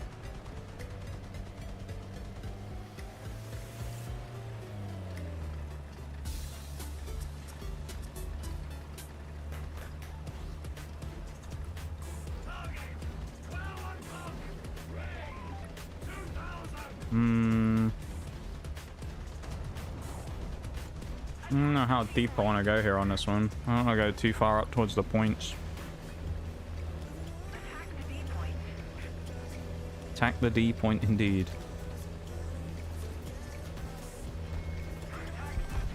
Whoever did that attack the D point knows what they're doing. Oh, that reminds me of a funny interaction the other day. Me and Mirage were playing a game and we... You're a fucking helmet, mate. We were spamming attack the D point in the chat. And we just kept doing it over and over because there was this person in our lobby getting really angry about it. And he said he reported us at the end for spamming attack the B point.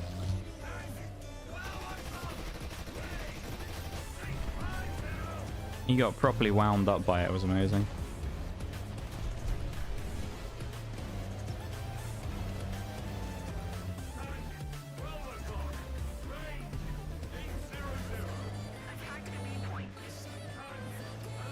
Let's do it. Do what? What are we doing?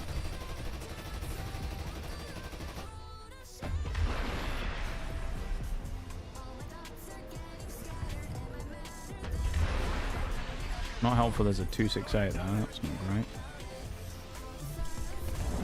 Attack the D point.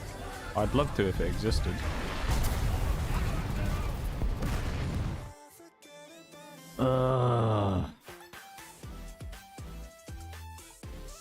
Right. That's an annoying death.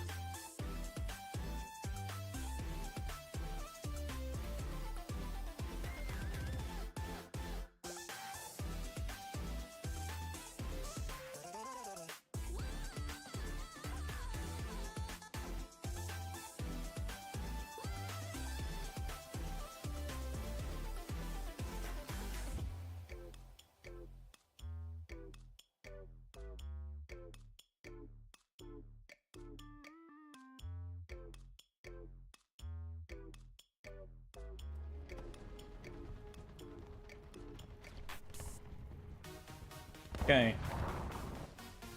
Go again.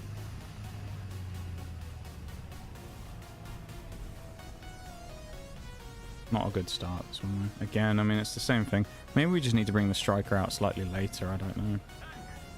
But then we also need maximum opportunity to get off of it. And if we can get that early on, then... I don't know. The balance is hard to strike right now.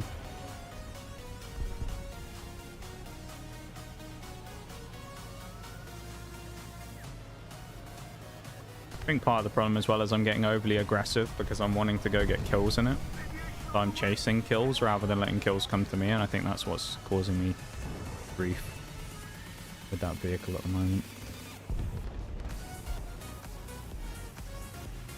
I'm chasing rather than letting people fight me.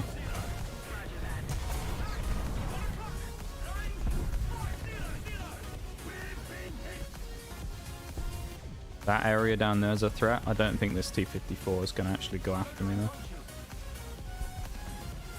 though. I think we'll be alright from there.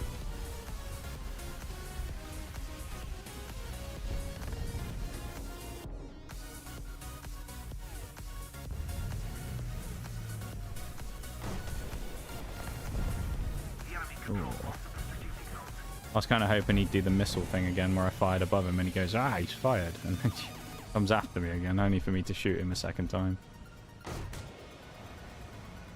Oh, bad shot.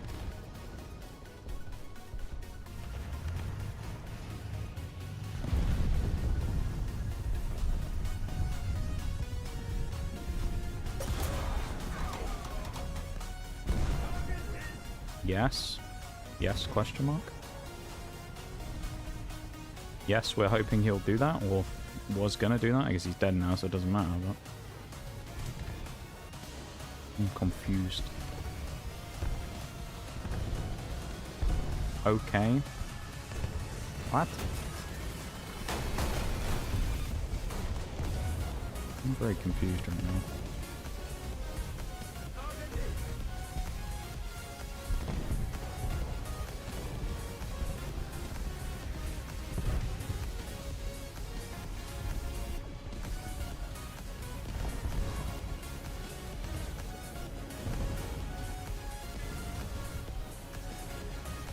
Yeah, why not? Try one. I hit something and blew up.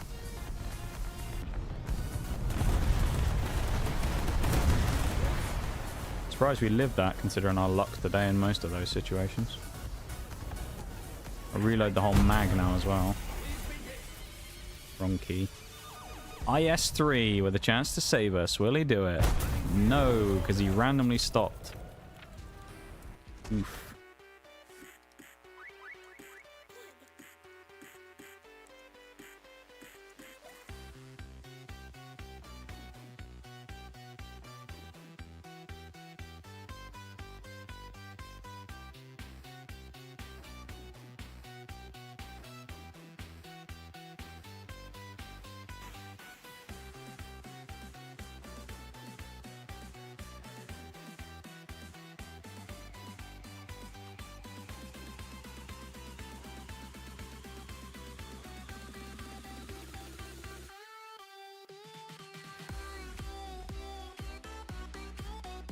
This is rough.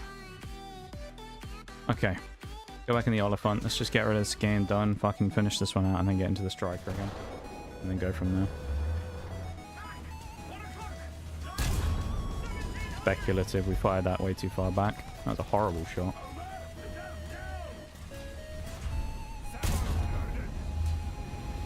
Close. If he hadn't stopped, I think it would have caught him.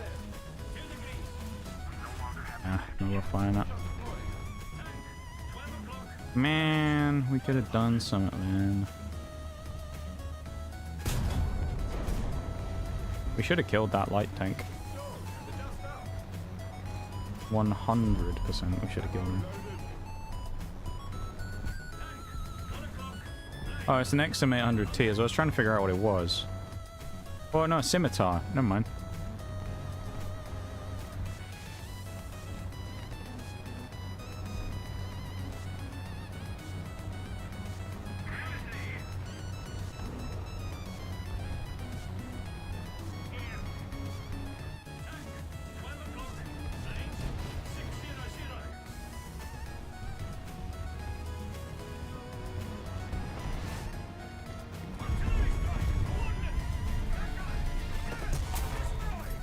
And he beat that.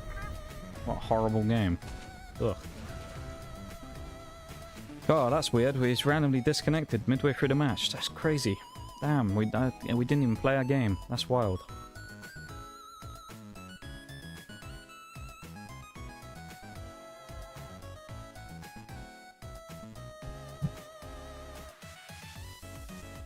Thanks for being here, everybody, as well. Appreciate you guys hanging out, vibing, lurking, chatting, whatever it is you're up to. Thank you. Also, a reminder, exclamation mark YT in the chat. You can go check out the YouTube. Drop a cheeky like on the YouTube stream, perhaps. Help out the channel. Up to you. Damn ISP again. Ah, crazy, dude. ISP, dude. You see the lag in that? See how much I was lagging in that level? It's crazy. I was rubber banding all over the place, wasn't it? It's crazy. Reminds me of that clip you got the other week. I think it was you, Bruised, wasn't it? Where I was like, that was that Tiger 2 that I shot at. And I ended up like, I shot the, it was just sat like right in the middle of a field and I managed to shoot right over the top of his shoulder. I was just like, ah, crazy, I lagged, man. Crazy. Just immediately, just, oh, lag. Wow, rubber banding. Crazy, man. It was a good clip, that. I think you dead. Nah, I think we were fine. I think we were right to continue. I think the tank was just, you know... Tank was just playing with us. I think we were still alive there, you know? I think Gaijin was trolling us. Very. I think it was just the timing of it. That's what made it better. Is it was one of those things, I didn't say it in like a haha meme way. I immediately just went into like say it in a deadly serious way, so it seems legit when I go, oh. Yeah, I lagged. That's wild. Everyone saw the lag, you know? Because that's the thing, some people overblow those types of things. I think you got to be subtle with those types of like jokes. I don't have many jokes when it comes to things, so... I don't actually think I'm a very funny person, to be honest. I know some people have kind of like... some people have like disagreed with that before and they've, you know, put in points of view about certain things that they think I say, but I actually don't think in terms of as a person I'm that funny. You know? And I'm okay with that. I just don't think I'm that crazy funny. I have a very dry sense of humour though most of the time, right? So that's also not everyone's thing. So I shot myself in the foot there a bit, didn't I? Right, also crazy. I was crazy once. You've never stopped being crazy, Bruised. Saying you were crazy once implies you aren't crazy now. You've always been crazy.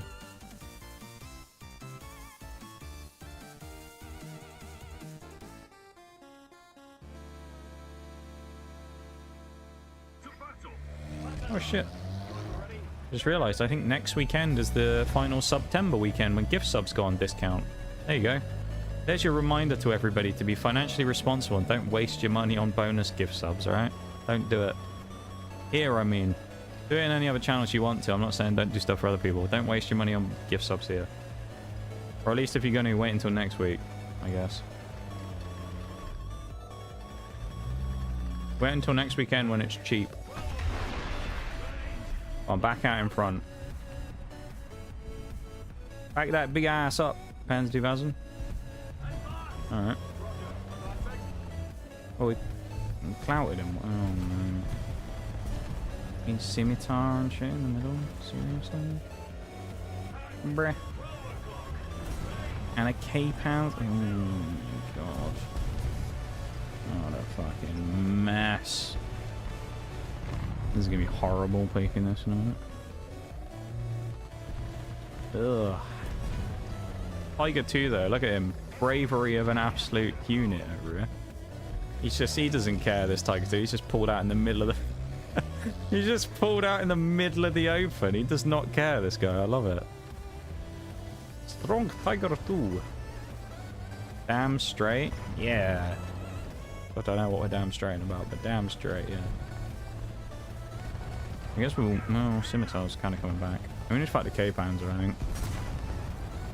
Much as I don't want to, we got fine. This will attract his attention. Or not. Maybe the Gimmel. Oh, okay. Gimmel is, he wants me.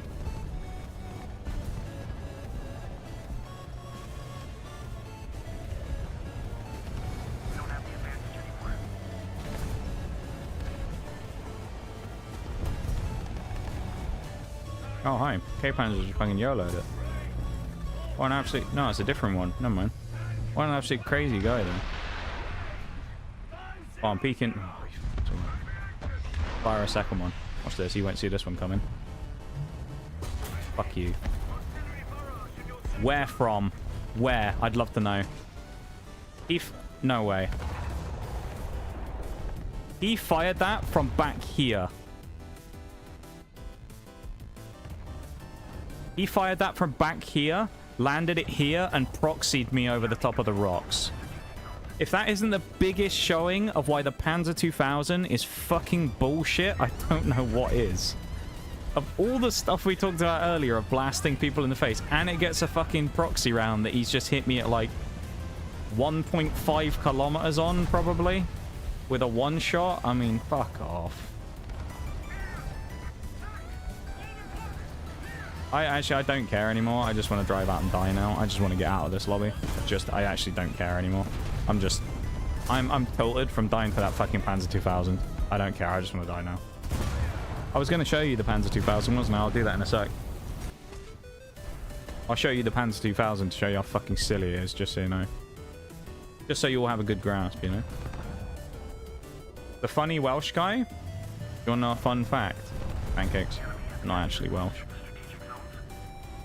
From England. I can just do the accent. I'm not actually Welsh, though. Fun fact. Many people actually believe I'm Welsh, though.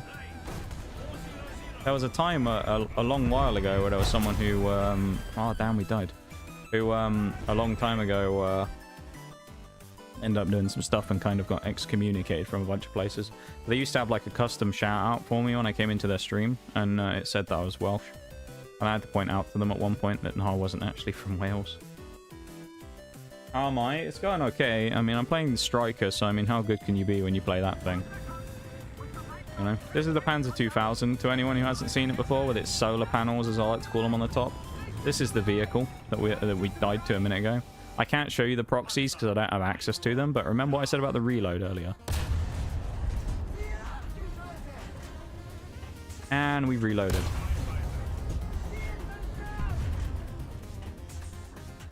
And we've reloaded.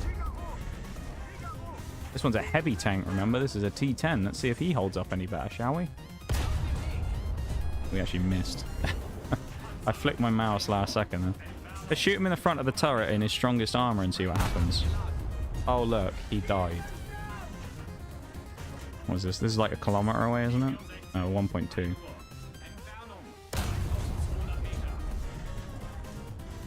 Why did that go so absurdly high?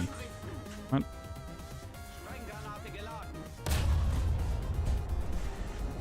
Why is there an explosion happening up here?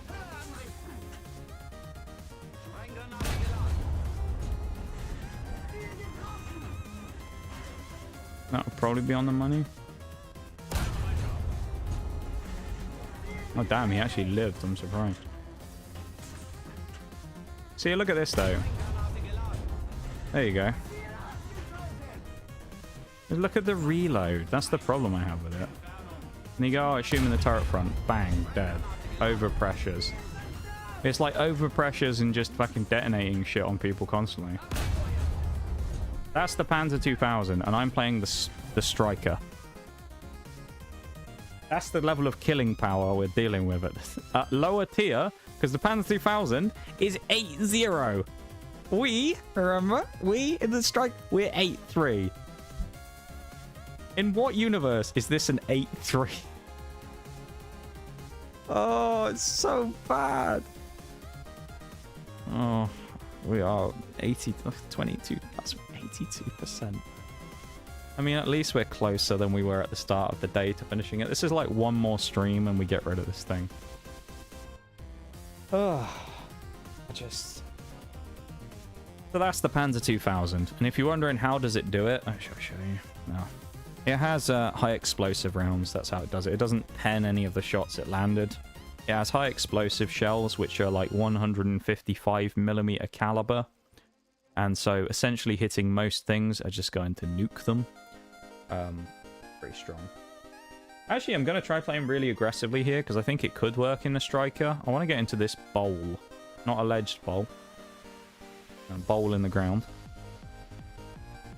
And then we're going to get there, we're going to sit on the bowl, and we're hopefully going to chip shots over the top and kill people towards their spawn. Only problem is, it's quite hard to see people because there's a lot of trees. So, We'll see. Watch me, though. I'm going to do something crazier. There's actually one of the few scenarios where you can say that the speed of this thing helps it out quite a lot, because we're able to get there quite early and thus, in theory, avoid some of the bombardment we're going to get from certain things. The only problem is we need someone coming in behind us, probably like this M60 or the Leopard, because if we do get YOLO'd, which we probably will from the drones coming this way, we're going to need someone to kill them, because I'm not going to be able to kill the light tank that YOLOs me if they're 20 feet away. Like, they are just going to blast me. This is where we want to get over this next ridge, is it? That's the bowl, isn't it? There's a BMP right here. Yeah, next one. It's cannabis! Oh no, cannabis. Never mind, it's not that same guy. Oh look, there's a swing fire. Can we have a battle of the shittest TDs in the game? Swing fire versus striker. Be great, wouldn't it?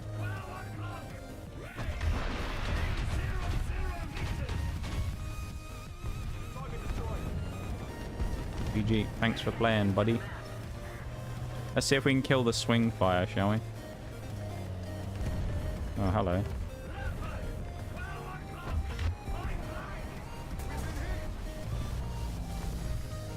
Alright. So interestingly, we can third-person aim these, and they're not actually too bad. Not easy to hit, though. Someone's going to have to pay attention to help me out against this Leopard, though, like a friendly. Hey, Wii Sports has come out. Let's go. Classic theme.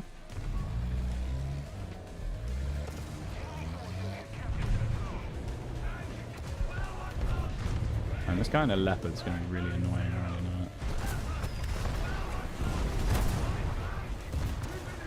Where from? The left-hand side. All the way out here. Nice. See, sometimes it doesn't really matter what you do. You go to a good position, you get locked in, you start getting shots off, things are looking good, enemies are appearing. Doesn't matter though, because you died to some other fucker on the other side of the map anyway. Hey. Just think for a minute though, right? The swings we all took there. We fired, what, 3 or 4 missiles off, we hit one guy. I bet this guy back here is there's a guy down there, I bet it's a swing fire as well. But like, we took a bunch of shots at those people there. We didn't really do all that much. Now just think for a second if we were in this tank instead of the elephant there.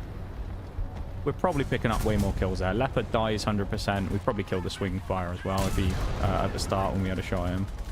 But there's probably a lot of opportunities for us to get kills early on that we just didn't get because of the tank we're in.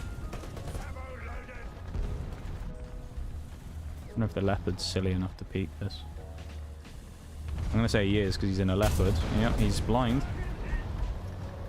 My boy needs to go to Specsavers. An old reference. Ooh, FE 4005. The shit's barn, as it's affectionately known.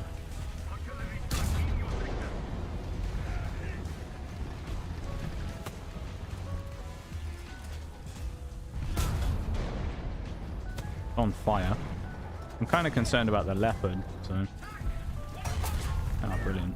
Turret break. Our team's just been splintered in the town, so...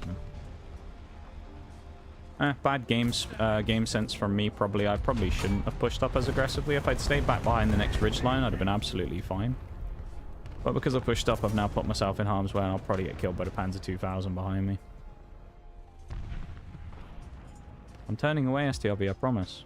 And they killed me. I mean, look at it. Our team's just been fucking fingered in the town. Absolutely fisted. And now we've just been pushed out. Nothing we can do. Horrible, really. Not good.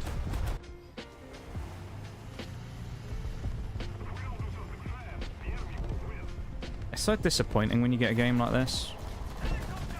If only I'd stayed alive in the striker, you know? We could have held up the front line. Would have made all the difference. Crazy. If I'd been alive, we'd have survived. I'm telling you. If the striker was still alive, we'd have been in there, fighting our cause, stopping them from pushing. That STRV wouldn't have got anything out of me. He'd have been killed. Probably not, actually. I mean, it's a swing. It's a striker. But we gotta hype ourselves up, you know? Gotta hype myself up. No one else gonna hype me up. I gotta hype myself up. Oh, nice. I'm fucking dead again because I'm an idiot. GG. Actually, we should jet out here. We're just dead. There's no point like continuing that on. We pushed up, tried to get into a shot. That guy reappeared out of nowhere and then caught me in the side, so... We ain't moving anywhere. We can't shoot. Might as well just fucking die.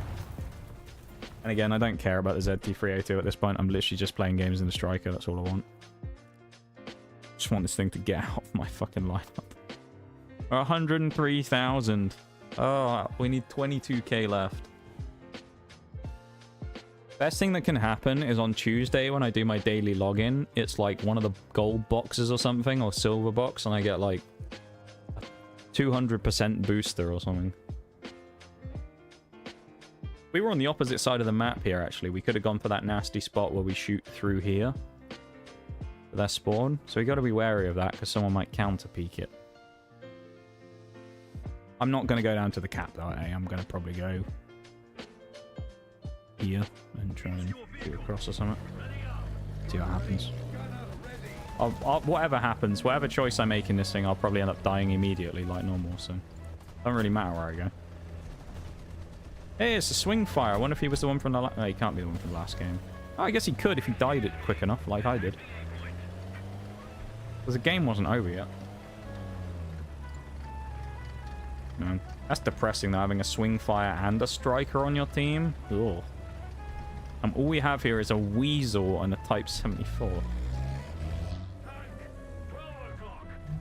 They have a Feroz.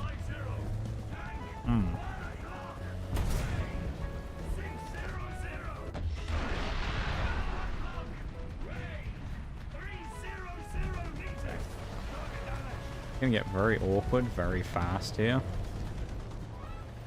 If anyone swings this side like that Feroz, who we know is there, I am in big trouble.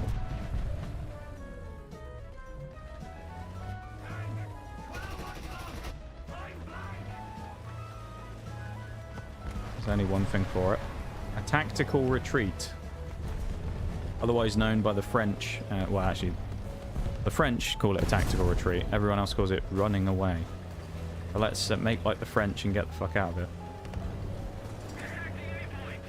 Don't fancy being a free meal for one of those heavies up there.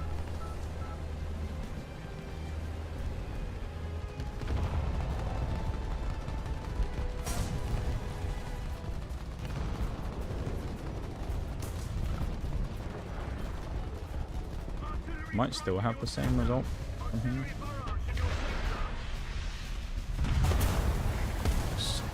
It's just...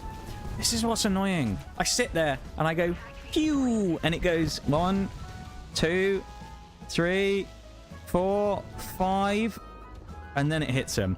Rakuten comes around the corner and just goes bang, bang, bang, bang, bang, fires like 5 fucking missiles, and I'm dead in 1 second.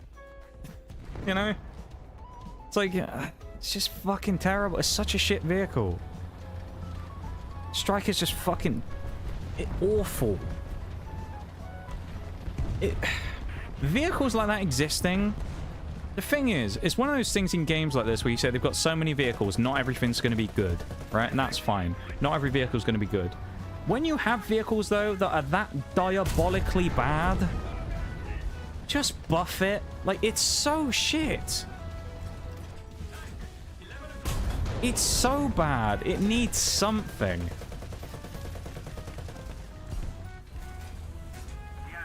Like, dear fucking lord, it is so bad. The time to kill takes so long. Yeah, like, if you fight against any other missile in the game, like this Feroz, he'd have fired about 3 or 4 missiles at me by the time mine hit him there. And he's only 200 meters away, probably. It's just awful. They're just... It just makes me fucking mad playing this thing. Because it's just... There are so many vehicles out there that aren't great, but they're workable. You know, like, you can make them work. With a bit of skill and a bit of, like, luck here and there, you can make something happen with them. And then there's vehicles like that thing that are just so shit. It's, like, not worth fucking playing. The only reason I'm playing it, and the only reason I've continued playing it, is because of the spade. If I wasn't spading everything in the game, I 100% would have skipped it by now. Of course. Stupid little goofy fucking TD pulling out around the corner, of course. Mr. Russian man kills me. In his American premium, though. That's not very communist of him.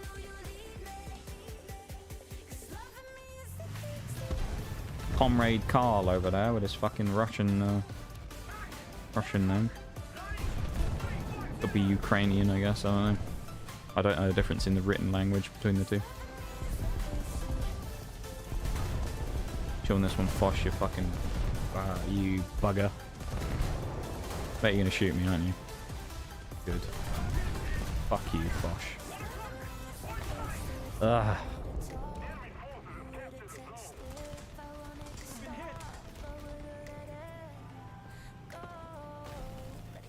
Thank you for the redeems, Raz. The fuck are you, heavy tank? Further around the corner than I can lurk. Okay. I don't have the pull on this thing like I do in the fucking... There's the one situation where I wish I had more pull on my rockets and they weren't quite as lateral. Do I risk it on the M103, eat the hit and then fire? You know what? I'm feeling like it. Why not? Peek me. He's run off. Look at him, he's run off. He's gone down now. That's hilarious. Ah, man. Was he coming back? Silly Panzer 2000. He is coming back right as I peek round the corner. I mean. Double. Can I go to 3? Oh no, we died to Captain Premium again. Maybe if you spend a few more dollars, your luck will be better. You know? Maybe that's how the game works. Shite game. We're going to switch to BRB. I'm going to go stretch my legs real quick, do my usual thing for the BRB, and then we'll come back. We'll probably play like 1 or 2 more games, and then we'll wrap up for the night, probably. Okay? So, I'll be back in a sec, and then we'll carry on, do like 1 or 2 more games in this fucking infernal thing. Be done for the day.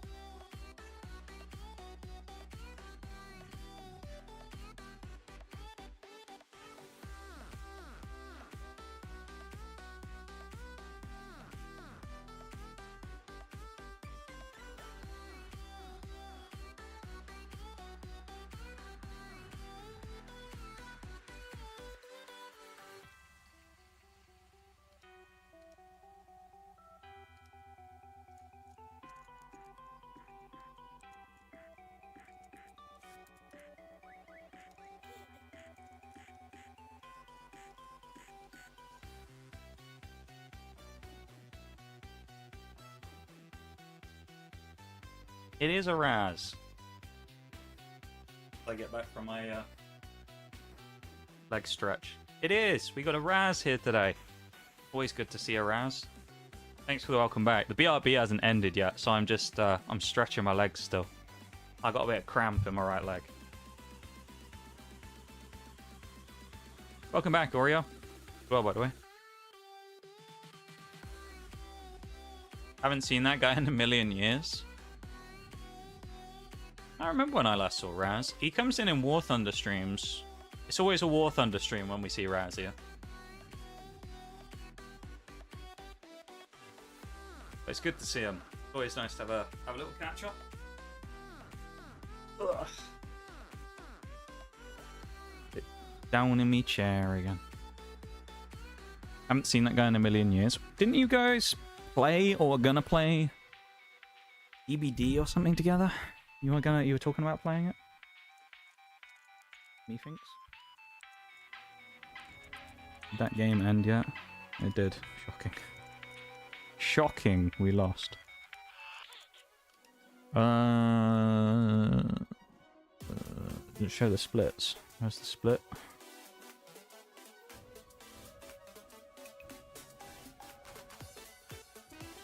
$300. Jesus. I'll tell you what we'll do. We'll use up the booster. How about that? So we got like 3 more games. Yeah, we did like months ago. Yeah. I remember you, I think you talked about it here in stream, funnily enough. I'm fairly certain you did. You came in here. That might have been the last time you saw Raz. I think you were here in stream. You were like, yeah, we did play DVD.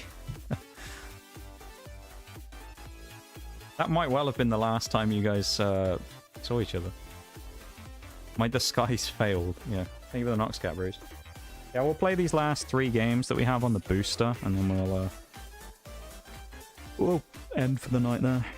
How much do you think we can get in 3 games? Do you guys think we can get 21,000 XP in 3 games? You reckon? Do you think it's possible? 21,000? 7,000 XP in the striker apiece? I don't even know if it's possible to get that much XP in 1 vehicle in a game, to be honest. We'd have to kill, like, 10 people or something in it.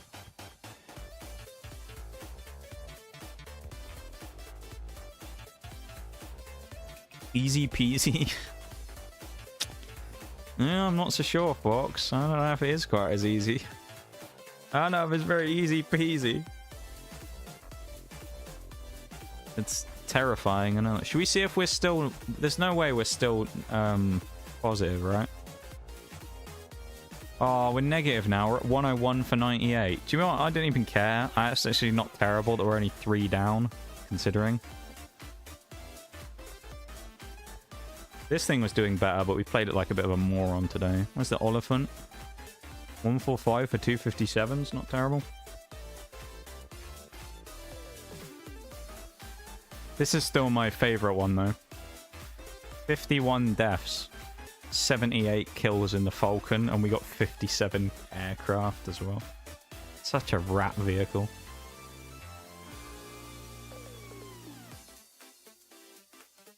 To be fair, I was lurking in the corner watching tabs or the 100%. Hey, oh. Well, I appreciate that, man. Thank you for lurking. Always much appreciated when people come in and hang out, you know? So thank you for that.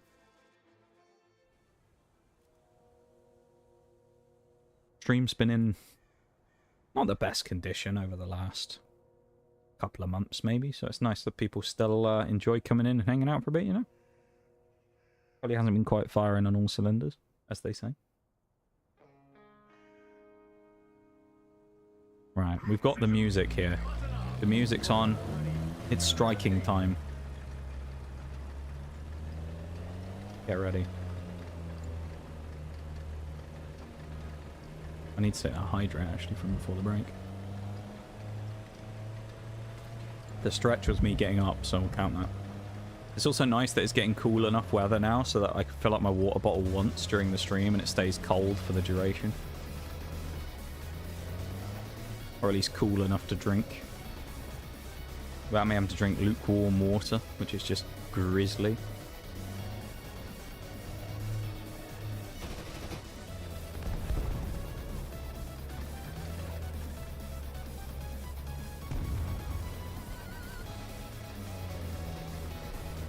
I'm going to stay more towards this side of the map, I think. Mainly because we have people here.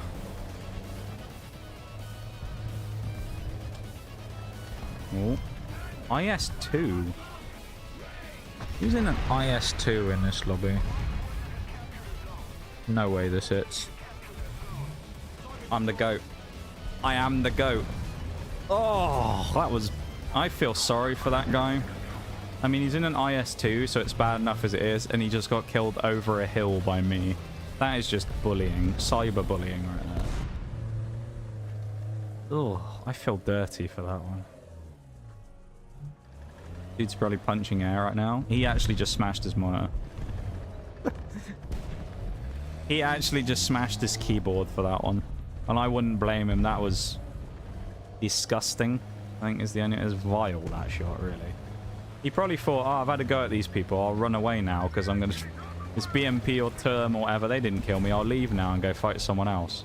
Little does he know, the striker's always watching. Was it months ago? Time to disappear again and come back with the milk. You better not go disappearing on us, Raz. I swear to God.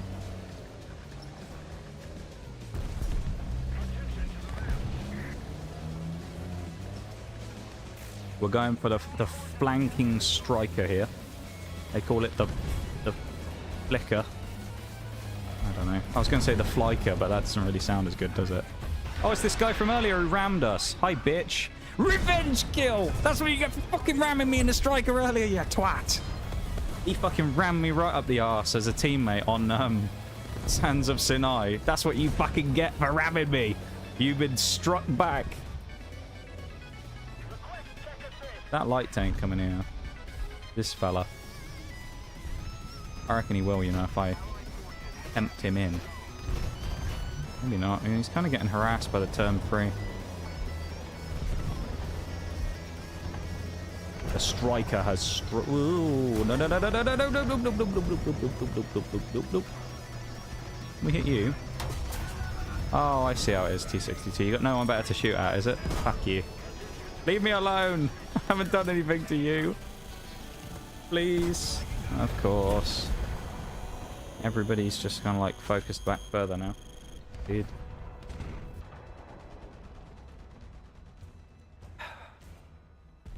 Now we got 2 kills. I'll fight you. Yeah. That's the thing is as well. Coming from you, that's a genuine threat. You will fight people. You know? That's what happened, guys. She said she was going to fight me all those times, and when I came over there, I got at the airport, you know, remember when I was soaking wet? Shucking it down with rain, it's soaking wet. It was a bleak day when I got to the airport in America, you know. Soaking wet in my denim jacket, it was terrible. And the first thing that happened is she walked up and just hit me with a cheeky little left-right good night, you know. I was just sparked out on the pavement. Terrible. And I said, well, you did say she was going to fight me, to be fair. So, yeah, I took my medicine. The joke, in case anyone can't figure that out. I'm sure you all can, but just in case. I wasn't physically assaulted when... Had to drag him to the car, yeah. Well, that's not how I remember it, actually, Ori. I don't think you dragged me to the car. I think you handcuffed me to the back bumper and dragged me back to your house. I think that's what actually happened, and now I remember rightly. Yeah, it's a little bit spotty because I was dipping in and out of consciousness while it happened, from what I remember, you know, from the amount of head injuries I took, bashing into, like, manhole covers on the road and things, and the curb. So, you know... There's someone actually out there who's in this stream at some point that's going to hear all this random shit and be like, God, this person's the worst. Head injury, sportsmanlike. Welcome in, Shags. Not very sportsmanlike, mate. Not very sportsmanlike, those head injuries. I'll tell you what isn't sportsmanlike, Shag. Fucking crippling people and putting them in the hospital. That's what's not sportsmanlike, you know? That's the only view of sportsmanship I have. What a weirdo, dude, that guy was. How you doing, mate? How are we, Shags? Well, we're going to get an XP bonus for our striker, which is nice. That's worse. That's cringe. I mean, yeah, that guy was pretty cringe.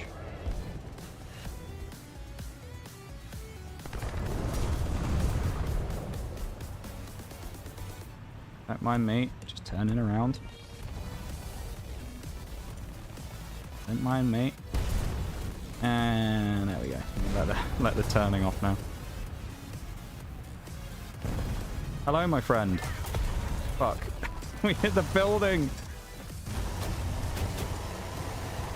Driver, please pull yourself together. You've only been shot by a tank shell. It's fine. There we go. I actually am kind of sad I couldn't save that SPAA because he was an absolute hero. But hey, at least they get the... It's that T62 again. Brother. He's got Tiger 1 in front of him as well. What the fuck? At least they get disability benefits. What, me getting Me getting dragged around. To be fair, when we went and met at the airport, it actually took a while for that to happen anyway, because as I've said many a time, it was chucking it down outside. It was like storming levels of rain, and I didn't know where I was going, and I was getting soaked. The rain started the second I left the airport terminal, and I had no idea. Well, I knew roughly where I was going, but what I realized shortly after saying, I'll come and meet you where you are, is I didn't realize or didn't take into account the fact that I was going to be finding you in a parking lot for an airport, which had like 5,000 cars in it. And so I realized shortly after saying, I'll meet you there, and then not having any signal, I was a little bit fucked. So, yeah, then it was me walking for 10 minutes getting soaked. So, took a while for that to happen before we actually met up. And then I got put on the, you know, left, right, good nighted.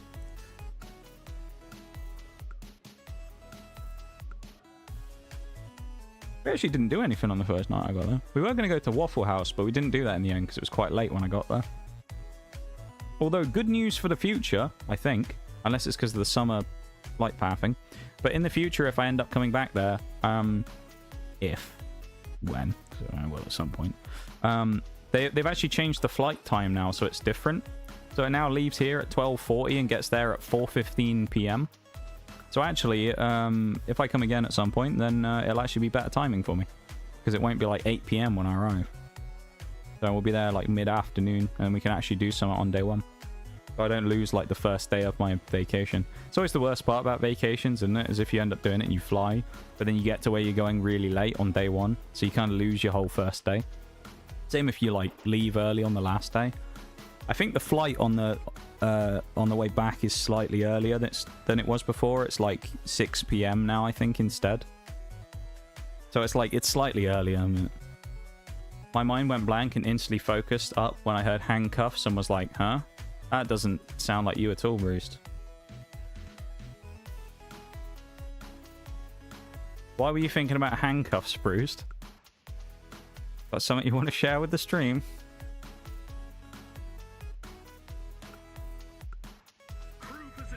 Bruce is the type of person to kidnap them and handcuff them with fluffy handcuffs instead. Just to be even more psychologically damaging. He ain't even going to use fucking metal ones. He's just going to use fucking fluffy handcuffs that he bought from a £1 shop. Or something. I was pretty tired on day one, in fairness, yeah.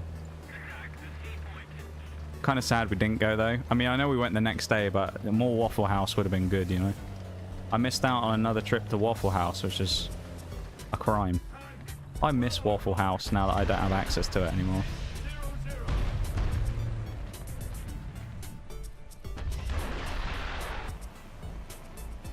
We try this. Alright, ZSU. Alright. Go fuck yourself. We're going after that T10 instead. That'll be an easy kill. Sounds like someone who might have been crazy once. As I pointed out earlier, Shags, crazy once implies that he isn't crazy now. But we all know Bruised has always been crazy. Crazy? He's always been crazy. Bruised, what is the rubber banding on that fucking shot, dude? We all saw that, right? Waffle House does sound amazing right now. It really does. One of those hash brown bowls with sausage. Oh man, that sounds good. That sounds really good. I've been kind of craving chicken sandwiches all week. I was saying about this the other day as well. Just like, man, one of those like Popeyes chicken sandwiches sounds pretty good right now. Was crazy once, yeah. Bruce has always been crazy, man. He's just a crazy guy. The only chance there are this T10 crossing this gap.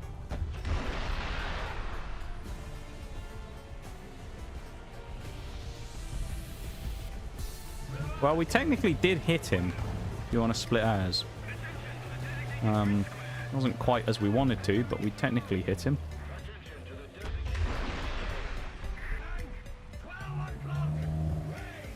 Nice. Oh, it's Gravedigger. Me and Mirage played a game with him the other day. Oh, brilliant. Love you too, Marder. Just wait until I shove a fucking missile right in your jaw in a minute, you bugger. Waffle sounds great. Yeah, waffle sounds good as well. I really enjoy going to Waffle House. I can't wait to go back there. Great place, Waffle House.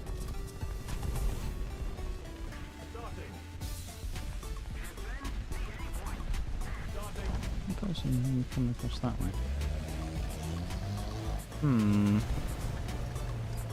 Let's just face this way, just in case.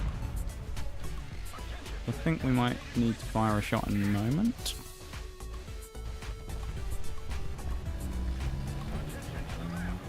Oh no.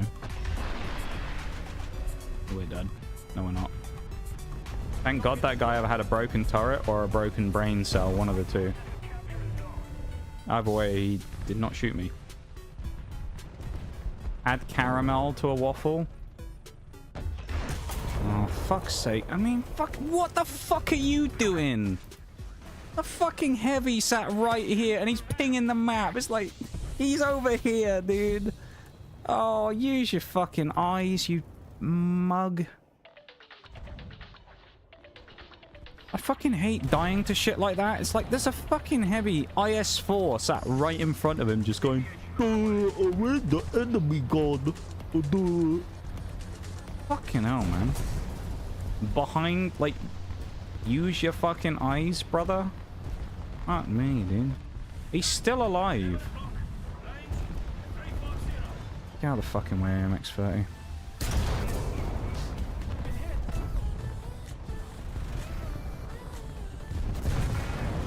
And he kills me. Oh my god. He's still sat there. Oh, I want to actually reach through the screen and bitch slap this IS fucking 4, dude. Give him a little fucking backhand. Be like, wake up, you stupid fuck. What is he doing? Fucking hell. War Thunder players actually might be the most, like, fucking sleepy community when it comes to playing their game. That, like, 90% of them are actually just unconscious while playing, I think. You wouldn't know the difference between an unconscious person and a War Thunder player if you watch their gameplay. They're exactly the same. He still finally swings him, and I still get the kill after dying to him twice, and then I still get him.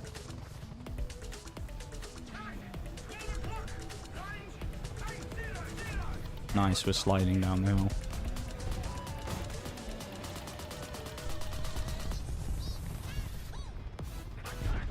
Looked like I hit him, but okay. Most drinks over here are free refill, like in the movies. That is true. Is coffee refilled, like in the movies? Yeah, it is in Waffle House, yeah.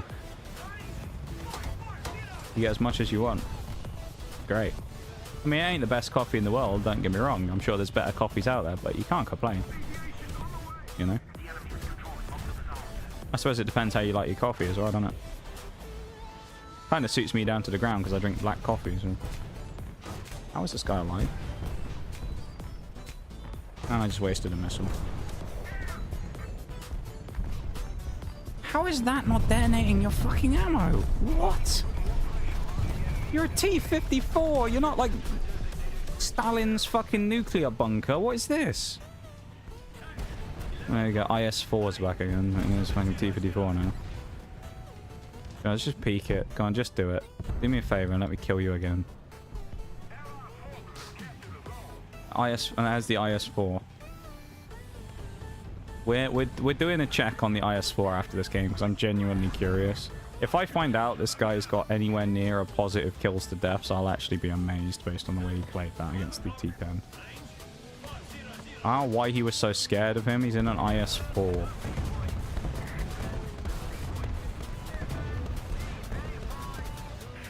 Yeah, alcohol is not going to be free. Oh my god, free refills. Plain waffle with syrup sounds good right now. Or pancakes, that sounds good as well. Your pancakes sound good now.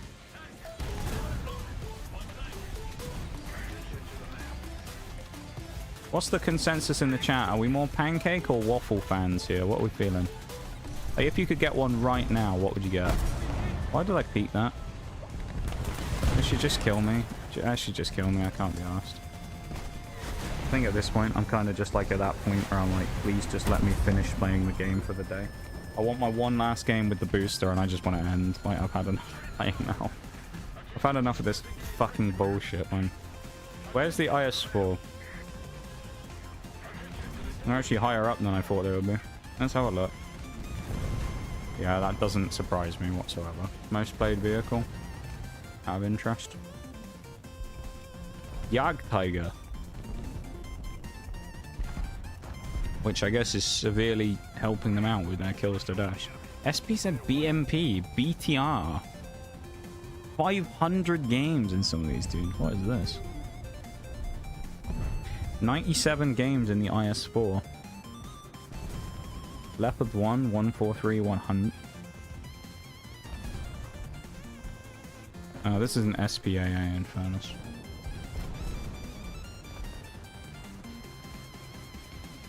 Wait a minute. One's in a T-34. And a... God. So essentially this guy plays like heavies and he's fine, and then anything that has no armor, he just instantly dies in every time and has like one in every 3 games he gets a kill. So he should have been in his good vehicle there. So that doesn't explain why he still was a pussy and wouldn't fight the T10. But there you go. Final game of the night. No matter what, I'm kind of just mentally checked out now, to be honest. They're the same. Okay, equal footing. Fair enough. As long as it's a belter of a coffee. Yeah, it was a belter, to be fair. Was a belter of a coffee. Fluffy pancakes for me, please. Fair enough. I think both of them have their merits, and I like both of them. If I was going to have one right now, I think a waffle sounds better right now. But both of them are pretty decent. You know. Even better if they're free. You know what else you can do for free? You can use a Twitch Prime sub to subscribe to the channel for free and get rid of the ads. Yeah. You can if you want, but... It is September after all. Hugh, Hugh, Hugh. Please put me in a match. Let me end the suffering of today. Where are we on this now as well? 84. Not great. I mean, 19k. We'll be done with this next time. At least, but... Jesus. We need a big game here. Big game. 2000 XP. That's what we need. Even 1000. I mean, fuck it. Bit rather. Give me some.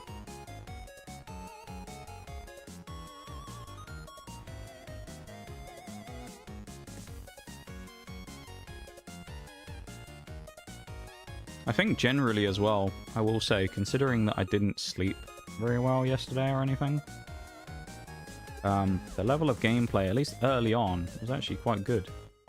Played alright. I mean, first game of the day, I dropped 9 kills, including 5 in the striker, so... Maybe it's like a, you know, it's like a resilient, resistance type thing, you know? Ooh, Arrow C. Single cap Arrow C. Ooh, this would be weird. But it's like one of those things where, like, the more you play the striker, you become, like, so despondent from playing it that it becomes, like, hellish to go near it. Like a cursed artifact, you know? Like, the more you play the striker, the more you just dislike playing the game in general. And so, like, at the start, when I was still fresh and I played my first game, I got 5 kills because I hadn't been tainted by it yet.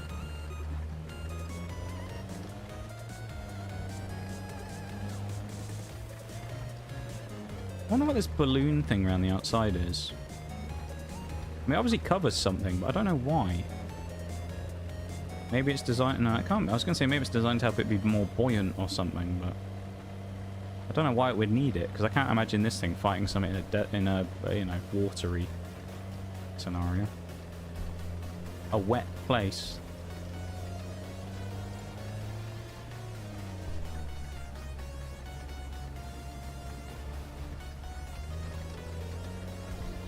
any takers.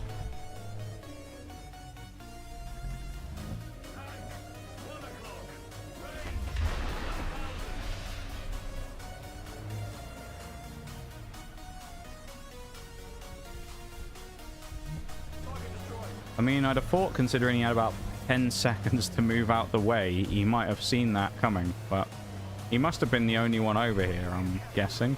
Because I certainly am for my team, so that's a bit scary. Uh-oh. We got a kill, though, that's the main thing. He was blind. Apparently. I mean, it seemed like he was looking down here, and I guess he got blindsided. That's quite funny, though. At least we got a kill. That's the main thing. We've got our first kill of the game. There's also a Magag 6 just beelining it through the middle of the map here, so I'm kind of a bit wary. He may well just come up here in a minute and start shooting these people in the side, but I reckon as well that that Type 74 is going to come back, because if he's gone there once, maybe he's went to the wrong spawn or something, but I see him probably going to the other side. You're right there that he was blind. You know. Guy was, or he was certainly not paying attention at all to what was going on.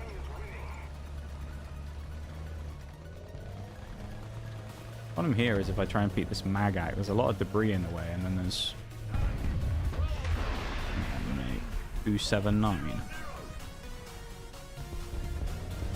And there's the Magak 6. That turn, I thought he just saved himself with that. I was gonna say, sorry, if I hit him in the back, don't kill him now, I'm gonna be livid. He's getting away. No? Okay. I mean, I'd rather dodge the 279 than fight him, honestly, so that's not the end of the world. I'd prefer not to fight an Object 279. Give it a hydrate too. I'll do that right now. 2 kills so far, though.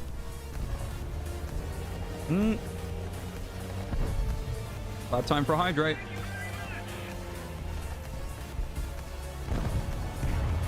This medium here, I think, is going to cross where the 279 was. So I just killed someone, so he's still there, 279. I don't want a machine gun because it gives my position away. Oh, fucking hell. I coming as well, though. Alright, I've got to actually give away my my rights to safety here. And there's a bloody SPAA coming that I'm going to have to just light up if he comes around this corner, and he's going to.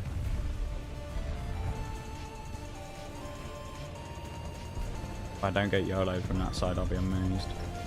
Maybe he turned, but... Oh, there's a light behind me as well. This is horrible, this situation right now. You know, I'm just... Oh, God, that was close. This is horrible. This situation is awful here. I think we're better off here third-personing these as well. Maybe. Moves out the way. Yeah, of course. Good old 279. He's going to get a better shot on me there, actually. Unbelievable, dude. Medium from there is going to shoot me. I need to get lower down. It's fucking 279, dude. Honestly. Oh, fuck yourself, man. Honestly. Fuck you, 279. I hope that $1,200 fucking dollars or whatever it was worth it. Fuck you.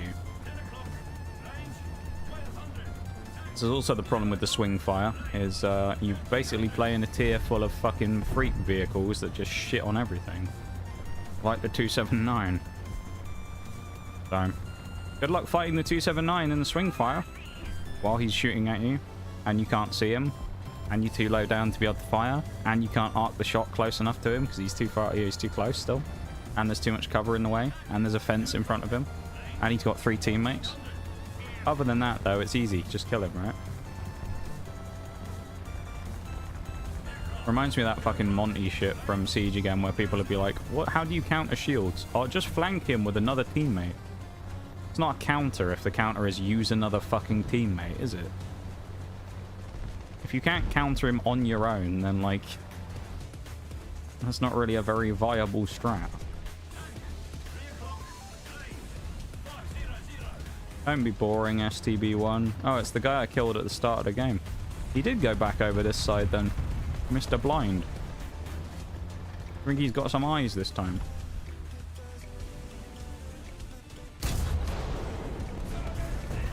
Well, I guess we'll never find out. Was a 279 a lifestyle? Yes, he's got 7 kills. What a scumbag. 8 kills. Scumbag, dude. Anyone who plays the 279 in my eyes is just kind of a scumbag, though. Just because they're playing the 279.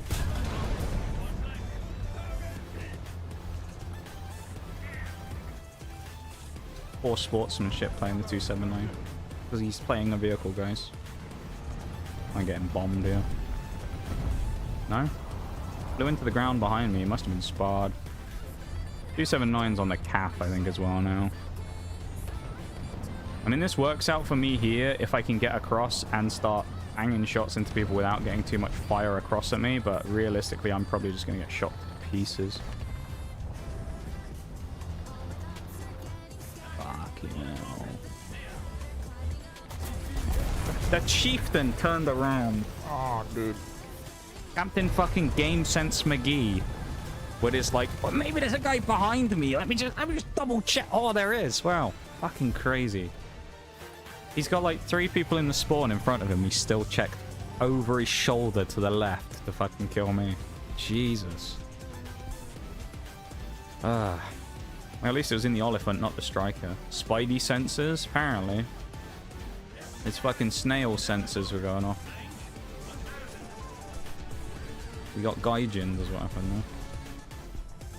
The duality of War Thunder. We play against the fucking blind guy in the Type 74, and then we died to that.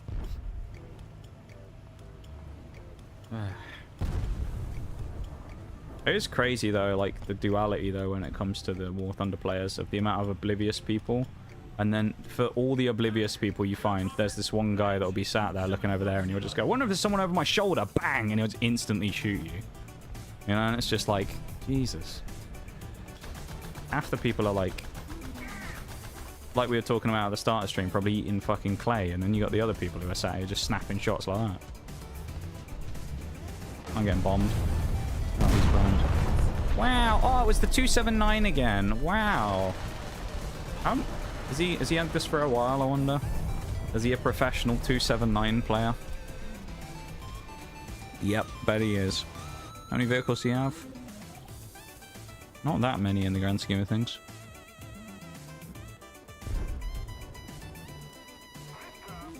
Most played vehicle is a premium low-tier Russian heavy.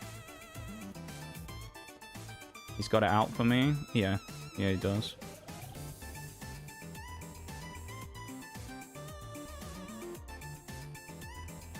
Where's the 279 in this? I mean... like, what is this, dude? 642 games. 4,000 kills. Where's the 279? I mean, look at him. He's a fucking low-tier hero. Where's the 279? That can be his highest rank. Oh, he plays... okay, we'll get rid of planes now. 86 games, nearly 500 kills. Jesus fucking Christ. So his highest vehicle of any nation is a plane at rank 7. Alright.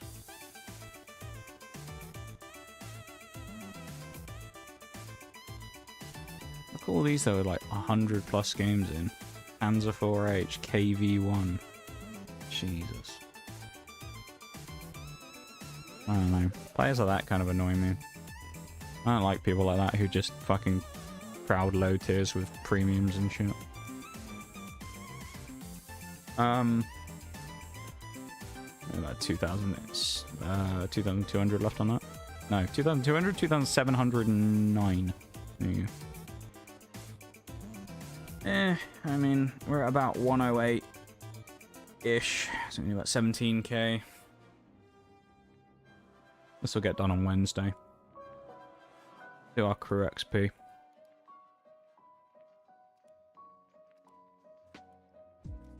Oh yeah, we're on radio operator, aren't we? God, that's satisfying, finishing nearly a full bar of that in time. Radio comms? What's this? Affects the range at which enemy players detected by the allied team are displayed. That seems helpful.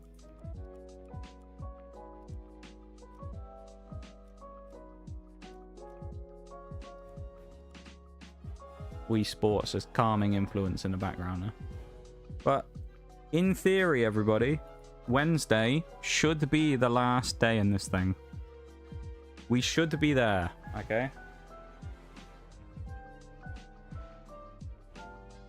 I can't tell you how good it is going to feel to get rid of this thing and switch it for another vehicle. Because, oh my lord, do I not want to play this thing anymore. I really don't. So, we're like 1 day away from finishing it. And then, realistically, it's probably the worst vehicle we have to play still. I mean, there's some stuff that we know is crap, like the Rapier's kind of ass, but yeah. I don't know what we started out on this, so I can't say if we did a good job working the XP on this today, but we're 127,000 away. I remember we unlocked the Stormer AD last time on stream, so we probably would have been somewhere near maxed out on this. I don't know. So we probably had like 20,000 on it or something. I mean, look at the VOD if we want to. Oh, we can also look at the OSA now. Hang on. Let's do this real quick, because I wanted to check this thing out and see if it's actually any good. Is the OSA good? It's a bit of a looker, isn't it? Look at this thing. An Indian crew. I guess we got the Indian crew voices going. F-alt. Oh, do I have to manually? It doesn't have a thingy. Why is it not picking any of them up on the radar? What? Picking up that. Oh, can it not hit anything close to it? Oh, that's a hell of a zoom. Oh no. This is going to be... Oh. Oh, not this much. And it can't aim down.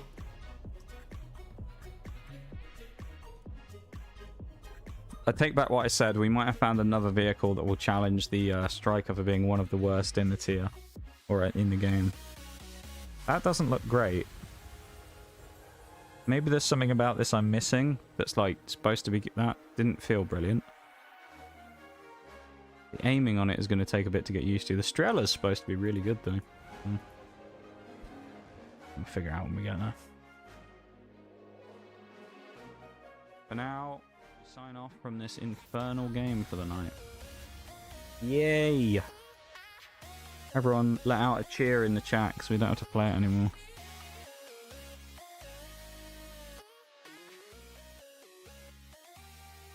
I am quite happy to close the game today. That was quite painful. You know, we made some progress. So. What I am going to do real quick though is I'm going to wind down the YouTube stream. So thank you everyone for hanging out on YouTube. Much appreciated. If there's anyone still there, thank you. If you want to check it out, exclamation mark YT. It's been pinned at the top of the chat the whole time, but I'll drop one there for you anyway. Go over, drop a like on it. We only got to 5 today, which is pretty low compared to what we've been doing recently. So we've been hitting like 8s and 9s. So go on, get us one more before the end of stream. Get us up to 6. Go on, make it a nice even number. How about it? Either way, though, I am going to end it there. So thank you very much, YouTube folks, for hanging out. As always, much appreciated. I am going to end the stream there, and I'll be back on Tuesday with some more Outer Worlds. So, yeah. I did look into that, by the way, as well, Outer Worlds. It's quite complicated getting some of the achievements. Some of those story choice ones are like very finicky the way you have to do them, so odd. Anyway, YouTube folks, have a good one. I'll see you on Tuesday for more Outer Worlds 100% achievements completion. Bye bye.